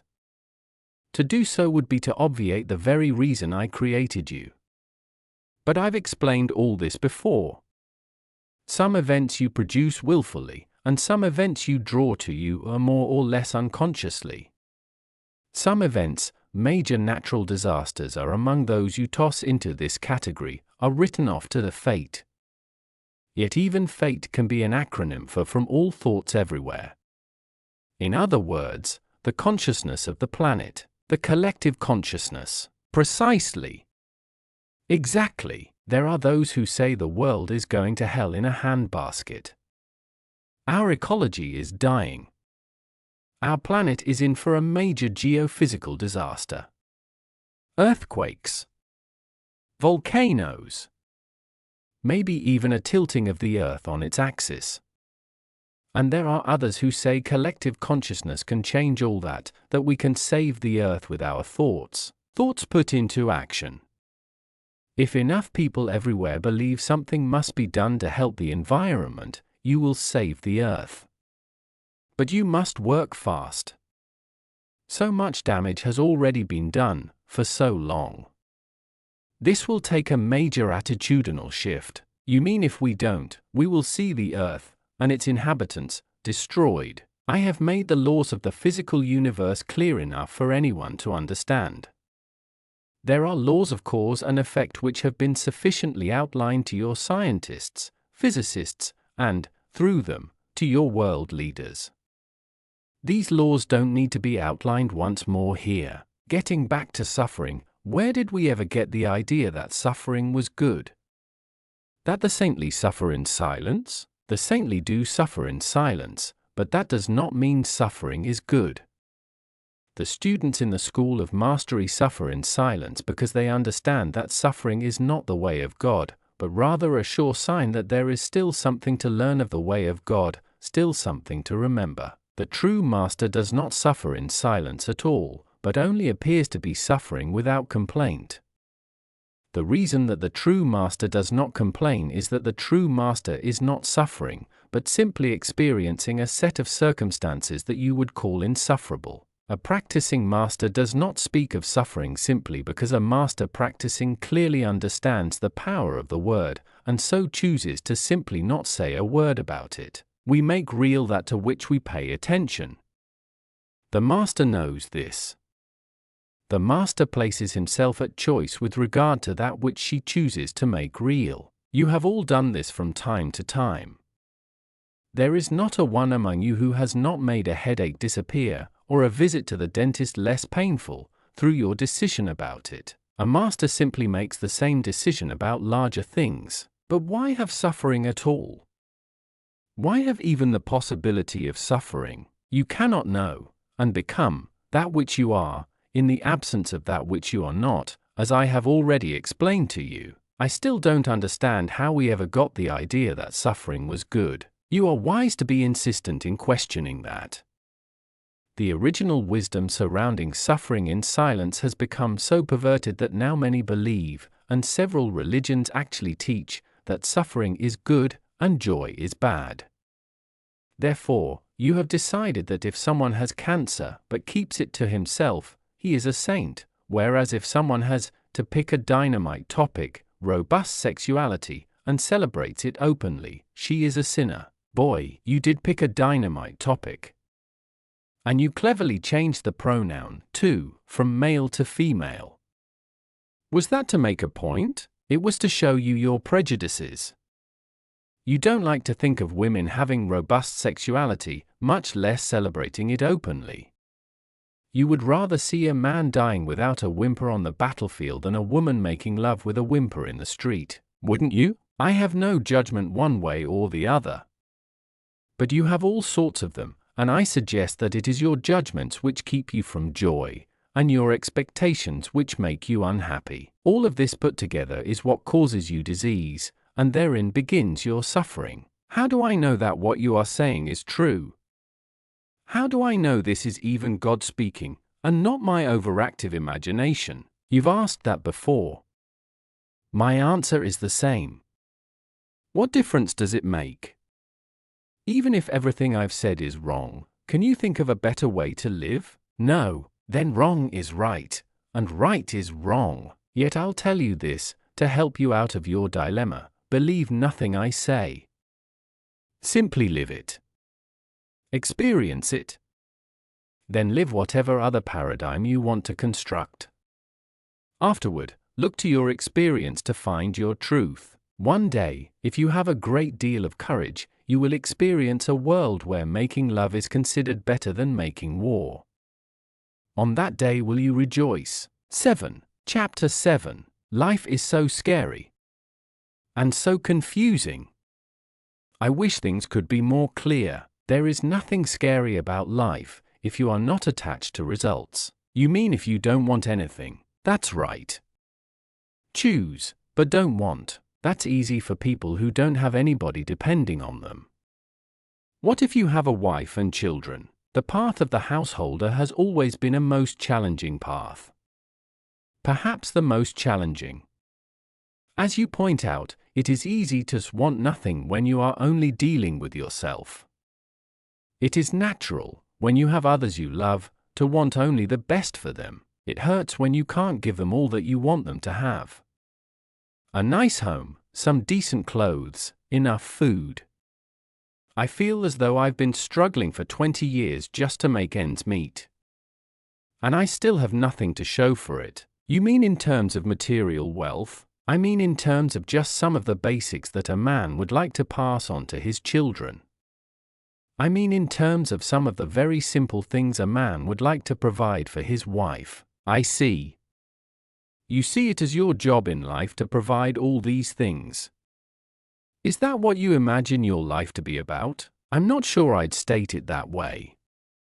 This is not what my life is about, but it sure would be nice if this could be a byproduct, at least. Well, let's go back, then. What do you see your life being about? That's a good question.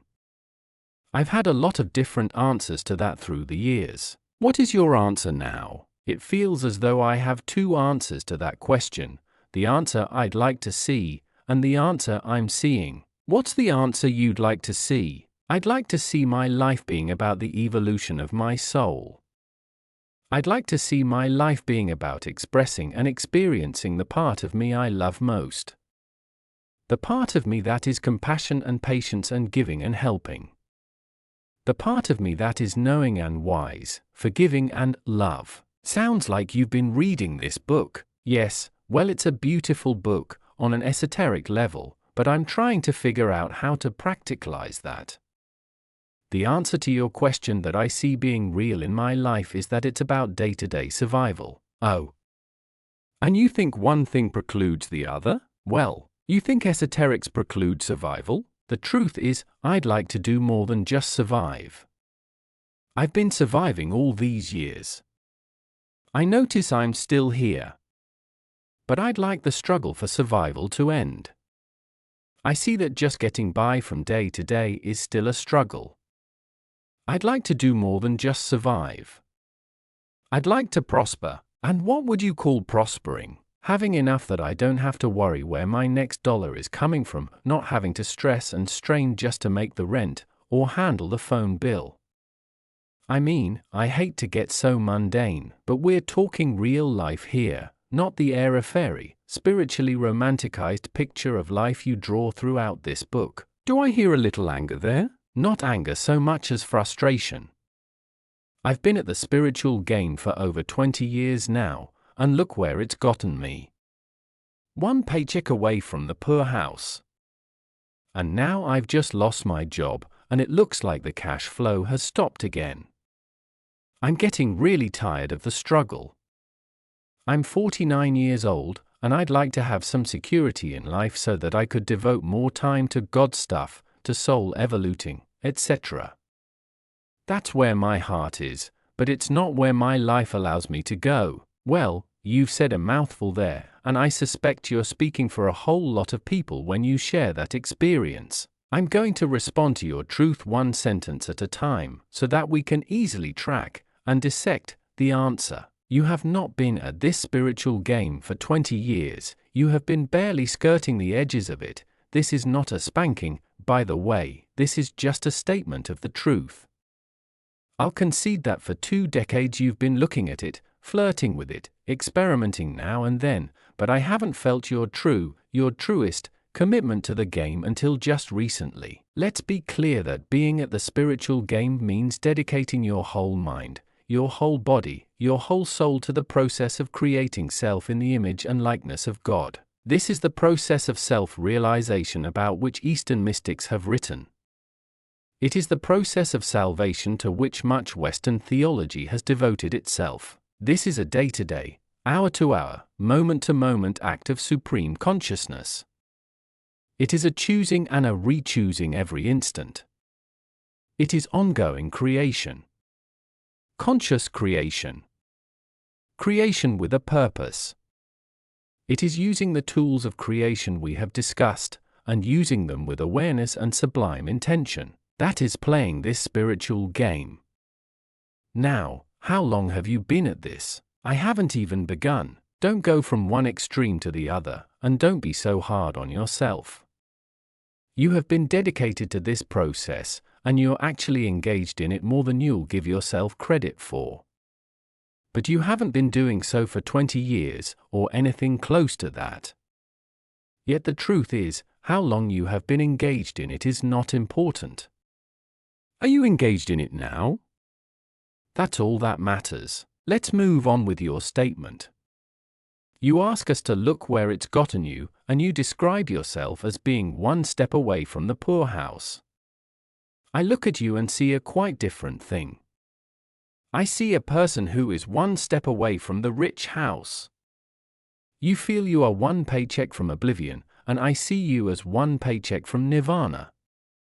Now much depends, of course, on what you see as your pay, and to what end you are working. If the object of your life is to acquire what you call security, I see and understand why you feel you are one paycheck from the poorhouse. Yet even this assessment is open to correction. Because with my pay, all good things come to you, including the experience of feeling secure in the physical world. My pay, the payoff you get when you work for me, provides a great deal more than spiritual comfort. Physical comfort, too, can be yours. Yet the ironic part about all this is that, once you experience the kind of spiritual comfort my payoff provides, the last thing you'll find yourself worrying about is physical comfort. Even the physical comfort of members of your family will no longer be a concern to you, for once you rise to a level of God consciousness you will understand that you are not responsible for any other human soul, and that while it is commendable to wish every soul to live in comfort, each soul must is choosing, its own destiny this instant. Clearly, it is not the highest action to deliberately abuse or destroy another. Clearly, it is equally inappropriate to neglect the needs of those you have caused to be dependent on you. Your job is to render them independent, to teach them as quickly and completely as possible how to get along without you. For you are no blessing to them so long as they need you to survive, but bless them truly only in the moment they realize you are unnecessary. In the same sense, God's greatest moment is the moment you realize you need no God. I know, this is the antithesis of everything you've ever been taught. Yet your teachers have told you of an angry God, a jealous God, a God who needs to be needed. And that is not a God at all, but a neurotic substitute for that which would be a deity. A true master is not the one with the most students, but one who creates the most masters. A true leader is not the one with the most followers, but one who creates the most leaders. A true king is not the one with the most subjects, but one who leads the most to royalty. A true teacher is not the one with the most knowledge, but one who causes the most others to have knowledge. And a true God is not one with the most servants, but one who serves the most, thereby making gods of all others. For this is both the goal and the glory of God, that his subjects shall be no more, and that all shall know God not as the unattainable, but as the unavoidable. I would that you could this understand, your happy destiny is unavoidable. You cannot not be saved. There is no hell except not knowing this. So now, as parents, spouses, and loved ones, seek not to make of your love a glue that binds, but rather a magnet that first attracts, then turns around and repels, lest those who are attracted begin to believe they must stick to you to survive. Nothing could be further from the truth. Nothing could be more damaging to another. Let your love propel your beloveds into the world, and into the full experience of who they are. In this will you have truly loved. It is a great challenge, this path of the householder. There are many distractions, many worldly concerns. The ascetic is bothered by none of these. He is brought his bread and water, and given his humble mat on which to lie, and he can devote his every hour to prayer, meditation, and contemplation of the divine. How easy to see the divine under such circumstances! How simple a task! But give one a spouse, and children. See the divine in a baby who needs changing at 3 a.m. See the divine in a bill that needs paying by the 1st of the month. Recognize the hand of God in the illness that takes a spouse, the job that's lost, the child's fever, the parent's pain. Now we are talking saintliness. I understand your fatigue. I know you are tired of the struggle. Yet I tell you this, when you follow me, the struggle disappears. Live in your God space and the events become blessings, one and all. How can I get to my God space when I've lost my job, the rent needs paying, the kids need a dentist, and being in my lofty, philosophical space seems the least likely way to solve any of this? Do not forsake me when you need me most. Now is the hour of your greatest testing. Now is the time of your greatest chance. It is the chance to prove everything that has been written here. When I say don't forsake me, I sound like that needy, neurotic God we talked about. But I'm not. You can forsake me all you want. I don't care, and it won't change a thing between us. I merely say this in answer to your questions. It is when the going gets tough that you so often forget who you are, and the tools I have given you for creating the life that you would choose. Now is the time to go to your God space more than ever. First, it will bring you great peace of mind, and from a peaceful mind do great ideas flow, ideas which could be solutions to the biggest problems you imagine yourself to have. Second, it is in your God space that you self-realize, and that is the purpose, the only purpose, of your soul. When you are in your God space, you know and understand that all you are now experiencing is temporary. I tell you that heaven and earth shall pass away, but you shall not. This everlasting perspective helps you to see things in their proper light. You can define these present conditions and circumstances as what they truly are, temporary and temporal. You may then use them as tools, for that is what they are, temporary, temporal tools, in the creation of present experience. Just who do you think you are? In relationship to the experience called loser job, who do you think you are? And, perhaps more to the point, who do you think I am? Do you imagine this is too big a problem for me to solve? Is getting out of this jam too big a miracle for me to handle? I understand that you may think it's too big for you to handle, even with all the tools I have given you, but do you really think it's too big for me? I know intellectually that no job is too big for God. But emotionally I guess I can't be sure. Not whether you can handle it, but whether you will. I see. So it's a matter of faith. Yes, you don't question my ability, you merely doubt my desire. You see, I still live this theology that says there may be a lesson in here somewhere for me. I'm still not sure I'm supposed to have a solution. Maybe I'm supposed to have the problem. Maybe this is one of those tests my theology keeps telling me about. So I worry that this problem may not be solved. That this is one of those you're going to let me hang here with. Perhaps this is a good time to go over once more how it is that I interact with you, because you think it is a question of my desire, and I'm telling you it's a question of yours. I want for you what you want for you. Nothing more, nothing less. I don't sit here and make a judgment, request by request, whether something should be granted you. My law is the law of cause and effect, not the law of we'll see. There is nothing you can't have if you choose it. Even before you ask, I will have given it to you. Do you believe this? No. I'm sorry. I've seen too many prayers go unanswered. Don't be sorry. Just always stay with the truth of your experience. I understand that. I honor that. That's okay with me. Good, because I don't believe that whatever I ask, I get. My life has not been a testimony to that. In fact, I rarely get what I ask for. When I do, I consider myself damned lucky. That's an interesting choice of words. You have an option, it seems. In your life, you can either be damned lucky or you can be blessing lucky. I'd rather you be blessing lucky, but, of course, I'll never interfere with your decisions. I tell you this, you always get what you create, and you are always creating. I do not make a judgment about the creations that you conjure, I simply empower you to conjure more, and more and more and more. If you don't like what you've just created, choose again. My job, as God, is to always give you that opportunity. Now you are telling me that you haven't always gotten what you've wanted. Yet I am here to tell you that you've always gotten what you called forth. Your life is always a result of your thoughts about it, including your obviously creative thought that you seldom get what you choose.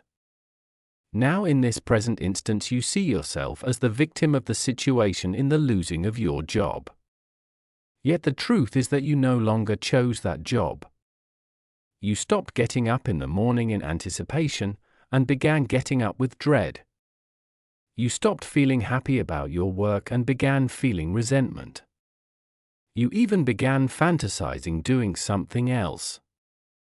You think these things mean nothing? You misunderstand your power. I tell you this, your life proceeds out of your intentions for it. So what is your intention now? Do you intend to prove your theory that life seldom brings you what you choose? Or do you intend to demonstrate who you really are and who I am? I feel chagrined, chastised, embarrassed. Does that serve you? Why not simply acknowledge the truth when you hear it, and move toward it? There is no need to recriminate against yourself. Simply notice what you've been choosing and choose again. But why am I so ready to always choose the negative? And then to spank myself for it? What can you expect? You were told from your earliest days that you're bad. You accept that you were born in sin. Feeling guilty is a learned response. You've been told to feel guilty about yourself for things you did before you could even do anything. You have been taught to feel shame for being born less than perfect. This alleged state of imperfection in which you are said to have come into this world is what your religionists have the gall to call original sin. And it is original sin, but not yours. It is the first sin to be perpetrated upon you by a world which knows nothing of God if it thinks that God would, or could, create anything imperfect. Some of your religions have built up whole theologies around this misconception. And that is what it is, literally, a misconception. For anything I conceive, all that to which I give life, is perfect, a perfect reflection of perfection itself, made in the image and likeness of me. Yet, in order to justify the idea of a punitive God, your religions needed to create something for me to be angry about. So that even those people who lead exemplary lives somehow need to be saved. If they don't need to be saved from themselves, then they need to be saved from their own built-in imperfection. So, these religions say, you'd better do something about all of this, and fast, or you'll go straight to hell. This, in the end, may do nothing to mollify a weird, vindictive, angry God, but it does give life to weird, vindictive, angry religions. Thus do religions perpetuate themselves. Thus does power remain concentrated in the hands of the few, rather than experience through the hands of the many. Of course you choose constantly the lesser thought, the smaller idea, the tiniest concept of yourself and your power, to say nothing of me and mine. You've been taught to, my God, how can I undo the teaching? A good question, and addressed to just the right person. You can undo the teaching by reading and rereading this book. Over and over again, read it. Until you understand every passage. Until you're familiar with every word. When you can quote its passages to others, when you can bring its phrases to mind in the midst of the darkest hour, then you will have undone the teaching. Yet there is still so much I want to ask you, still so much I want to know. Indeed. You began with a very long list of questions. Shall we get back to it? 8. Chapter 8. When will I learn enough about relationships to be able to have them go smoothly? Is there a way to be happy in relationships? Must they be constantly challenging? You have nothing to learn about relationships. You have only to demonstrate what you already know, There is a way to be happy in relationships, and that is to use relationships for their intended purpose, not the purpose you have designed.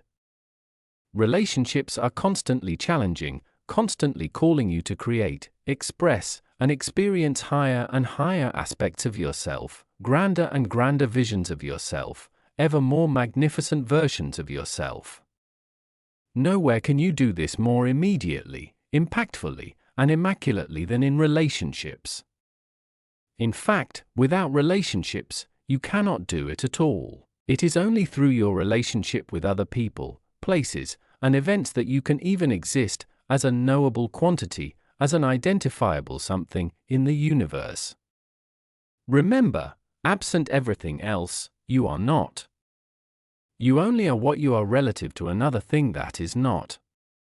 That is how it is in the world of the relative, as opposed to the world of the absolute, where I reside. Once you clearly understand this, once you deeply grasp it, then you intuitively bless each and every experience, all human encounter, and especially personal human relationships, for you see them as constructive, in the highest sense.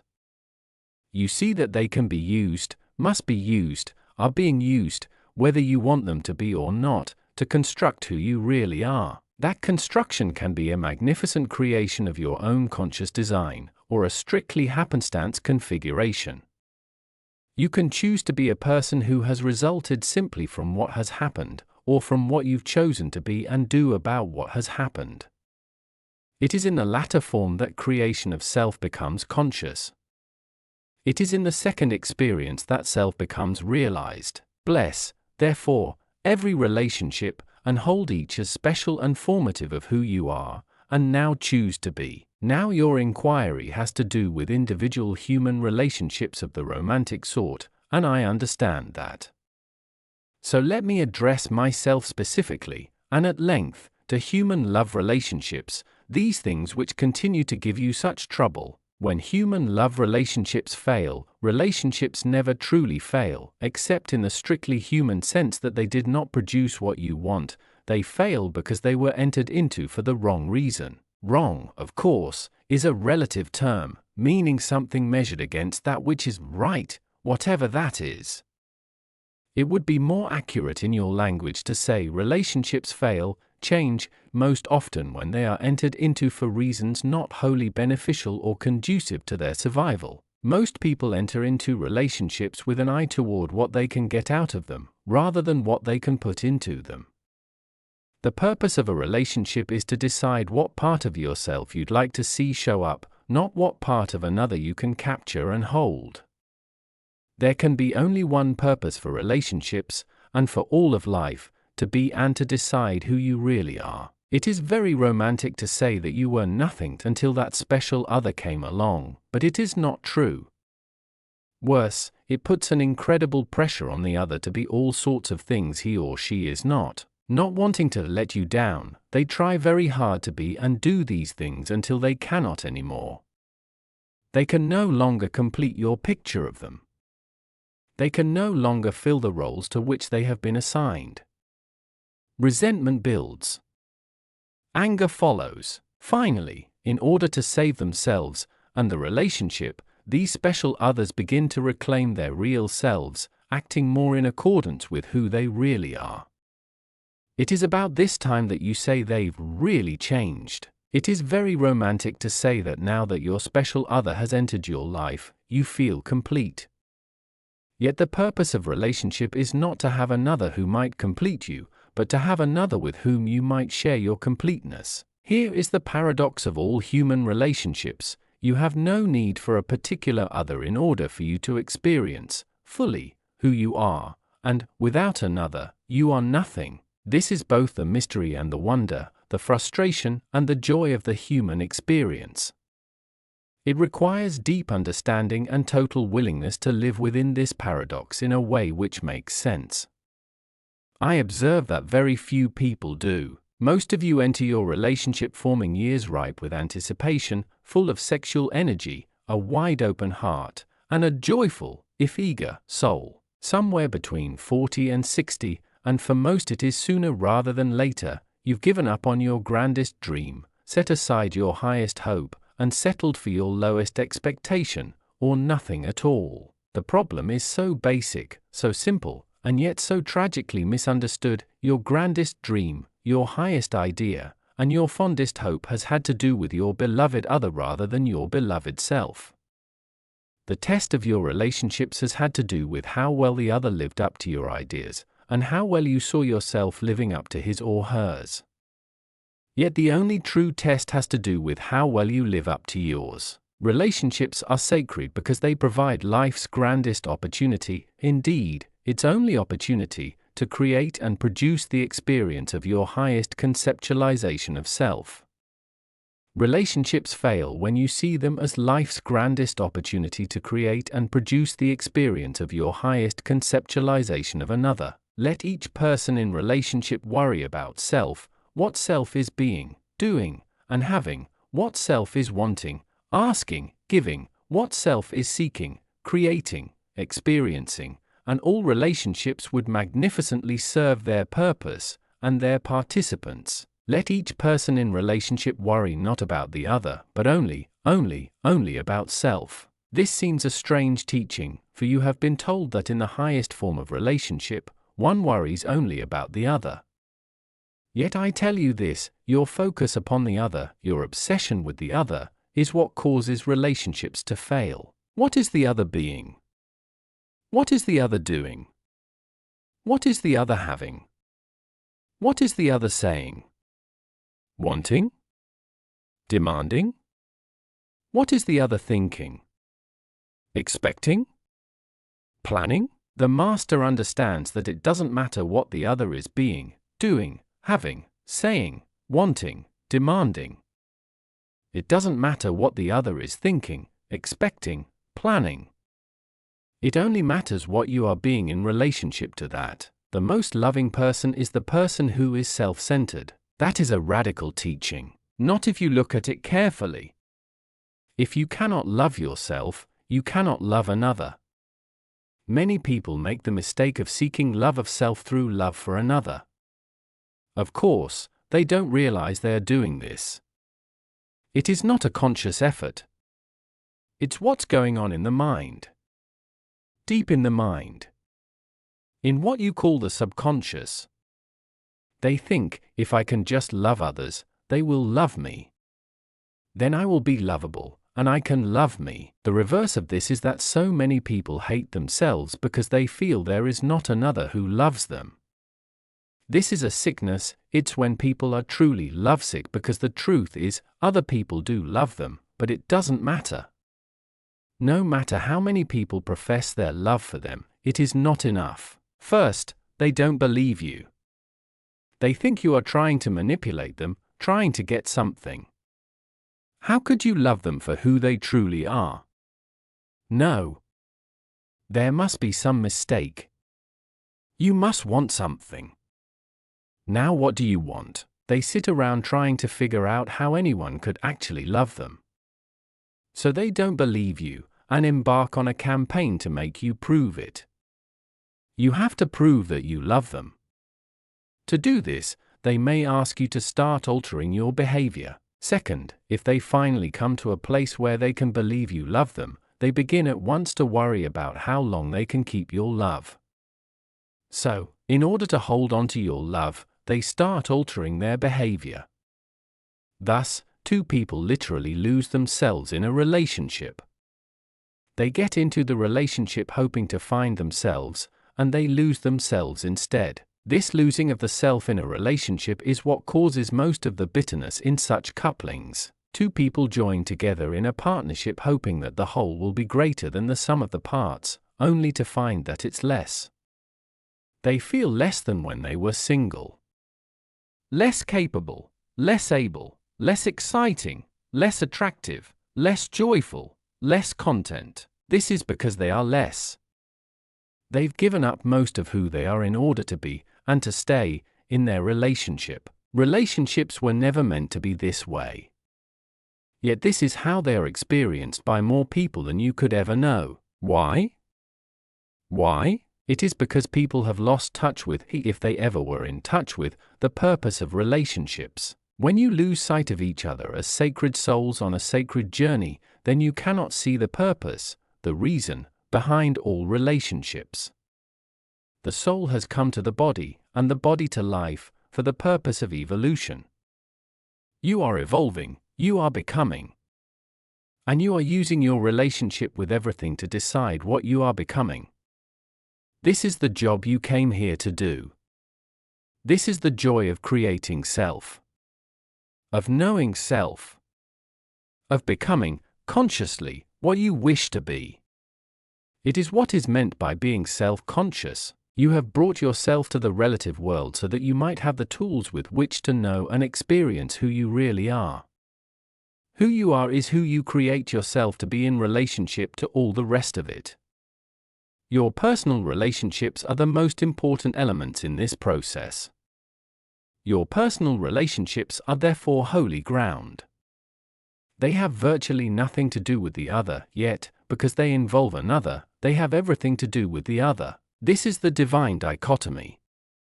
This is the closed circle. So it is not such a radical teaching to say, "Blessed are the self-centered, for they shall know God." It might not be a bad goal in your life to know the highest part of yourself, and to stay centered in that. Your first relationship, therefore, must be with yourself. You must first learn to honor and cherish and love yourself. You must first see yourself as worthy before you can see another as worthy. You must first see yourself as blessed before you can see another as blessed. You must first know yourself to be holy before you can acknowledge holiness in another. If you put the cart before the horse, as most religions ask you to do, and acknowledge another as holy before you acknowledge yourself, you will one day resent it. If there is one thing none of you can tolerate, it is someone being holier than thou. Yet your religions force you to call others holier than thou. And so you do it, for a while. Then you crucify them. You have crucified, in one way or another, all of my teachers, not just one. And you did so not because they were holier than thou, but because you made them out to be. My teachers have all come with the same message. Not I am holier than thou, but you are as holy as am I. This is the message you have not been able to hear, this is the truth you have not been able to accept. And that is why you can never truly, purely, fall in love with another. You have never truly, purely fallen in love with yourself, and so I tell you this, be now and forever centered upon yourself. Look to see what you are being, doing, and having in any given moment, not what's going on with another. It is not in the action of another, but in your reaction, that your salvation will be found. I know better, but somehow this makes it sound as though we should not mind what others do to us in relationships. They can do anything, and so long as we hold our equilibrium, keep our self-centered, and all that good stuff, nothing can touch us. But others do touch us. Their actions do sometimes hurt us. It is when the hurt comes into relationships that I don't know what to do. It's all very well to say stand aside from it, cause it to mean nothing, but that's easier said than done. I do get hurt by the words and actions of others in relationships. The day will come when you will not. That will be the day on which you realize, and actualize, the true meaning of relationships, the true reason for them. It is because you have forgotten this that you react the way you do. But that is all right. That is part of the growth process. It is part of evolution. It is soul work you are up to in relationship, yet that is a grand understanding, a grand remembering. Until you remember this, and remember then also how to use relationship as a tool in the creation of self, you must work at the level at which you are. The level of understanding, the level of willingness, the level of remembrance. And so there are things you can do when you react with pain and hurt to what another is being, saying, or doing. The first is to admit honestly to yourself and to another exactly how you are feeling. This many of you are afraid to do, because you think it will make you look bad. Somewhere, deep inside of you, you realize that it probably is ridiculous for you to feel that way. It probably is small of you. You are bigger than that. But you can't help it. You still feel that way. There is only one thing you can do. You must honor your feeling. For honoring your feelings means honoring yourself. And you must love your neighbor as you love yourself. How can you ever expect to understand and honor the feelings of another if you cannot honor the feelings within yourself? The first question in any interactive process with another is, now who am I, and who do I want to be in relationship to that? Often you do not remember who you are, and do not know who you want to be until you try out a few ways of being. That is why honoring your truest feelings is so important. If your first feeling is a negative feeling, simply having the feeling is frequently all that is needed to step away from it. It is when you have the anger, have the upset, have the disgust, have the rage, own the feeling of wanting to hurt back, that you can disown these first feelings as are not who you want to be. The master is one who has lived through enough such experiences to know in advance what her final choices are. She does not need to try out anything. She's worn these clothes before and knows they do not fit, they are not her. And since a master's life is devoted to the constant realization of self as one knows oneself to be, such ill-fitting feelings would never be entertained. That is why masters are imperturbable in the face of what others might call calamity. A master blesses calamity, for the master knows that from the seeds of disaster, and all experience, comes the growth of self. And the master's second life purpose is always growth.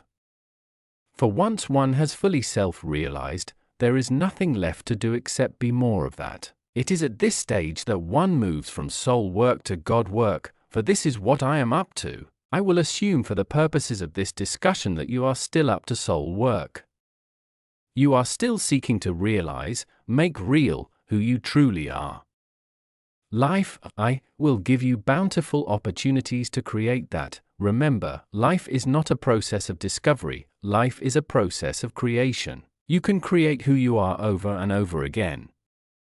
Indeed, you do, every day. As things now stand, you do not always come up with the same answer, however. Given an identical outer experience, on day one you may choose to be patient, loving, and kind in relationship to it.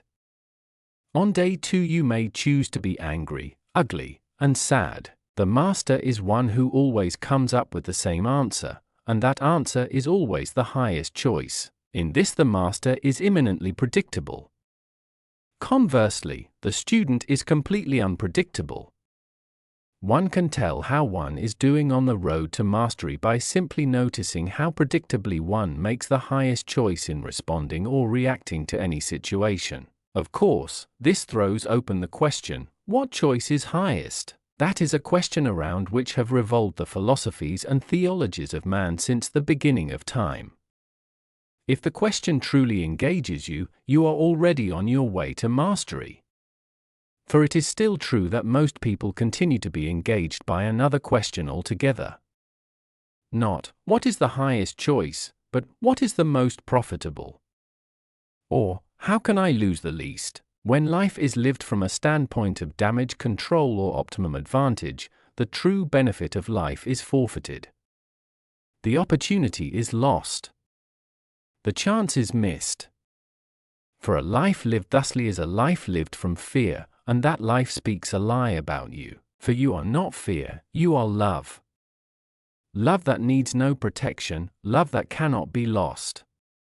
Yet you will never know this in your experience if you continually answer the second question and not the first.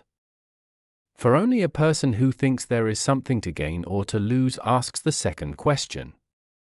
And only a person who sees life in a different way, who sees self as a higher being, who understands that winning or losing is not the test, but only loving or failing to love, only that person asks the first. He who asks the second question says, I am my body.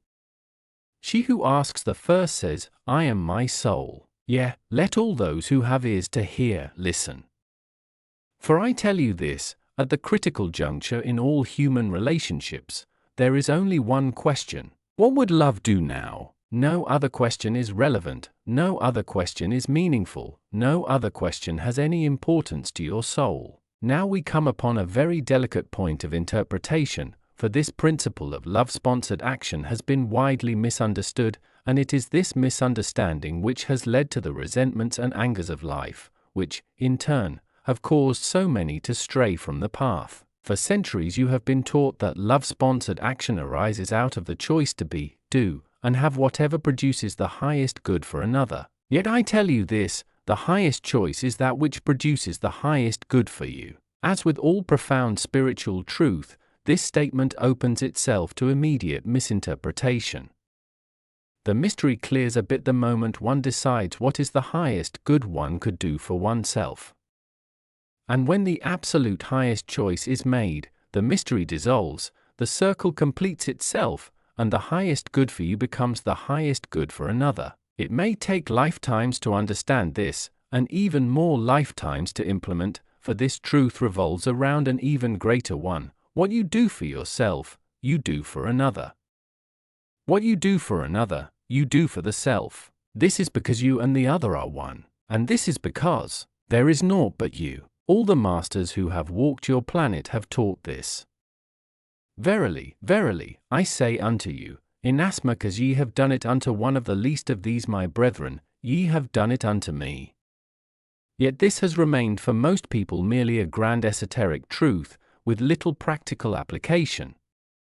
In fact, it is the most practically applicable esoteric truth of all time. It is important in relationships to remember this truth, for without it relationships will be very difficult. Let's go back to the practical applications of this wisdom and step away from the purely spiritual, esoteric aspect of it for now. So often, under the old understandings, people, well-meaning and well-intentioned and many very religious, did what they thought would be best for the other person in their relationships.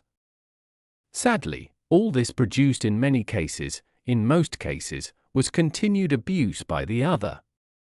Continued mistreatment.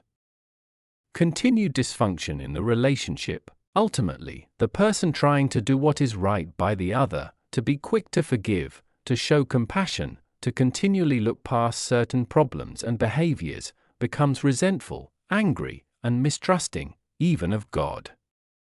For how can a just God demand such unending suffering, joylessness, and sacrifice, even in the name of love? The answer is, God does not. God asks only that you include yourself among those you love. God goes further.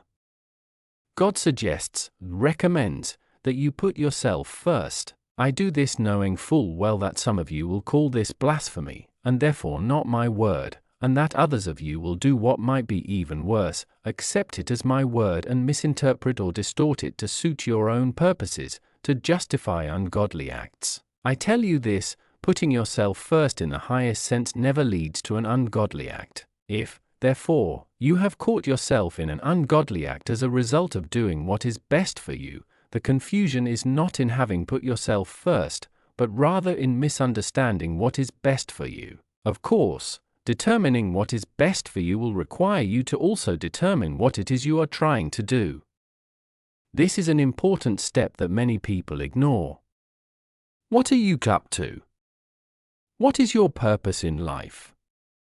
Without answers to these questions, the matter of what is best in any given circumstances will remain a mystery. As a practical matter, again leaving esoterics aside, if you look to what is best for you in these situations where you are being abused, at the very least what you will do is stop the abuse. And that will be good for both you and your abuser. For even an abuser is abused when his abuse is allowed to continue. This is not healing to the abuser, but damaging. For if the abuser finds that his abuse is acceptable, what has he learned? Yet if the abuser finds that his abuse will be accepted no more, what has he been allowed to discover? Therefore, treating others with love does not necessarily mean allowing others to do as they wish. Parents learn this early with children. Adults are not so quick to learn it with other adults, nor nation with nation. Yet despots cannot be allowed to flourish, but must be stopped in their despotism. Love of self, and love of the despot, demands it. This is the answer to your question: if love is all there is, how can man ever justify war? Sometimes man must go to war to make the grandest statement about who man truly is, he who abhors war. There are times when you may have to give up who you are in order to be who you are. There are masters who have taught, you cannot have it all until you are willing to give it all up. Thus, in order to have yourself as a man of peace, you may have to give up the idea of yourself as a man who never goes to war. History has called upon men for such decisions. The same is true in the most individual and the most personal relationships. Life may more than once call upon you to prove who you are by demonstrating an aspect of who you are not. This is not so difficult to understand if you have lived a few years, though for the idealistically young it may seem the ultimate contradiction. In more mature retrospection it seems more divine dichotomy. This does not mean in human relationships that if you are being hurt, you have to hurt back. Nor does it mean so in relationships between nations. It simply means that to allow another to continually inflict damage may not be the most loving thing to do for yourself or the other. This should put to rest some pacifist theories that highest love requires no forceful response to what you consider evil. The discussion here turns esoteric once more, because no serious exploration of this statement can ignore the word evil and the valued judgments it invites. In truth, there is nothing evil, only objective phenomena and experience. Yet your very purpose in life requires you to select from the growing collection of endless phenomena a scattered few which you call evil, for unless you do, you cannot call yourself, nor anything else, good, and thus cannot know, or create, yourself. By that which you call evil do you define yourself, and by that which you call good. The biggest evil would therefore be to declare nothing evil at all. You exist in this life in the world of the relative, where one thing can exist only insofar as it relates to another.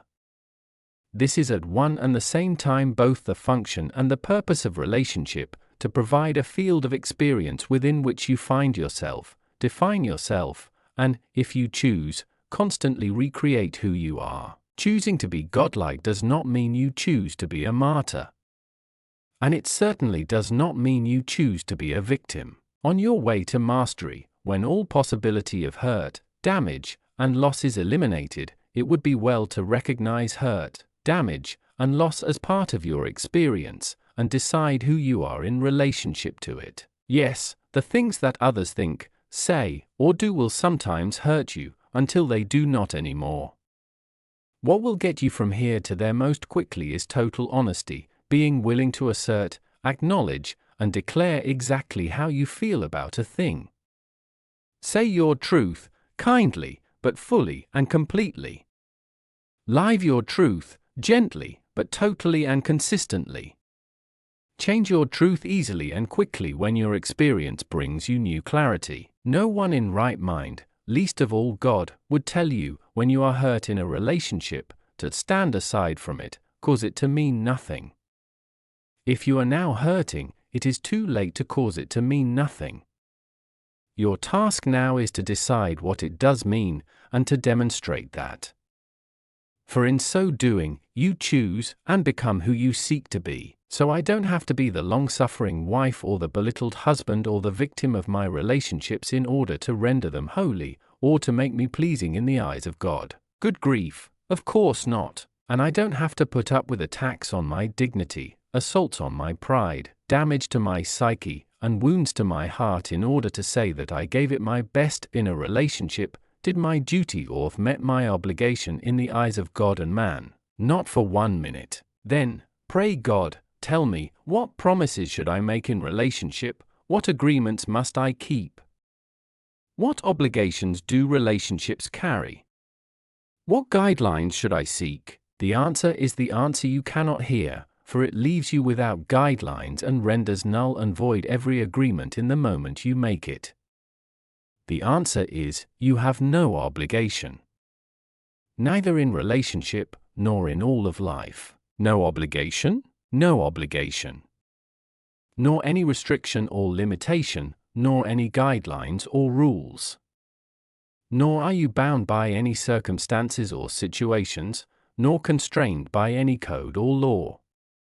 Nor are you punishable for any offense, nor capable of any, for there is no such thing as being an offensive in the eyes of God. I've heard this before, this there are no rules kind of religion. That's spiritual anarchy. I don't see how that can work. There is no way it cannot work if you are about the business of creating yourself. If, on the other hand, you imagine yourself to be about the task of trying to be what someone else wants you to be, the absence of rules or guidelines might indeed make things difficult. Yet the thinking mind begs to ask, if God has a way she wants me to be, why didn't she simply create me that way to begin with? Why all this struggle for me to overcome who I am in order for me to become what God wants me to be? This the probing mind demands to know, and rightly so, for it is a proper inquiry. The religionists would have you believe that I created you as less than who I am so that you could have the chance to become as who I am, working against all odds, and, I might add, against every natural tendency I am supposed to have given you. Among these so-called natural tendencies is the tendency to sin. You are taught that you were born in sin, that you will die in sin, and that to sin is your nature. One of your religions even teaches you that you can do nothing about this. Your own actions are irrelevant and meaningless. It is arrogant to think that by some action of yours you can get to heaven. There is only one way to heaven, salvation, and that is through no undertaking of your own, but through the grace granted you by God through acceptance of His Son as your intermediary. Once this is done, you are saved. Until it is done, nothing that you do, not the life you live, not the choices you make, not anything you undertake of your own will in an effort to improve yourself or render you worthy, has any effect, bears any influence. You are incapable of rendering yourself worthy, because you are inherently unworthy. You were created that way. Why? God only knows. Perhaps He made a mistake. Perhaps He didn't get it right. Maybe He wishes He could have it all to do over again. But there it is. What to do? You're making mock of me. No. You are making mock of me. You are saying that I, God, made inherently imperfect beings, then have demanded of them to be perfect, or face damnation. You are saying then that, somewhere several thousand years into the world's experience, I relented, saying that from then on you didn't necessarily have to be good, you simply had to feel bad when you were not being good, and accept as your Savior the one being who could always be perfect, thus satisfying my hunger for perfection. You are saying that my Son, who you call the one perfect one, has saved you from your own imperfection, the imperfection I gave you. In other words, God's Son has saved you from what His Father did. This is how you, or many of you, say I've set it up. Now who is mocking whom? That is the second time in this book you seem to have launched a frontal attack on fundamentalist Christianity. I am surprised. You have chosen the word attack. I am simply engaging the issue. And the issue, by the way, is not fundamentalist Christianity, as you put it. It is the entire nature of God, and of God's relationship to man. The question comes up here because we were discussing the matter of obligations, in relationships and in life itself. You cannot believe in an obligation-less relationship because you cannot accept who and what you really are. You call a life of complete freedom spiritual anarchy.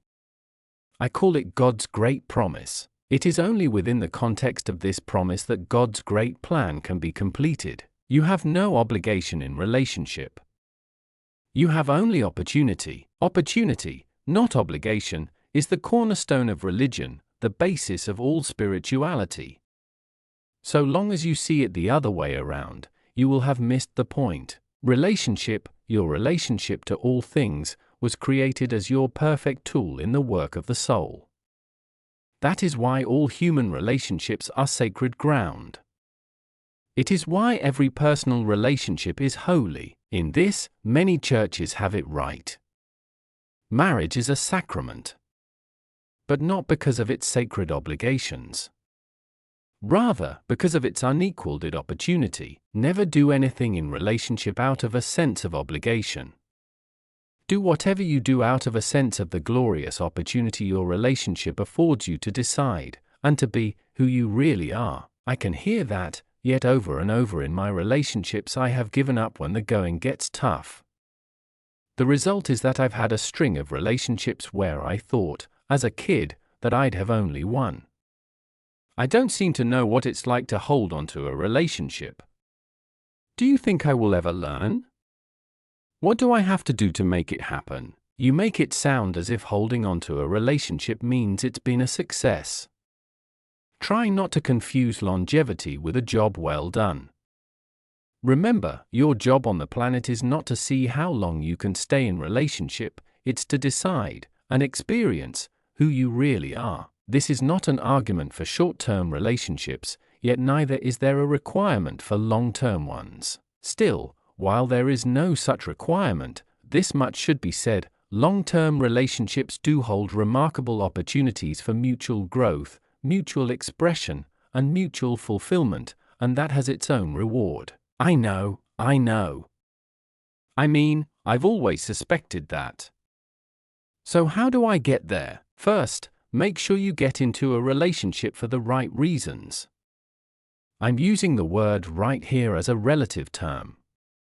I mean right relative to the larger purpose you hold in your life. As I have indicated before, most people still enter relationships for the wrong reasons: to end loneliness, fill a gap, bring themselves love, or someone to love, and those are some of the better reasons.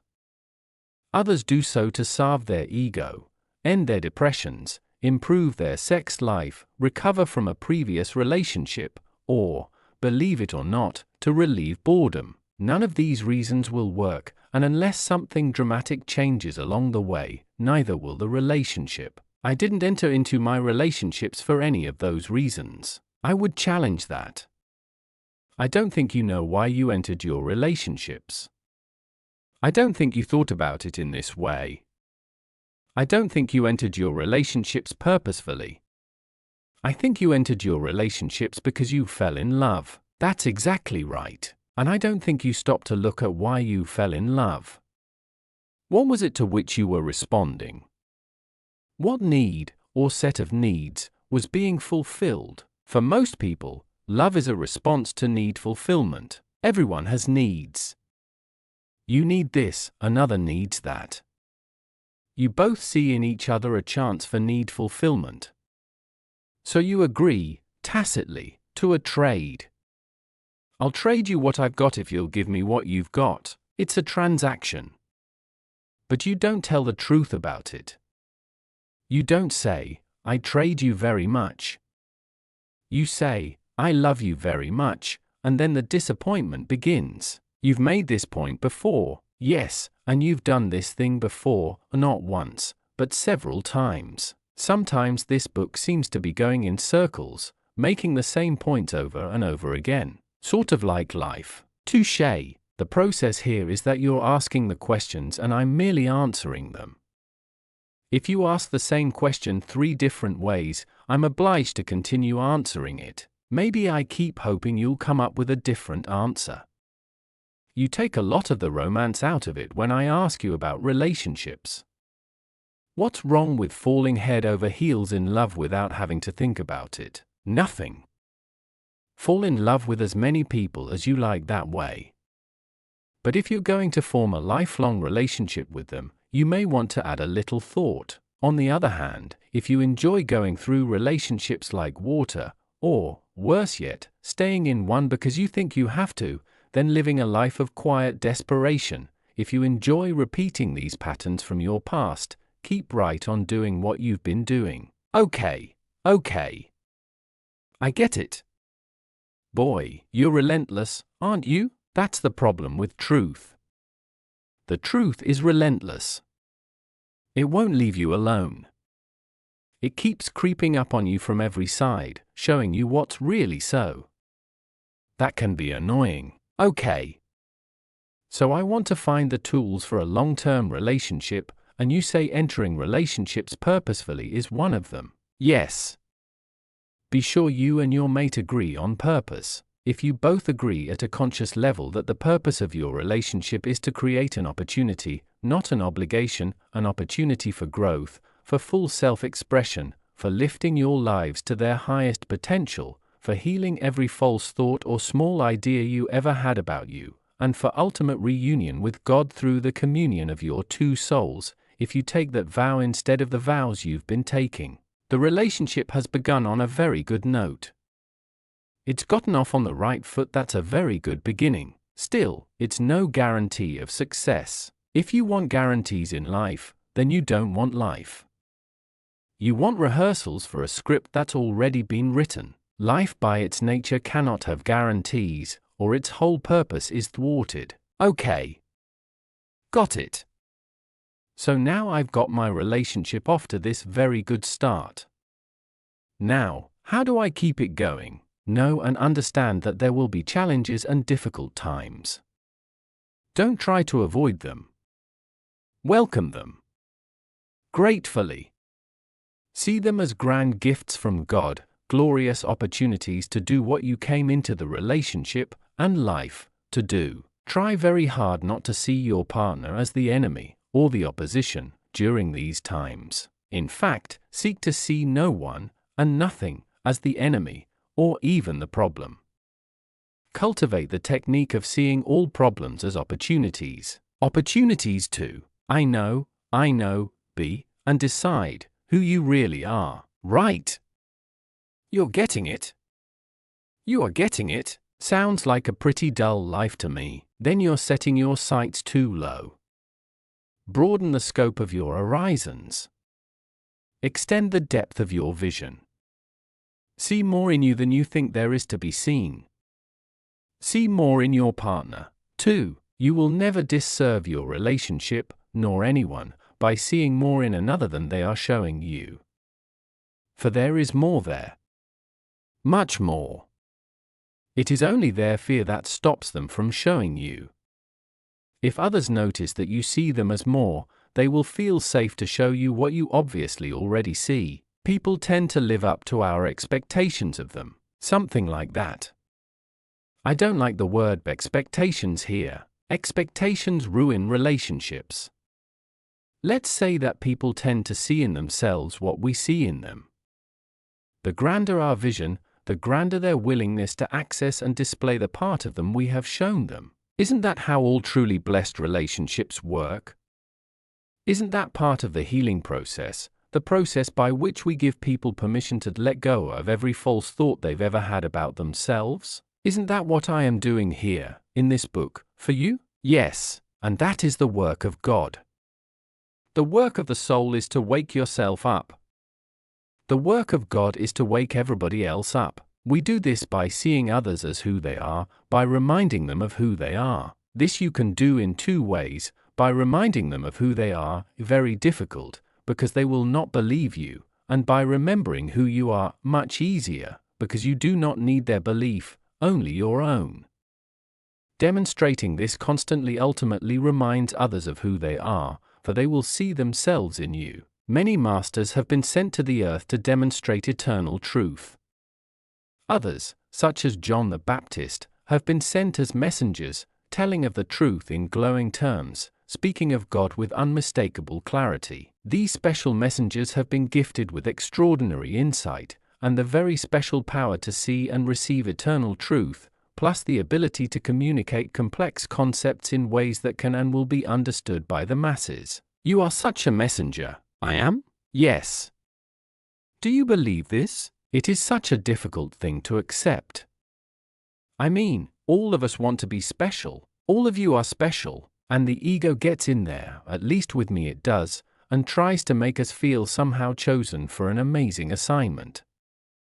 I have to fight that ego all the time, seek to purify and re-purify my every thought, word, and deed so as to keep personal aggrandizement out of it. So it's very difficult to hear what you're saying, because I'm aware that it plays to my ego, and I've spent all my life fighting my ego. I know you have, and sometimes not too successfully. I am chagrined to have to agree, yet always when it has come to God, you have let the ego drop.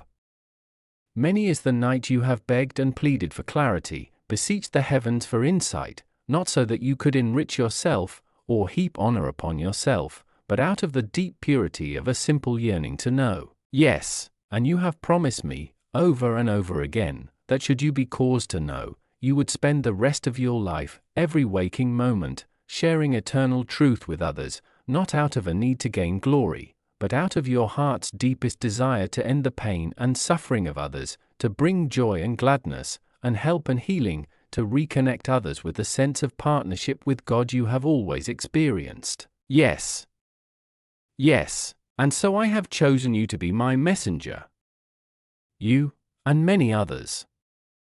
For now, during these times immediately ahead, the world will need many trumpets to sound the clarion call. The world will need many voices to speak the words of truth and healing for which millions long. The world will need many hearts joined together in the work of the soul and prepared to do the work of God. Can you honestly claim that you are not aware of this? No. Can you honestly deny that this is why you came? No. Are you ready then, with this book, to decide and to declare your own eternal truth, and to announce and articulate the glory of mine? Must I include these last few exchanges in the book? You don't have to do anything. Remember, in our relationship you have no obligation. Only opportunity. Is this not the opportunity for which you have waited all your life? Have you not devoted yourself to this mission, and the proper preparation for it, from the earliest moments of youth? Yes, then do not what you are obliged to do, but what you have an opportunity to do. As to placing all this in our book, why would you not? Think you that I want you to be a messenger in secret? No, I suppose not. It takes great courage to announce oneself as a man of God. You understand, the world will much more readily accept you as virtually anything else, but a man of God? An actual messenger? Every one of my messengers has been defiled. Far from gaining glory, they have gained nothing but heartache. Are you willing? Does your heart ache to tell the truth about me? Are you willing to endure the ridicule of your fellow human beings? Are you prepared to give up glory on earth for the greater glory of the soul fully realized? You're making this all sound suddenly pretty heavy. God, you want I should kid you about it? Well, we could just lighten up a little here. Hey, I'm all for enlightenment.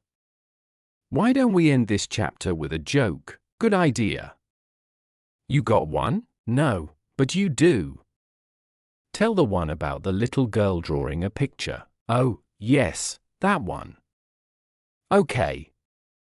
Well, a mommy came into the kitchen one day to find her little girl at the table, crayons everywhere, deeply concentrating on a freehand picture she was creating. My, what are you so busy drawing? The mommy asked. It's a picture of God, Mommy, the beautiful girl replied, eyes shining. Oh honey, that's so sweet, the mommy said, trying to be helpful. But you know, no one really knows what God looks like. Well, chirped the little girl, if you'll just let me finish. That's a beautiful little joke. Do you know what's most beautiful? The little girl never doubted that she knew exactly how to draw me. Yes, now I'll tell you a story, and with that we can end this chapter. All right, there once was a man who suddenly found himself spending hours each week writing a book. Day after day he would race to pad and pen, sometimes in the middle of the night, to capture each new inspiration.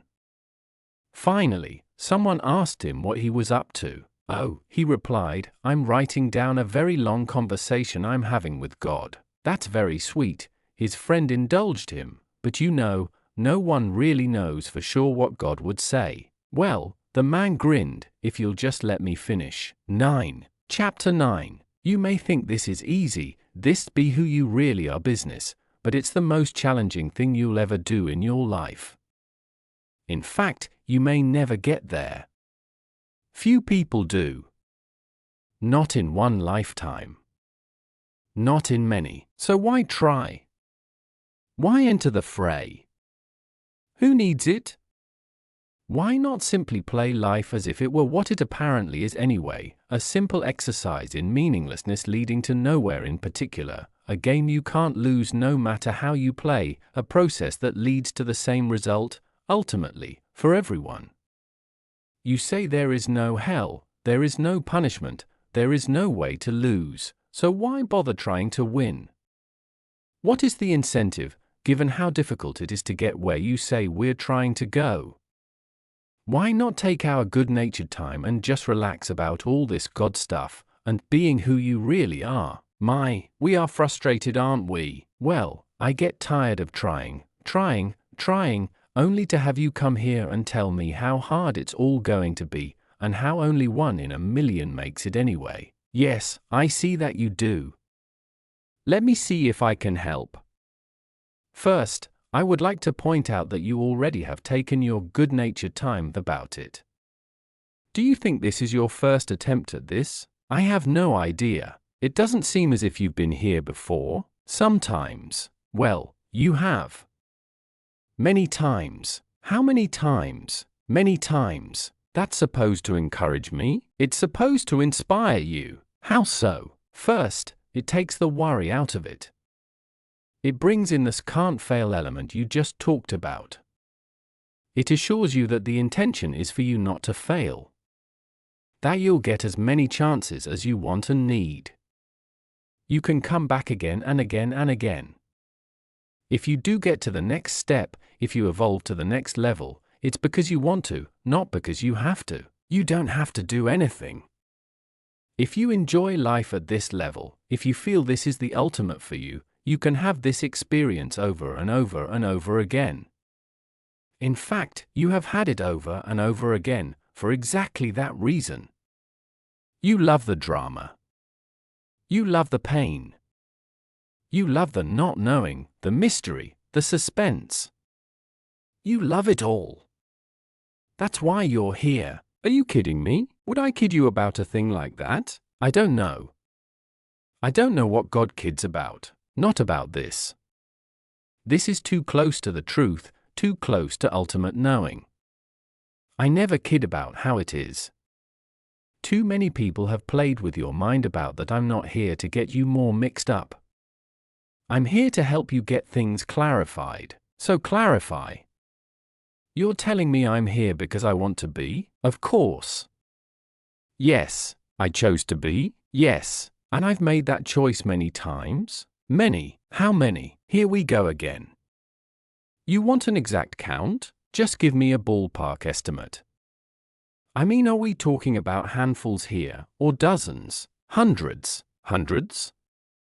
I've lived hundreds of lives? Yes, and this is as far as I've gotten? This is quite some distance, actually. Oh, it is it? Absolutely. Why, in past lives you've actually killed people. What's wrong with that? You said yourself that sometimes war is necessary to end evil. We're going to have to elaborate on that, because I can see that statement being used and misused, just as you're doing now, to try to make all sorts of points, or rationalize all sorts of insanity. By the highest standards I have observed humans devise, killing can never be justified as a means of expressing anger, releasing hostility, righting a wrong, or punishing an offender. The statement that war is sometimes necessary to end evil stands true, for you have made it so. You have determined, in the creation of self, that respect for all human life is, and must be, a high prime value. I am pleased with your decision, because I did not create life that it may be destroyed. It is respect for life which sometimes makes war necessary, for it is through war against immediate impending evil, it is through defense against immediate threat to another life, that you make a statement of who you are in relationship to that. You have a right under highest moral law, or indeed, you have an obligation under that law, to stop aggression on the person of another, or yourself. This does not mean that killing as a punishment is appropriate, nor as retribution, nor as a means of settling petty differences. In your past, you have killed in personal duels over the affection of a woman, for heaven's sake, and called this protecting your honor, when it was all honor you were losing. It is absurd to use deadly force as an argument solver. Many humans are still using force, killing force, to solve ridiculous arguments even today, reaching to the height of hypocrisy. Some humans even kill in the name of God, and that is the highest blasphemy, for it does not speak of who you are. Oh, then there is something wrong with killing? Let's back up.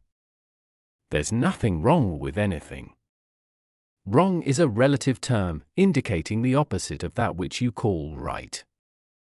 Yet, what is right? Can you be truly objective in these matters?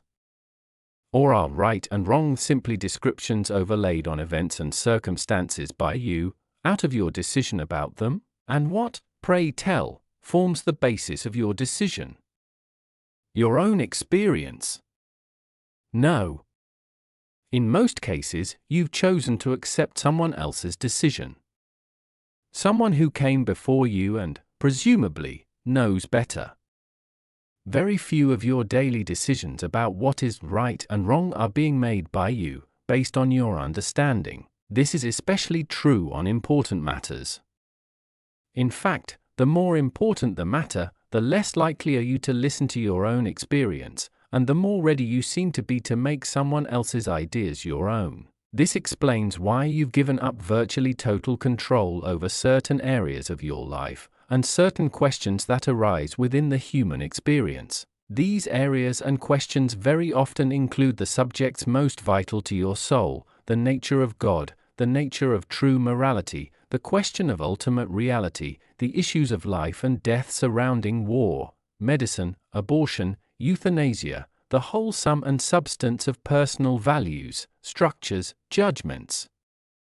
These most of you have abrogated, assigned to others. You don't want to make your own decisions about them. Someone else decide. I'll go along, you shout.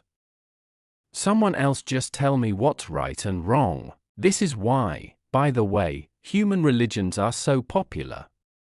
It almost doesn't matter what the belief system is, as long as it's firm, consistent, clear in its expectation of the follower, and rigid. Given those characteristics, you can find people who believe in almost anything. The strangest behavior and belief has been attributed to God. It's God's way, they say. God's word, and there are those who will accept that. Gladly. Because, you see, it eliminates the need to think. Now, let's think about killing. Can there ever be a justifiable reason for killing anything? Think about it. You'll find you need no outside authority to give you direction, no higher source to supply you with answers. If you think about it, if you look to see what you feel about it, the answers will be obvious to you, and you will act accordingly. This is called acting on your own authority. It is when you act on the authority of others that you get yourself into trouble. Should states and nations use killing to achieve their political objectives?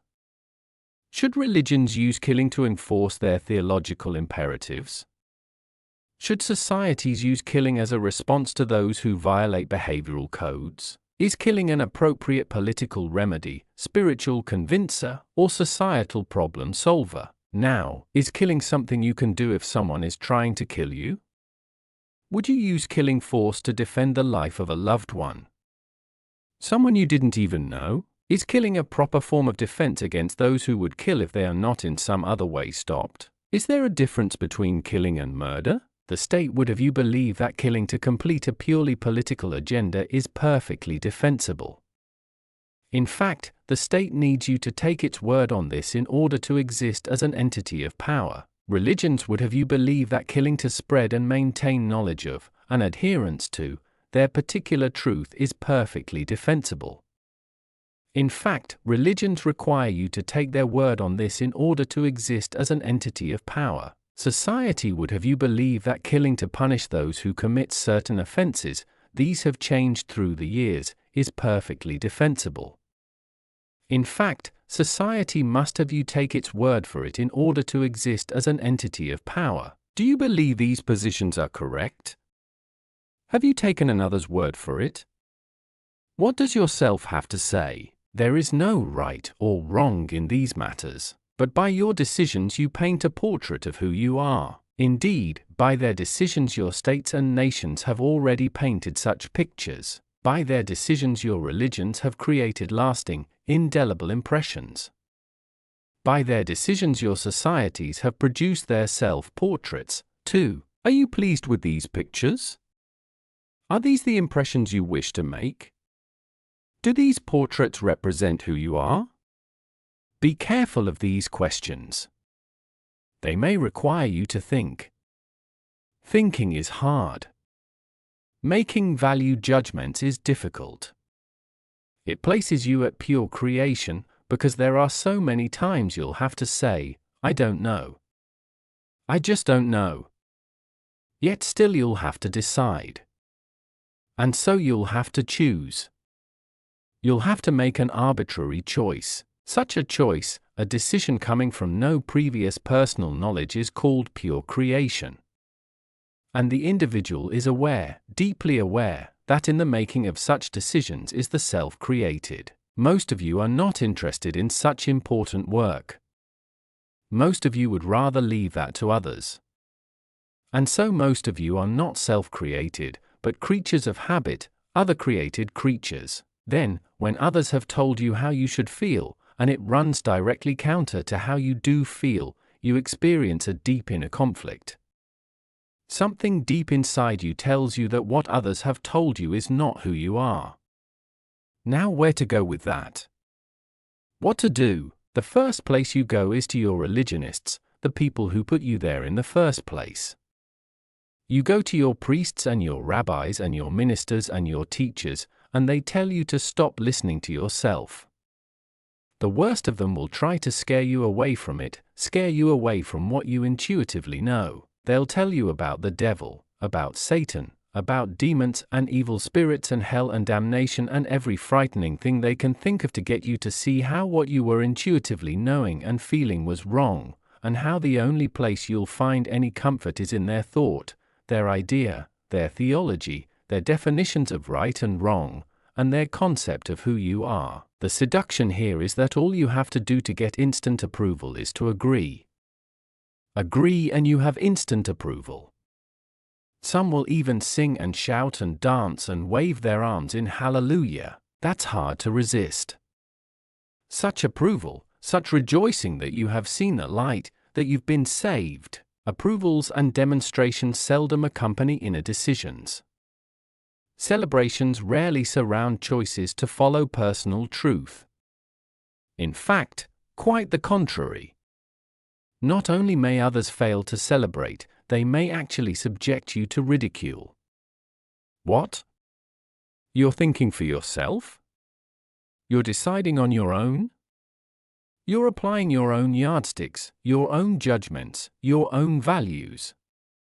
Who do you think you are, anyway? And, indeed, that is precisely the question you are answering, but the work must be done very much alone.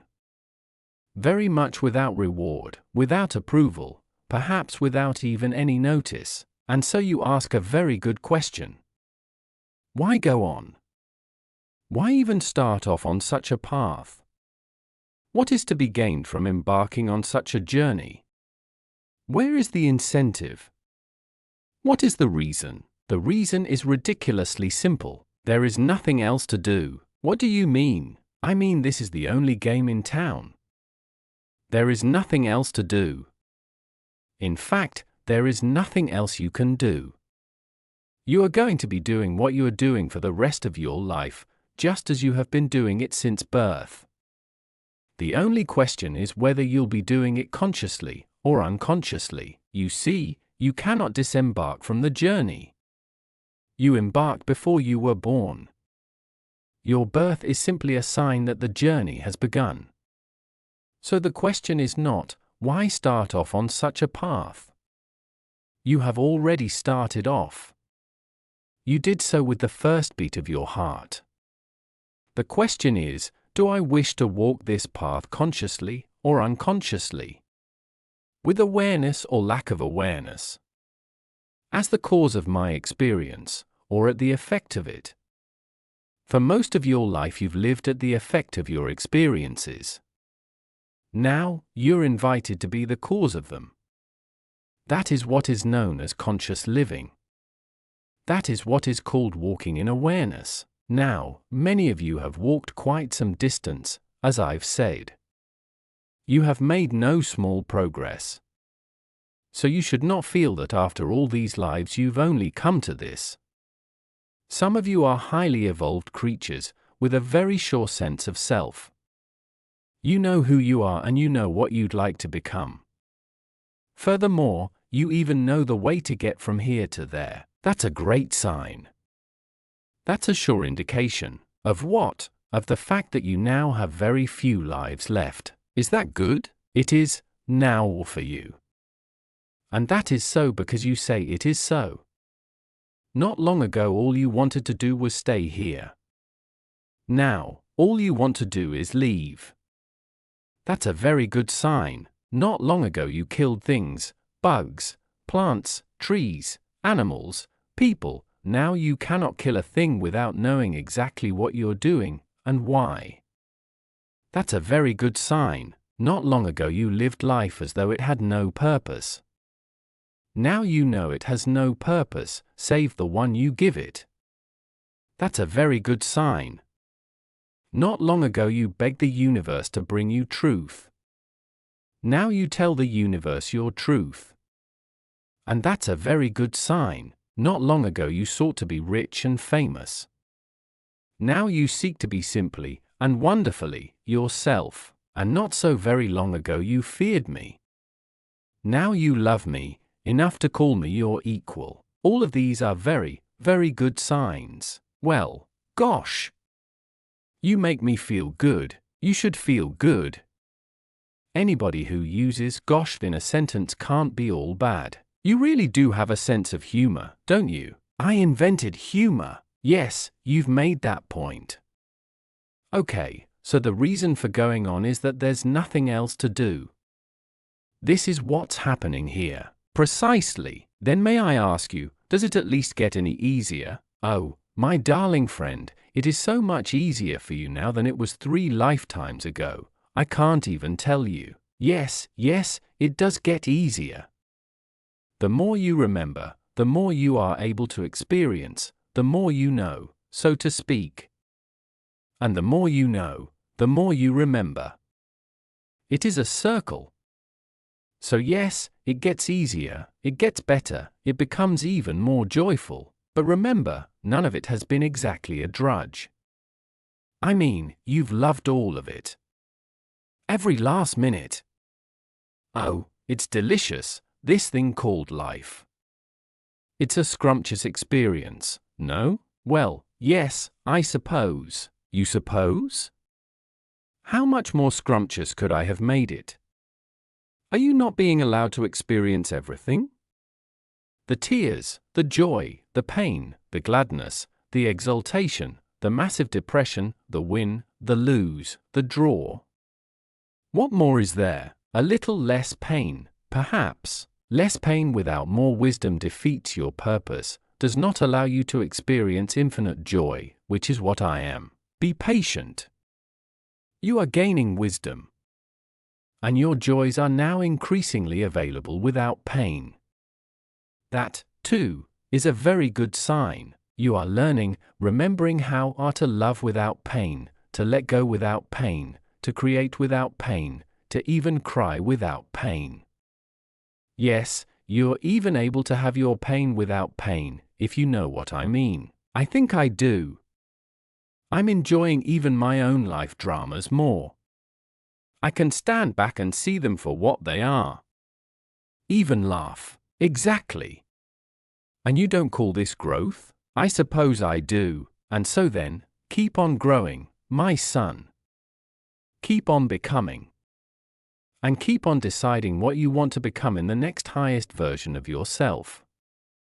Keep on working toward that. Keep on. Keep on. This is God work we're up to, you and I. So keep on. 10. Chapter 10. I love you, you know that? I know you do. And I love you. 11. Chapter 11. I'd like to get back to my list of questions. There's so much more detail I want to go into on every one of these. We could do a whole book on relationships alone, and I know that. But then I'd never get to my other questions. There'll be other times, other places, even other books. I'm with you. Let's move on.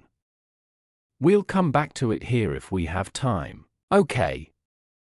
My next question, then, why can't I ever seem to attract enough money in my life? Am I destined to be forever scrimping and scraping?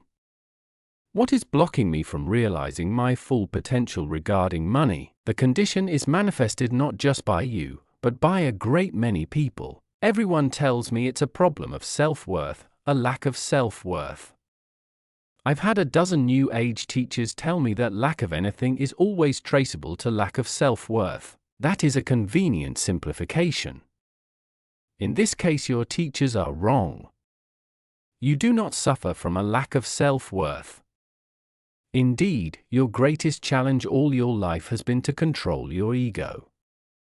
Some have said it's been a case of too much self-worth. Well, here I am, embarrassed and chagrined again, but you are right. You keep saying you're embarrassed and chagrined every time I simply tell the truth about you. Embarrassment is the response of a person who still has an ego investment in how others see him. Invite yourself to move past that. Try a new response. Try laughter. Okay, self-worth is not your problem. You are blessed with an abundance of it.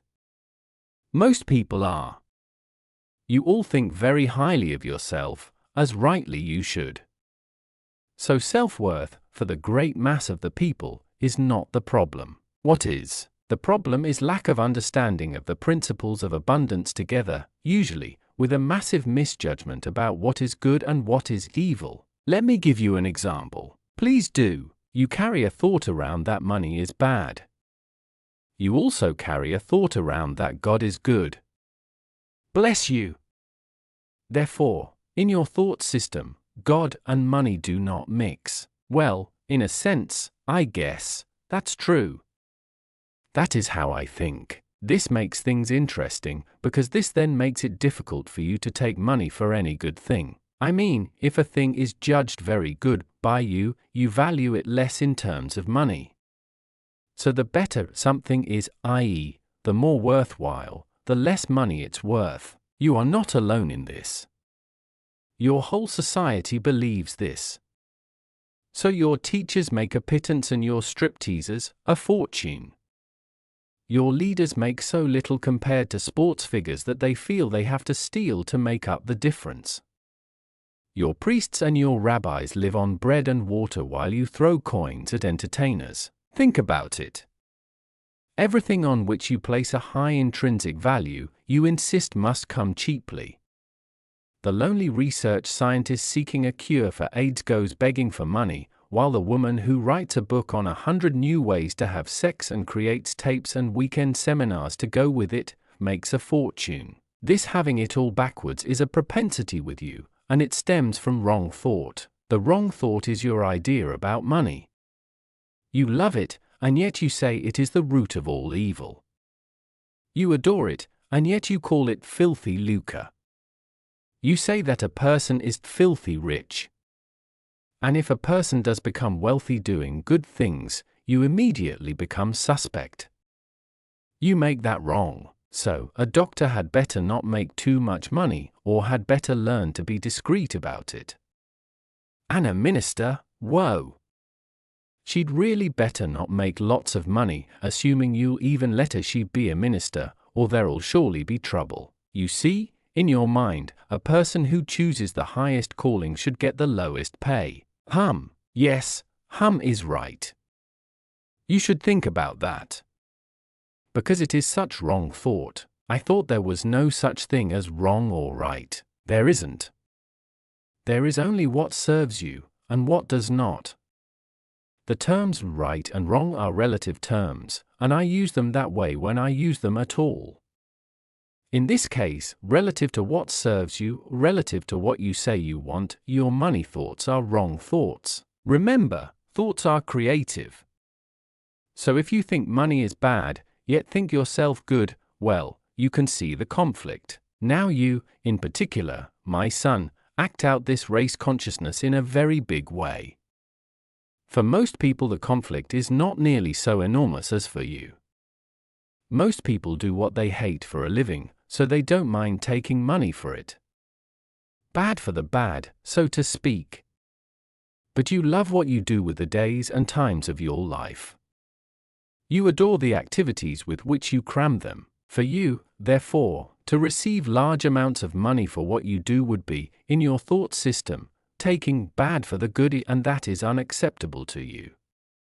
You'd rather starve than take filthy lucre for pure service, as if somehow the service loses its purity if you take money for it. So here we have this real ambivalence about money. Part of you rejects it, and part of you resents not having it. Now, the universe doesn't know what to do about that, because the universe has received two different thoughts from you. So your life with regard to money is going to go in fits and starts, because you keep going in fits and starts about money. You don't have a clear focus, you're not really sure what's true for you. And the universe is just a big Xerox machine. It simply produces multiple copies of your thoughts. Now there's only one way to change all that. You have to change your thought about it. How can I change the way I think? The way I think about something is the way I think about something.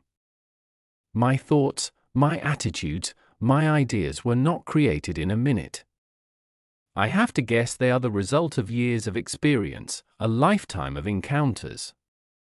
You are right about the way I think about money, but how do I change that? This could be the most interesting question in the book. The usual method of creation for most human beings is a three-step process involving thought, word, and deed, or action. First comes thought, the formative idea, the initial concept. Then comes the word. Most thoughts ultimately form themselves into words, which are often then written or spoken. This gives added energy to the thought, pushing it out into the world, where it can be noticed by others. Finally, in some cases words are put into action, and you have what you call a result, a physical world manifestation of what all started with a thought. Everything around you in your man-made world came into being in this way, or some variation of it. All three creation centers were used. But now comes the question, how to change a sponsoring thought? Yes, that is a very good question. And a very important one.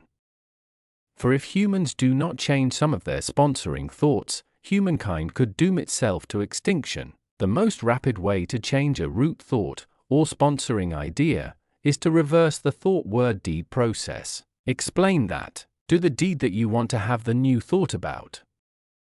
Then say the words that you want to have your new thought about. Do this often enough and you'll train the mind to think a new way. Train the mind? Isn't that like mind control? Isn't that just mental manipulation? Do you have any idea how your mind came up with the thoughts it now has? Do you not know that your world has manipulated your mind to think as you do? Wouldn't it be better for you to manipulate your mind than for the world to? Would you not be better off to think the thoughts you want to think than those of others? Are you not better armed with creative thoughts than with reactive thoughts? Yet your mind is filled with reactive thought, thought that springs from the experience of others.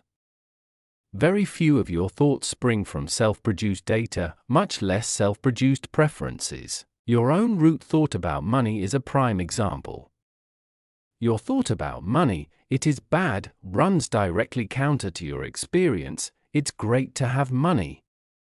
So you have to run around and lie to yourself about your experience in order to justify your root thought. You are so rooted in this thought, it never occurs to you that your idea about money may be inaccurate. So now what we are up to is coming up with some self-produced data. And that is how we change a root thought, and cause it to be your root thought, not another's. You have one more root thought about money, by the way, which I've yet to mention. What's that? That there's not enough. In fact, you have this root thought about just about everything. There's not enough money, there's not enough time, there's not enough love, there's not enough food, water, compassion in the world. Whatever there is that's good, there's just not enough. This race consciousness of not enoughness creates and recreates the world as you see it. Okay, so I have two root thoughts, sponsoring thoughts, to change about money. Oh, at least two. Probably many more. Let's see. Money is bad, money is scarce, money may not be received for doing God's work. That's a big one with you. Money is never given freely, money doesn't grow on trees, when, in fact, it does. Money corrupts. I see I've got a lot of work to do. Yes, you do, if you're not happy with your present money situation. On the other hand, it's important to understand that you're unhappy with your present money situation because you're unhappy with your present money situation. Sometimes you're hard to follow. Sometimes you're hard to lead. Say, listen, you're the God here. Why don't you make it easy to understand? I have made it easy to understand. Then why don't you just cause me to understand, if that's what you truly want? I truly want what you truly want, nothing different and nothing more. Don't you see that is my greatest gift to you? If I wanted for you something other than what you want for you, and then went so far as to cause you to have it, where is your free choice? How can you be a creative being if I am dictating what you shall be, do, and have? My joy is in your freedom, not your compliance. Okay, what did you mean, I'm unhappy with my money situation because I'm unhappy with my money situation? You are what you think you are. It's a vicious circle when the thought is a negative one. You've got to find a way to break out of the circle. So much of your present experience is based on your previous thought. Thought leads to experience, which leads to thought, which leads to experience. This can produce constant joy when the sponsoring thought is joyous. It can, and does, produce continual hell when the sponsoring thought is hellacious. The trick is to change sponsoring thought. I was about to illustrate how to do that. Go. Thank you. The first thing to do is reverse the thought-word-deed paradigm. Do you remember the old adage, think before you act? Yes. Well, forget it.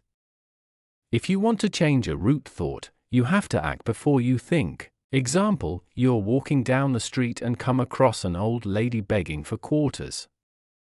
You realize she's a bag lady and is living day to day. You instantly know that as little money as you have, you surely have enough to share with her.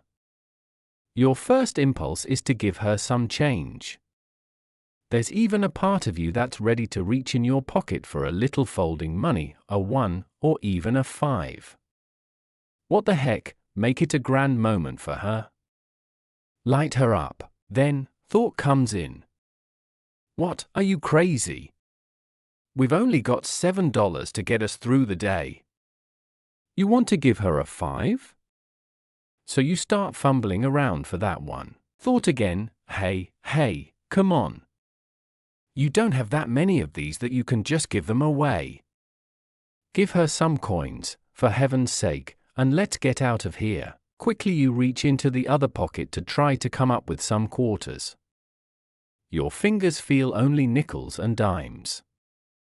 You're embarrassed. Here you are, fully clothed, fully fed, and you're going to nickel and dime this poor woman who has nothing. You try in vain to find a quarter or two. Oh, there's one, deep in the fold of your pocket. But by now you've walked past her, smiling wanly, and it's too late to go back. She gets nothing. You get nothing, either.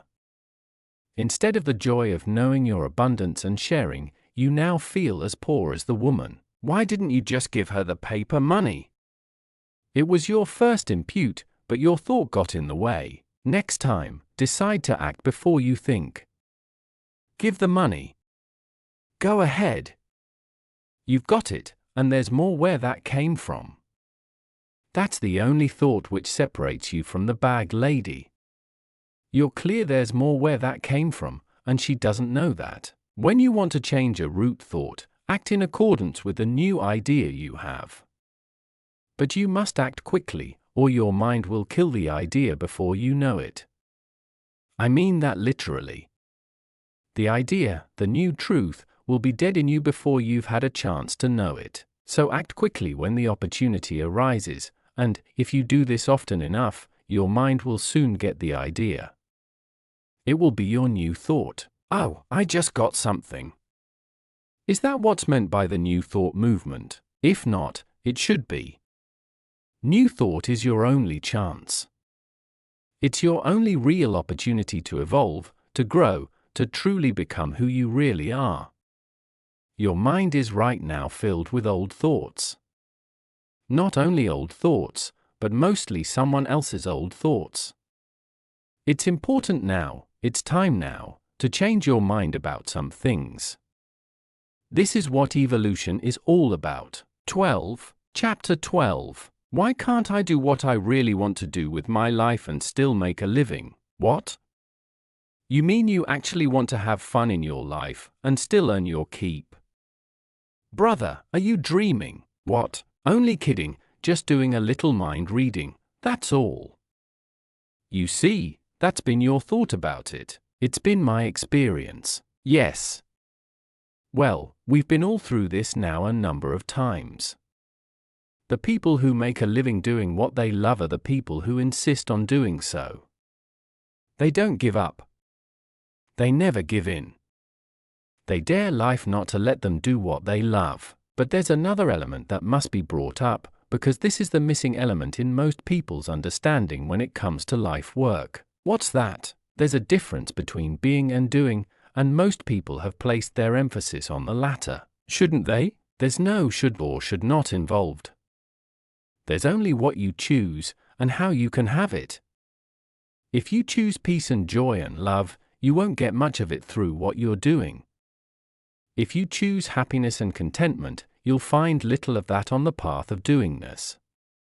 If you choose reunion with God, supreme knowing, deep understanding, endless compassion, total awareness, absolute fulfillment, you won't achieve much of that out of what you're doing. In other words, if you choose evolution, the evolution of your soul, you won't produce that by the worldly activities of your body. Doing is a function of the body. Being is a function of the soul. The body is always doing something. Every minute of every day it's up to something. It never stops, it never rests, it's constantly doing something. It's either doing what it's doing at the behest of the soul, or in spite of the soul. The quality of your life hangs in the balance. The soul is forever being. It is being what it is being, regardless of what the body is doing, not because of what it's doing. If you think your life is about doingness, you do not understand what you are about. Your soul doesn't care what you do for a living, and when your life is over, neither will you. Your soul cares only about what you're being while you're doing whatever you're doing. It is a state of beingness the soul is after, not a state of doingness. What is the soul seeking to be? Me. You. Yes, me. Your soul is me, and it knows it. What it is doing is trying to experience that. And what it is remembering is that the best way to have this experience is by not doing anything. There is nothing to do but to be. Be what? Whatever you want to be. Happy. Sad. Weak. Strong. Joyful. Vengeful. Insightful. Blind. Good. Bad. Male. Female. You name it. I mean that literally. You name it. This is all very profound, but what does it have to do with my career? I'm trying to find a way to stay alive, to survive, to support myself and my family, doing what I like to do. Try being what you like to be. What do you mean? Some people make lots of money doing what they do, others can't make a go of it, and they're doing the same thing. What makes the difference? Some people have more skill than others. That's the first cut. But now we get to the second cut. Now we're down to two people with relatively equal skills. Both graduated from college, both were at the top of their class, both understand the nature of what they're doing, both know how to use their tools with great facility, yet one still does better than the other, one flourishes while the other struggles. What's that about? Location. Location? Somebody once told me there are only 3 things to consider when starting a new business: location, location, and location. In other words, not what are you going to do, but where are you going to be? Exactly. That sounds like the answer to my question as well. The soul is concerned only with where you are going to be. Are you going to be in a place called fear, or in a place called love? Where are you, and where are you coming from as you encounter life? Now, in the example of the 2 equally qualified workers, one is successful and the other is not because of anything either is doing, but because of what both are being. One person is being open, friendly, caring, helpful, considerate, cheerful, confident, even joyful in her work, while the other is being closed, distant, uncaring, inconsiderate, grumpy, even resentful of what she is doing. Now suppose you were to select even loftier states of beingness. Suppose you were to select goodness, mercy, compassion, understanding, forgiveness, love. What if you were to select godliness? What then would be your experience? I tell you this: beingness attracts beingness and produces experience. You are not on this planet to produce anything with your body. You are on this planet to produce something with your soul. Your body is simply and merely the tool of your soul. Your mind is the power that makes the body go. So what you have here is a power tool, used in the creation of the soul's desire. What is the soul's desire? Indeed, what is it? I don't know. I'm asking you. I don't know. I'm asking you. This could go on forever. It has. Wait a minute. A moment ago you said the soul is seeking to be you. So it is. Then that is the soul's desire. In the broadest sense, yes. But this me it is seeking to be is very complex, very multidimensional, multisensual, multifaceted. There are 1,000,000 aspects to me. 1,000,000,000. 1,000,000,000,000. You see? There is the profane and the profound, the lesser and the larger, the hollow and the holy, the ghastly and the godly. You see? Yes, yes, I see, the up and the down, the left and the right, the here and the there, the before and the after, the good and the bad. Precisely. I am the Alpha and the Omega. That was not just a pretty saying, or a nifty concept. That was truth expressed. So, in seeking to be me, the soul has a grand job ahead of it, an enormous menu of beingness from which to choose. And that is what it is doing in this moment now, choosing states of being, yes, and then producing the right and perfect conditions within which to create the experience of that. It is therefore true that nothing happens to you or through you that is not for your own highest good. You mean my soul is creating all of my experience, including not only the things I am doing, but the things that are happening to me. Let us say that the soul leads you to the right and perfect opportunities for you to experience exactly what you had planned to experience. What you actually experience is up to you. It could be what you plan to experience, or it could be something else, depending upon what you choose. Why would I choose something I don't wish to experience? I don't know. Why would you? Do you mean that sometimes the soul wishes one thing, and the body or the mind wishes another? What do you think? But how can the body, or the mind, overrule the soul? Doesn't the soul always get what it wants? The spirit of you seeks, in the largest sense, that grand moment when you have conscious awareness of its wishes, and join in joyful oneness with them. But the spirit will never, ever, force its desire on the present, conscious, physical part of you. The Father will not force His will upon the Son.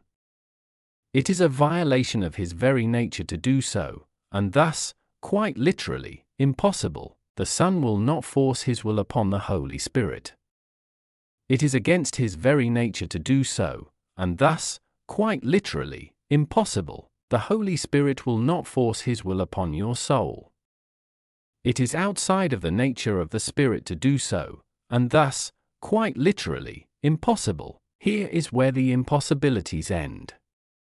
The mind very often does seek to exert its will on the body, and does so. Similarly, the body seeks often to control the mind, and frequently succeeds. Yet the body and the mind together do not have to do anything to control the soul, for the soul is completely without need, unlike the body and the mind, which are shackled with it, and so allows the body and the mind to have their way all the time. Indeed, the soul would have it no other way, for if the entity which is you is to create, and thus know, who it really is, it must be through an act of conscious volition, not an act of unconscious obedience. Obedience is not creation, and thus can never produce salvation. Obedience is a response, while creation is pure choice, undictated, unrequited. Pure choice produces salvation through the pure creation of highest idea in this moment now. The function of the soul is to indicate its desire, not impose it. The function of the mind is to choose from its alternatives. The function of the body is to act out that choice. When body, mind, and soul create together, in harmony and in unity, God is made flesh. Then does the soul know itself in its own experience. Then do the heavens rejoice. Right now, in this moment, your soul has again created opportunity for you to be, do, and have what it takes to know who you really are. Your soul has brought you to the words you are reading right now, as it has brought you to words of wisdom and truth before. What will you do now? What will you choose to be? Your soul waits, and watches with interest, as it has many times before. Do I understand you to say that it is out of the state of beingness I select that my worldly success, I am still trying to talk about my career here, will be determined? I am not concerned about your worldly success, only you are. It is true that when you achieve certain states of being over a long period of time, success in what you are doing in the world is very difficult to avoid. Yet you are not to worry about making a living.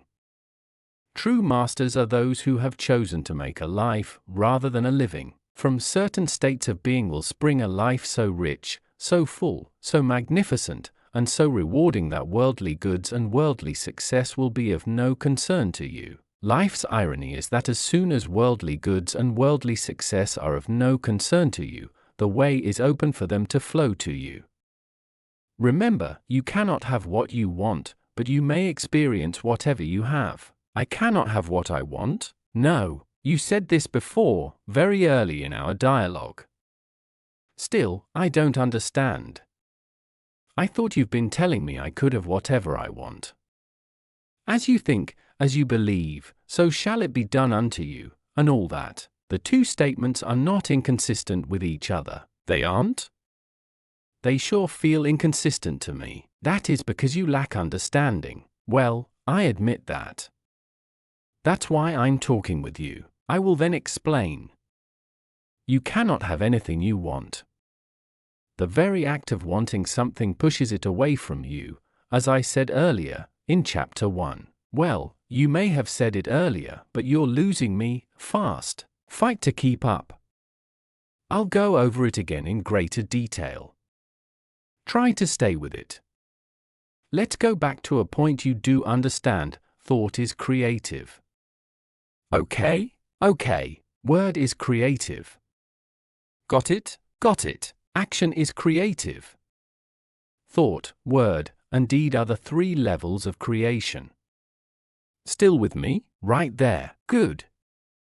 Now let's take worldly success as our subject for the moment, since that's what you've been talking about, asking about. Terrific. Now, do you have a thought, I want worldly success? Sometimes, yes. And do you also sometimes have the thought, I want more money? Yes. You can therefore neither have worldly success nor more money. Why not? Because the universe has no choice but to bring you the direct manifestation of your thought about it. Your thought is, I want worldly success.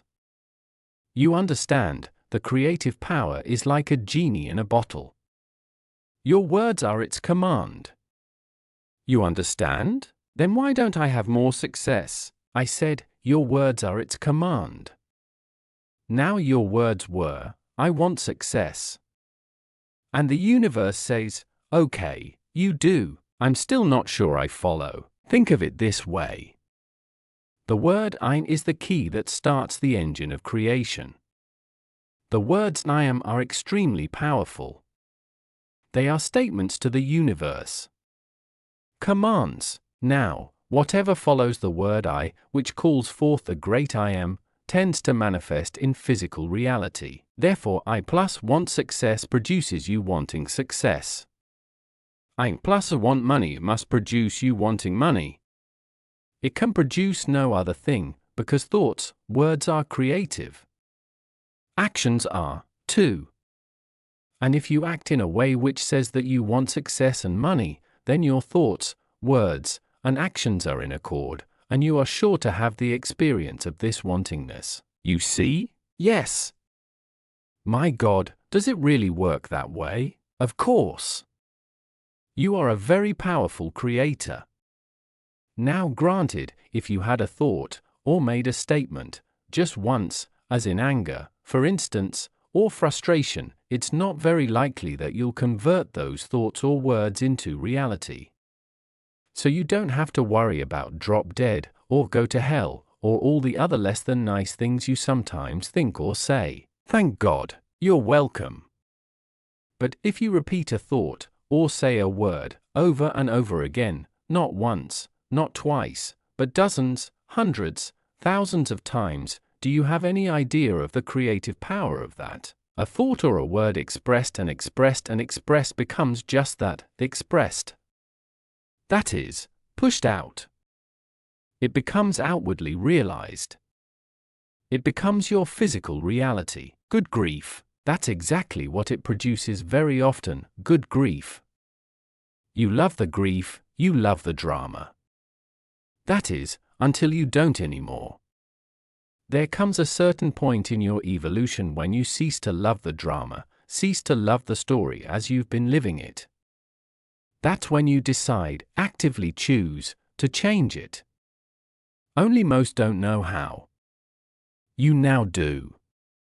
To change your reality, simply stop thinking like that. In this case, instead of thinking I want success, think I have success. That feels like a lie to me. I'd be kidding myself if I said that. My mind would shout, the hell you say, then think a thought you can accept.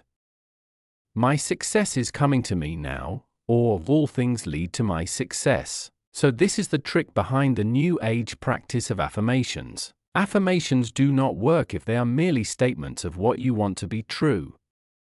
Affirmations work only when they are statements of something you already know to be true. The best so-called affirmation is a statement of gratitude and appreciation. Thank you, God, for bringing me success in my life. Now, that idea, thought, spoken, and acted upon, produces wonderful results when it comes from true knowing, not from an attempt to produce results, but from an awareness that results have already been produced. Jesus had such clarity. Before every miracle, he thanked me in advance for its deliverance. It never occurred to him not to be grateful, because it never occurred to him that what he declared would not happen.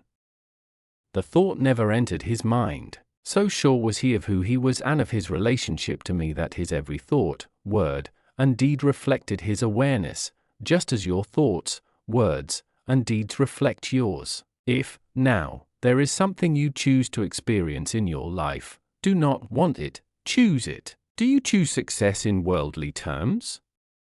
Do you choose more money? Good. Then choose it. Really. Fully. Not half-heartedly. Yet at your stage of development do not be surprised if worldly success no longer concerns you. What is that supposed to mean? There comes a time in the evolution of every soul when the chief concern is no longer the survival of the physical body, but the growth of the spirit, no longer the attainment of worldly success, but the realization of self. In a sense, this is a very dangerous time, particularly at the outset, because the entity housed in the body now knows it is just that, a being in a body, not a body being. At this stage, before the growing entity matures in this point of view, there is often a sense of no longer caring about affairs of the body in any way. The soul is so excited about being discovered at last, the mind abandons the body and all matters of the body. Everything is ignored. Relationships are set aside. Families are disappeared. Jobs are made secondary. Bills go unpaid. The body itself is not even fed for long periods. The entire focus and attention of the entity are now on the soul and matters of the soul. This can lead to a major personal crisis in the day-to-day life of the being, although the mind perceives no trauma. It is hanging out in bliss. Other people say you have lost your mind, and in a sense you may have. Discovery of the truth that life has nothing to do with the body can create an imbalance the other way. Whereas at first the entity acted as if the body were all there is, now it acts as if the body matters not at all.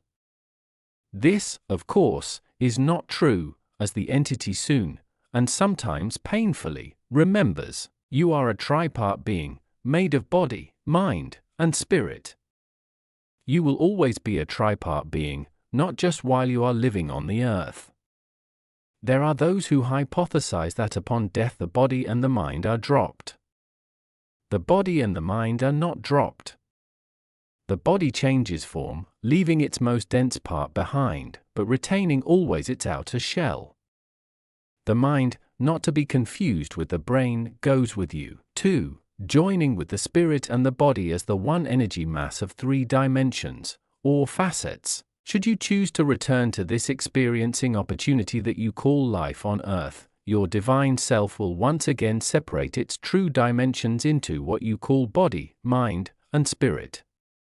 In truth you are all one energy, yet with 3 distinct characteristics. As you undertake to inhabit a new physical body here on earth, your ethereal body, as some of you have termed it, lowers its vibrations, slows itself from a vibration so rapid that it cannot even be seen, to a speed that produces mass and matter. This actual matter is the creation of pure thought, the work of your mind, the higher mind aspect of your 3-part being. This matter is a coagulation of 1,000,000 billion trillion different energy units into one enormous mass, controllable by the mind. You really are a mastermind. As these tiny energy units have expended their energy, they are discarded by the body, while the mind creates new ones. This the mind creates out of its continuing thought about who you are. The ethereal body catches the thought, so to speak, and lowers the vibration of more energy units, in a sense crystallizes them, and they become matter, the new matter of you. In this way, every cell of your body changes every several years. You are, quite literally, not the same person you were a few years ago. If you think thoughts of illness or disease, or continuing anger, hatred, and negativity, your body will translate these thoughts into physical form. People will see this negative, sick form and they will say, "What's the matter?" They will not know how accurate their question is. The soul watches this whole drama play out, year after year, month after month, day after day, moment after moment, and always holds the truth about you. It never forgets the blueprint, the original plan, the first idea, the creative thought. Its job is to remind you, that is, to literally remind you, so that you may remember once again who you are, and then choose who you now wish to be. In this way the cycle of creation and experience, imaging and fulfilling, knowing and growing into the unknown, continues, both now and even forevermore. Phew, yes, exactly. Oh, and there's much more to explain. So much more. But never, ever in one book, nor probably even in one lifetime. Yet you have begun, and that is good. Just remember this. It is as your grand teacher William Shakespeare said, there are more things in heaven and earth, Horatio, than are dreamt of in your philosophy. May I ask you some questions about this? Like, when you say the mind goes with me after death, does that mean my personality goes with me? Will I know in the afterlife who I was? Yes, and who you have ever been. It will all be opened onto you, because then it will profit you to know. Now, in this moment, it will not, and, with regard to this life, will there be an accounting, a review, a tally-taking? There is no judgment in what you call the afterlife. You will not even be allowed to judge yourself, for you would surely give yourself a low score, given how judgmental and unforgiving you are with yourself in this life. No, there is no accounting, no one giving thumbs up or thumbs down. Only humans are judgmental, and because you are, you assume that I must be. Yet I am not, and that is a great truth you cannot accept. Nonetheless, while there will be no judgment in the afterlife, there will be opportunity to look again at all you have thought, said, and done here, and to decide if that is what you would choose again, based on who you say you are, and who you want to be. There is an Eastern mystical teaching surrounding a doctrine called karma loka. According to this teaching, at the time of our death each person is given the opportunity to relive every thought ever entertained, every word ever spoken, every action ever taken, not from our standpoint, but from the standpoint of every other person affected. In other words, we've already experienced what we felt thinking, saying, and doing what we did. Now we're given the experience of feeling what the other person felt in each of these moments, and it is by this measure that we'll decide whether we'll think, say, or do those things again. Any comment? What occurs in your life after this is far too extraordinary to describe here in terms you could comprehend, because the experience is other-dimensional and literally defies description using tools as severely limited as words. It is enough to say that you will have the opportunity to review again this, your present life, without pain or fear or judgment, for the purpose of deciding how you feel about your experience here, and where you want to go from there. Many of you will decide to come back here, to return to this world of density and relativity for another chance to experience out the decisions and choices you make about yourself at this level. Others of you, a select few, will return with a different mission. You will return to density and matter for the sole purpose of bringing others out of density and matter. Always there are on the earth those among you who have made such a choice. You can tell them apart at once. Their work is finished. They have returned to earth simply and merely to help others. This is their joy. This is their exaltation. They seek naught but to be of service. You cannot miss these people. They are everywhere. There are more of them than you think. Chances are you know one, or know of one. Am I one? No. If you have to ask, you know you are not one. One such as this asks questions of no one. There is nothing to ask. You, my son, in this lifetime are a messenger, a harbinger, a bringer of news, a seeker and frequently a speaker of truth. That is enough for one lifetime. Be happy. Oh, I am. But I can always hope for more. Yes. And you will. Always you will hope for more. It is in your nature. It is divine nature to seek always to be more. So seek, yes, by all means seek. Now I want to answer definitively the question with which you started this segment of our ongoing conversation. Go ahead and do what you really love to do. Do nothing else.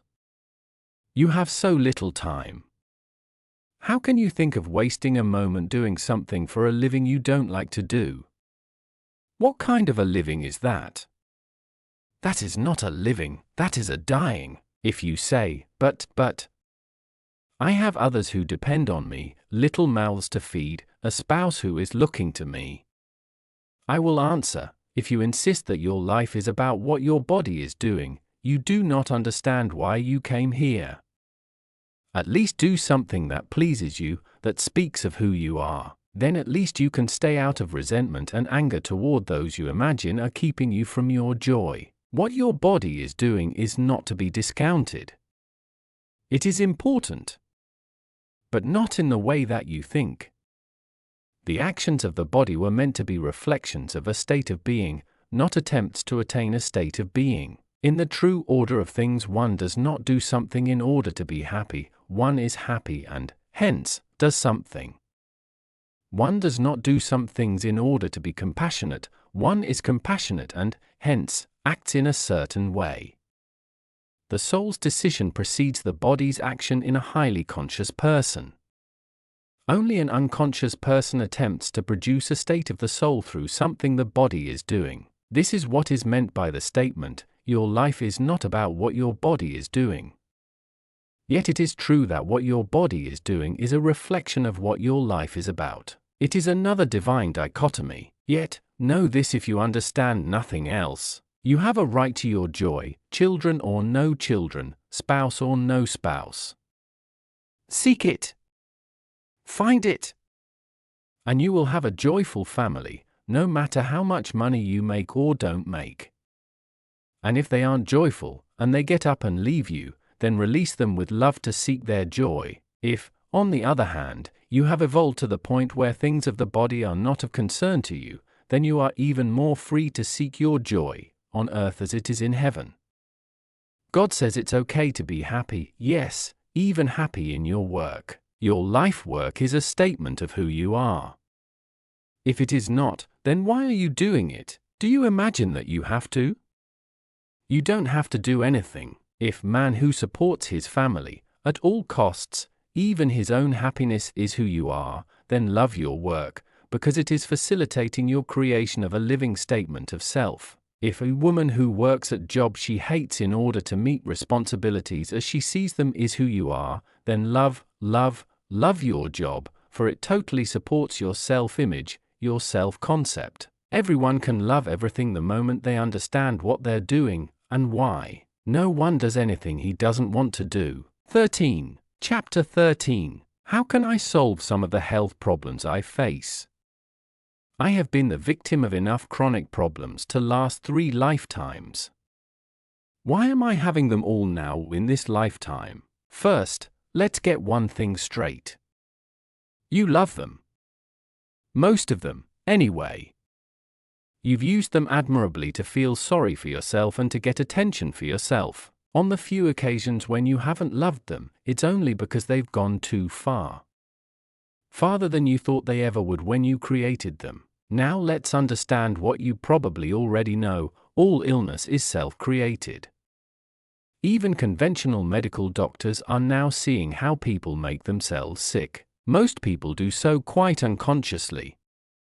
They don't even know what they're doing. So when they get sick, they don't know what hit them. It feels as though something has befallen them, rather than that they did something to themselves. This occurs because most people move through life, not simply health issues and consequences, unconsciously. People smoke and wonder why they get cancer. People ingest animals and fat and wonder why they get blocked arteries. People stay angry all their lives and wonder why they get heart attacks. People compete with other people, mercilessly and under incredible stress, and wonder why they have strokes. The not-so-obvious truth is that most people worry themselves to death. Worry is just about the worst form of mental activity there is, next to hate, which is deeply self-destructive. Worry is pointless. It is wasted mental energy. It also creates biochemical reactions which harm the body, producing everything from indigestion to coronary arrest, and a multitude of things in between. Health will improve almost at once when worrying ends. Worry is the activity of a mind which does not understand its connection with me. Hatred is the most severely damaging mental condition. It poisons the body, and its effects are virtually irreversible. Fear is the opposite of everything you are, and so has an effect of opposition to your mental and physical health. Fear is worry magnified. Worry, hate, fear, together with their offshoots, anxiety, bitterness, impatience, avarice, unkindness, judgmentalness, and condemnation all attack the body at the cellular level. It is impossible to have a healthy body under these conditions. Similarly, although to a somewhat lesser degree, conceit, self-indulgence, and greed lead to physical illness or lack of well-being. All illness is created first in the mind. How can that be? What of conditions contracted from another? Colds, or, for that matter, AIDS? Nothing occurs in your life, nothing, which is not first a thought. Thoughts are like magnets, drawing effects to you. The thought may not always be obvious, and thus clearly causative, as in, I'm going to contract a terrible disease. The thought may be, and usually is, far more subtle than that, I am not worthy to live. My life is always a mess. I am a loser. God is going to punish me. I am sick and tired of my life. Thoughts are a very subtle, yet extremely powerful, form of energy. Words are less subtle, more dense. Actions are the most dense of all. Action is energy in heavy physical form, in heavy motion. When you think, say, and act out a negative concept such as I am a loser, you place tremendous creative energy into motion. Small wonder you come down with a cold. That would be the least of it. It is very difficult to reverse the effects of negative thinking once they have taken physical form. Not impossible, but very difficult. It takes an act of extreme faith. It requires an extraordinary belief in the positive force of the universe, whether you call that God, Goddess, the unmoved mover, prime force, first cause, or whatever. Healers have just such faith. It is a faith that crosses over into absolute knowing. They know that you are meant to be whole, complete, and perfect in this moment now. This knowingness is also a thought, and a very powerful one. It has the power to move mountains, to say nothing of molecules in your body. That is why healers can heal, often even at a distance. Thought knows no distance. Thought travels around the world and traverses the universe faster than you can say the word. Say but the word and my servant shall be healed. And it was so, in that selfsame hour, even before his sentence was finished. Such was the faith of the centurion. Yet you are all mental lepers. Your mind is eaten away with negative thoughts. Some of these are thrust upon you. Many of these you actually make up, conjure up, yourselves, and then harbor and entertain for hours, days, weeks, months, even years. And you wonder why you are sick. You can solve some of the health problems, as you put it, by solving the problems in your thinking. Yes, you can heal some of the conditions you have already acquired, given yourself, as well as prevent major new problems from developing. And you can do this all by changing your thinking. Also, and I hate to suggest this because it sounds so mundane coming, as it were, from God, but, for God's sake, take better care of yourself. You take rotten care of your body, paying it little attention at all until you suspect something's going wrong with it. You do virtually nothing in the way of preventive maintenance. You take better care of your car than you do of your body, and that's not saying much. Not only do you fail to prevent breakdowns with regular checkups, once-a-year physicals, and use of the therapies and medicines you've been given, why do you go to the doctor, get her help, then not use the remedy she suggests? Can you answer me that one? You also mistreat your body terribly between these visits about which you do nothing. You do not exercise it, so it grows flabby and, worse yet, weak from non-use. You do not nourish it properly, thereby weakening it further. Then you fill it with toxins and poisons and the most absurd substances posing as food. And still it runs for you, this marvelous engine, still it chugs along, bravely pushing on in the face of this onslaught. It's horrible. The conditions under which you ask your body to survive are horrible. But you will do little or nothing about them. You will read this, nod your head in regretful agreement, and go right back to the mistreatment. And do you know why? I'm afraid to ask. Because you have no will to live. That seems a harsh indictment. It's not meant to be harsh, nor is it meant as an indictment. Harsh is a relative term, a judgment you have laid on the words. Indictment connotes guilt, and guilt connotes wrongdoing. There is no wrongdoing involved here, hence no guilt and no indictment. I have made a simple statement of truth. Like all statements of truth, it has the quality of waking you up. Some people don't like to be awakened. Most do not.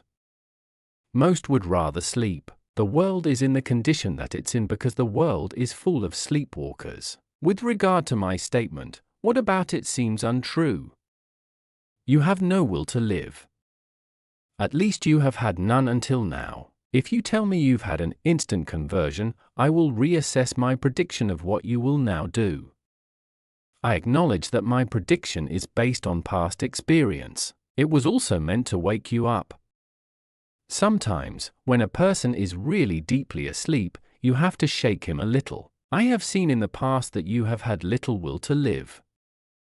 Now you may deny that, but in this case your actions speak louder than your words. If you ever lit a cigarette in your life, much less smoked a pack a day for 20 years as you have very little will to live. You don't care what you do to your body, but I stopped smoking over 10 years ago, only after 20 years of grueling physical punishment, and if you've ever taken alcohol into your body, you have very little will to live. I drink very moderately. The body was not meant to intake alcohol. It impairs the mind. But Jesus took alcohol. He went to the wedding and turned water into wine. So who said Jesus was perfect? Oh, for God's sake, say, are you becoming annoyed with me? Well, far be it from me to become annoyed with God. I mean, that would be a bit presumptuous, wouldn't it? But I do think we can carry all this a bit too far. My father taught me, all things in moderation. I think I've stuck to that where alcohol is concerned. The body can more easily recover from only moderate abuse. The saying is therefore useful.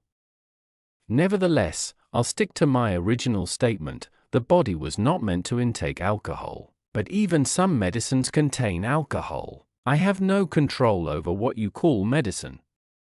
I'll stay with my statement. You really are rigid, aren't you? Look, truth is truth. Now if someone said a little alcohol won't hurt you, and placed that statement in the context of life as you now live it, I would have to agree with them. That does not change the truth of what I've said. It simply allows you to ignore it. Yet consider this.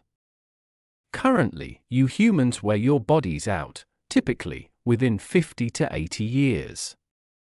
Some last longer, but not many. Some stop functioning sooner, but not the majority. Can we agree on that? Yes, okay, all right, so we have a good starting point for discussion. Now, when I said I could agree with the statement a little alcohol won't hurt you, I qualified that by adding in the context of life as you now live it. You see, you people seem satisfied with life as you now live it. But life, it may surprise you to learn, was meant to be lived a whole different way.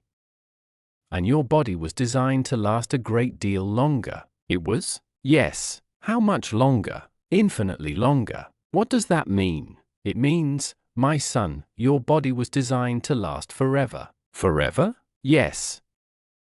Read that, forevermore. You mean we are never supposed to die? You never do die. Life is eternal. You are immortal. You never do die. You simply change form. You didn't even have to do that. You decided to do that, I didn't. I made you bodies that would last forever. Do you really think the best God could do, the best I could come up with, was a body that could make it 60, 70, maybe 80 years before falling apart? Is that, do you imagine, the limit of my ability? I never thought of putting it that way. Exactly. I designed your magnificent body to last forever. And the earliest of you did live in the body virtually pain-free, and without fear of what you now call death. In your religious mythology, you symbolize your cellular memory of these first-version humans by calling them Adam and Eve.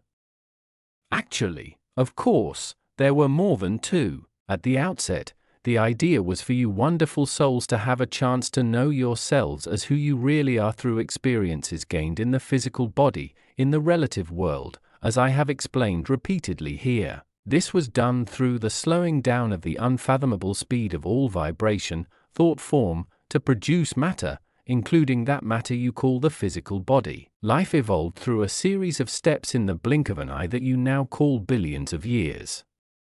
And in this holy instant came you, out of the sea, the water of life, onto the land and into the form you now hold. Then the evolutionists are right. I find it amusing, a source of continual amusement, actually, that you humans have such a need to break everything down into right and wrong.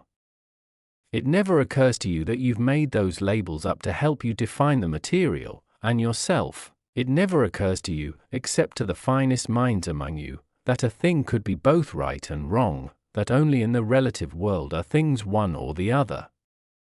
In the world of the absolute, of time no time, all things are everything. There is no male and female, there is no before and after, there is no fast and slow, here and there, up and down, left and right, and no right and wrong. Your astronauts and cosmonauts have gained a sense of this. They imagined themselves to be rocketing upward to get to outer space, only to find when they got there that they were looking up at the Earth. Or were they? Maybe they were looking down at the Earth. But then, where was the sun? Up? Down? No. Over there, to the left. So now, suddenly, a thing was neither up nor down, it was sideways, and all definitions thus disappeared. So it is in my world, our real realm. All definitions disappear, rendering it difficult to even talk about this realm in definitive terms. Religion is your attempt to speak of the unspeakable. It does not do a very good job. No, my son, the evolutionists are not right. I created all of this, in the blink of an eye, in one holy instant, just as the creationists have said. And it came about through a process of evolution taking billions and billions of what you call years, just as the evolutionists claim. They are both right. As the cosmonauts discovered, it all depends on how you look at it. But the real question is, one holy instant of billions of years, what's the difference? Can you simply agree that on some of the questions of life the mystery is too great for even you to solve? Why not hold the mystery as sacred? And why not allow the sacred to be sacred, and leave it alone? I suppose we all have an insatiable need to know, but you already know. I've just told you. Yet you don't want to know the truth, you want to know the truth as you understand it. This is the greatest barrier to your enlightenment. You think you already know the truth. You think you already understand how it is. So you agree with everything you see or hear or read that falls into the paradigm of your understanding, and reject everything which does not. And this you call learning. This you call being open to the teachings. Alas, you can never be open to the teachings so long as you are closed to everything save your own truth. Thus will this very book be called blasphemy, the work of the devil, by some. Yet those who have ears to hear, let them listen. I tell you this, you were not meant to ever die. Your physical form was created as a magnificent convenience, a wonderful tool, a glorious vehicle allowing you to experience the reality you have created with your mind, that you may know the self you have created in your soul. The soul conceives, the mind creates, the body experiences. The circle is complete. The soul then knows itself in its own experience. If it does not like what it is experiencing, feeling, or wishes a different experience for any reason, it simply conceives of a new experience of self, and, quite literally, changes its mind. Soon the body finds itself in a new experience. I am the resurrection, and the life was a magnificent example of this. How do you think Jesus did it anyway? Or do you not believe it ever happened? Believe it. It happened, yet this much is so, the soul will never override the body or the mind. I made you as a three-in-one being. You are three beings in one, made in the image and likeness of me. The three aspects of self are in no wise unequal to each other. Each has a function, but no function is greater than another, nor does any function actually precede another. All are interrelated in an exactly equal way. Conceive, create, experience. What you conceive you create, what you create you experience, what you experience you conceive. That is why it is said, if you can cause your body to experience something, take abundance, for example, you will soon have the feeling of it in your soul, which will conceive of itself in a new way, namely, abundant, thus presenting your mind with a new thought about that. From the new thought springs more experience, and the body begins living a new reality as a permanent state of being. Your body, your mind, and your soul, spirit, are one. In this, you are a microcosm of me, the divine all, the holy everything, the sum and substance. You see now how I am the beginning and the end of everything, the Alpha and the Omega. Now I will explain to you the ultimate mystery, your exact and true relationship to me. You are my body. As your body is to your mind and soul, so, too, are you to my mind and soul. Therefore, everything I experience through you. Just as your body, mind, and spirit are one, so, too, are mine. So it is that Jesus of Nazareth, among the many who understood this mystery, spoke immutable truth when he said, I and the Father are one. Now I will tell you, there are even larger truths than this to which you will one day become privy. For even as you are the body of me, I am the body of another. You mean, you are not God? Yes, I am God, as you now understand him. I am Goddess as you now comprehend her. I am the conceiver and the creator of everything you now know and experience, and you are my children, even as I am the child of another. Are you trying to tell me that even God has a God? I am telling you that your perception of ultimate reality is more limited than you thought, and that truth is more unlimited than you can imagine. I am giving you ever so small a glimpse of infinity and infinite love. A much larger glimpse, and you could not hold it in your reality. You can barely hold this. Wait a minute. You mean I'm really not talking with God here? I have told you, if you conceive of God as your creator and master, even as you are the creator and master of your own body, I am the God of your understanding. And you are talking with me, yes. It has been a delicious conversation, no? Delicious or not, I thought I was talking with the real God. The God of gods. You know, the top guy, the chief honcho. You are. Believe me. You are, and yet you say that there is someone above you in this hierarchical scheme of things. We are now trying to do the impossible, which is to speak of the unspeakable. As I said, that is what religion seeks to do. Let me see if I can find a way to summarize this. Forever is longer than you know. Eternal is longer than forever. God is more than you imagine. God is the energy you call imagination. God is creation.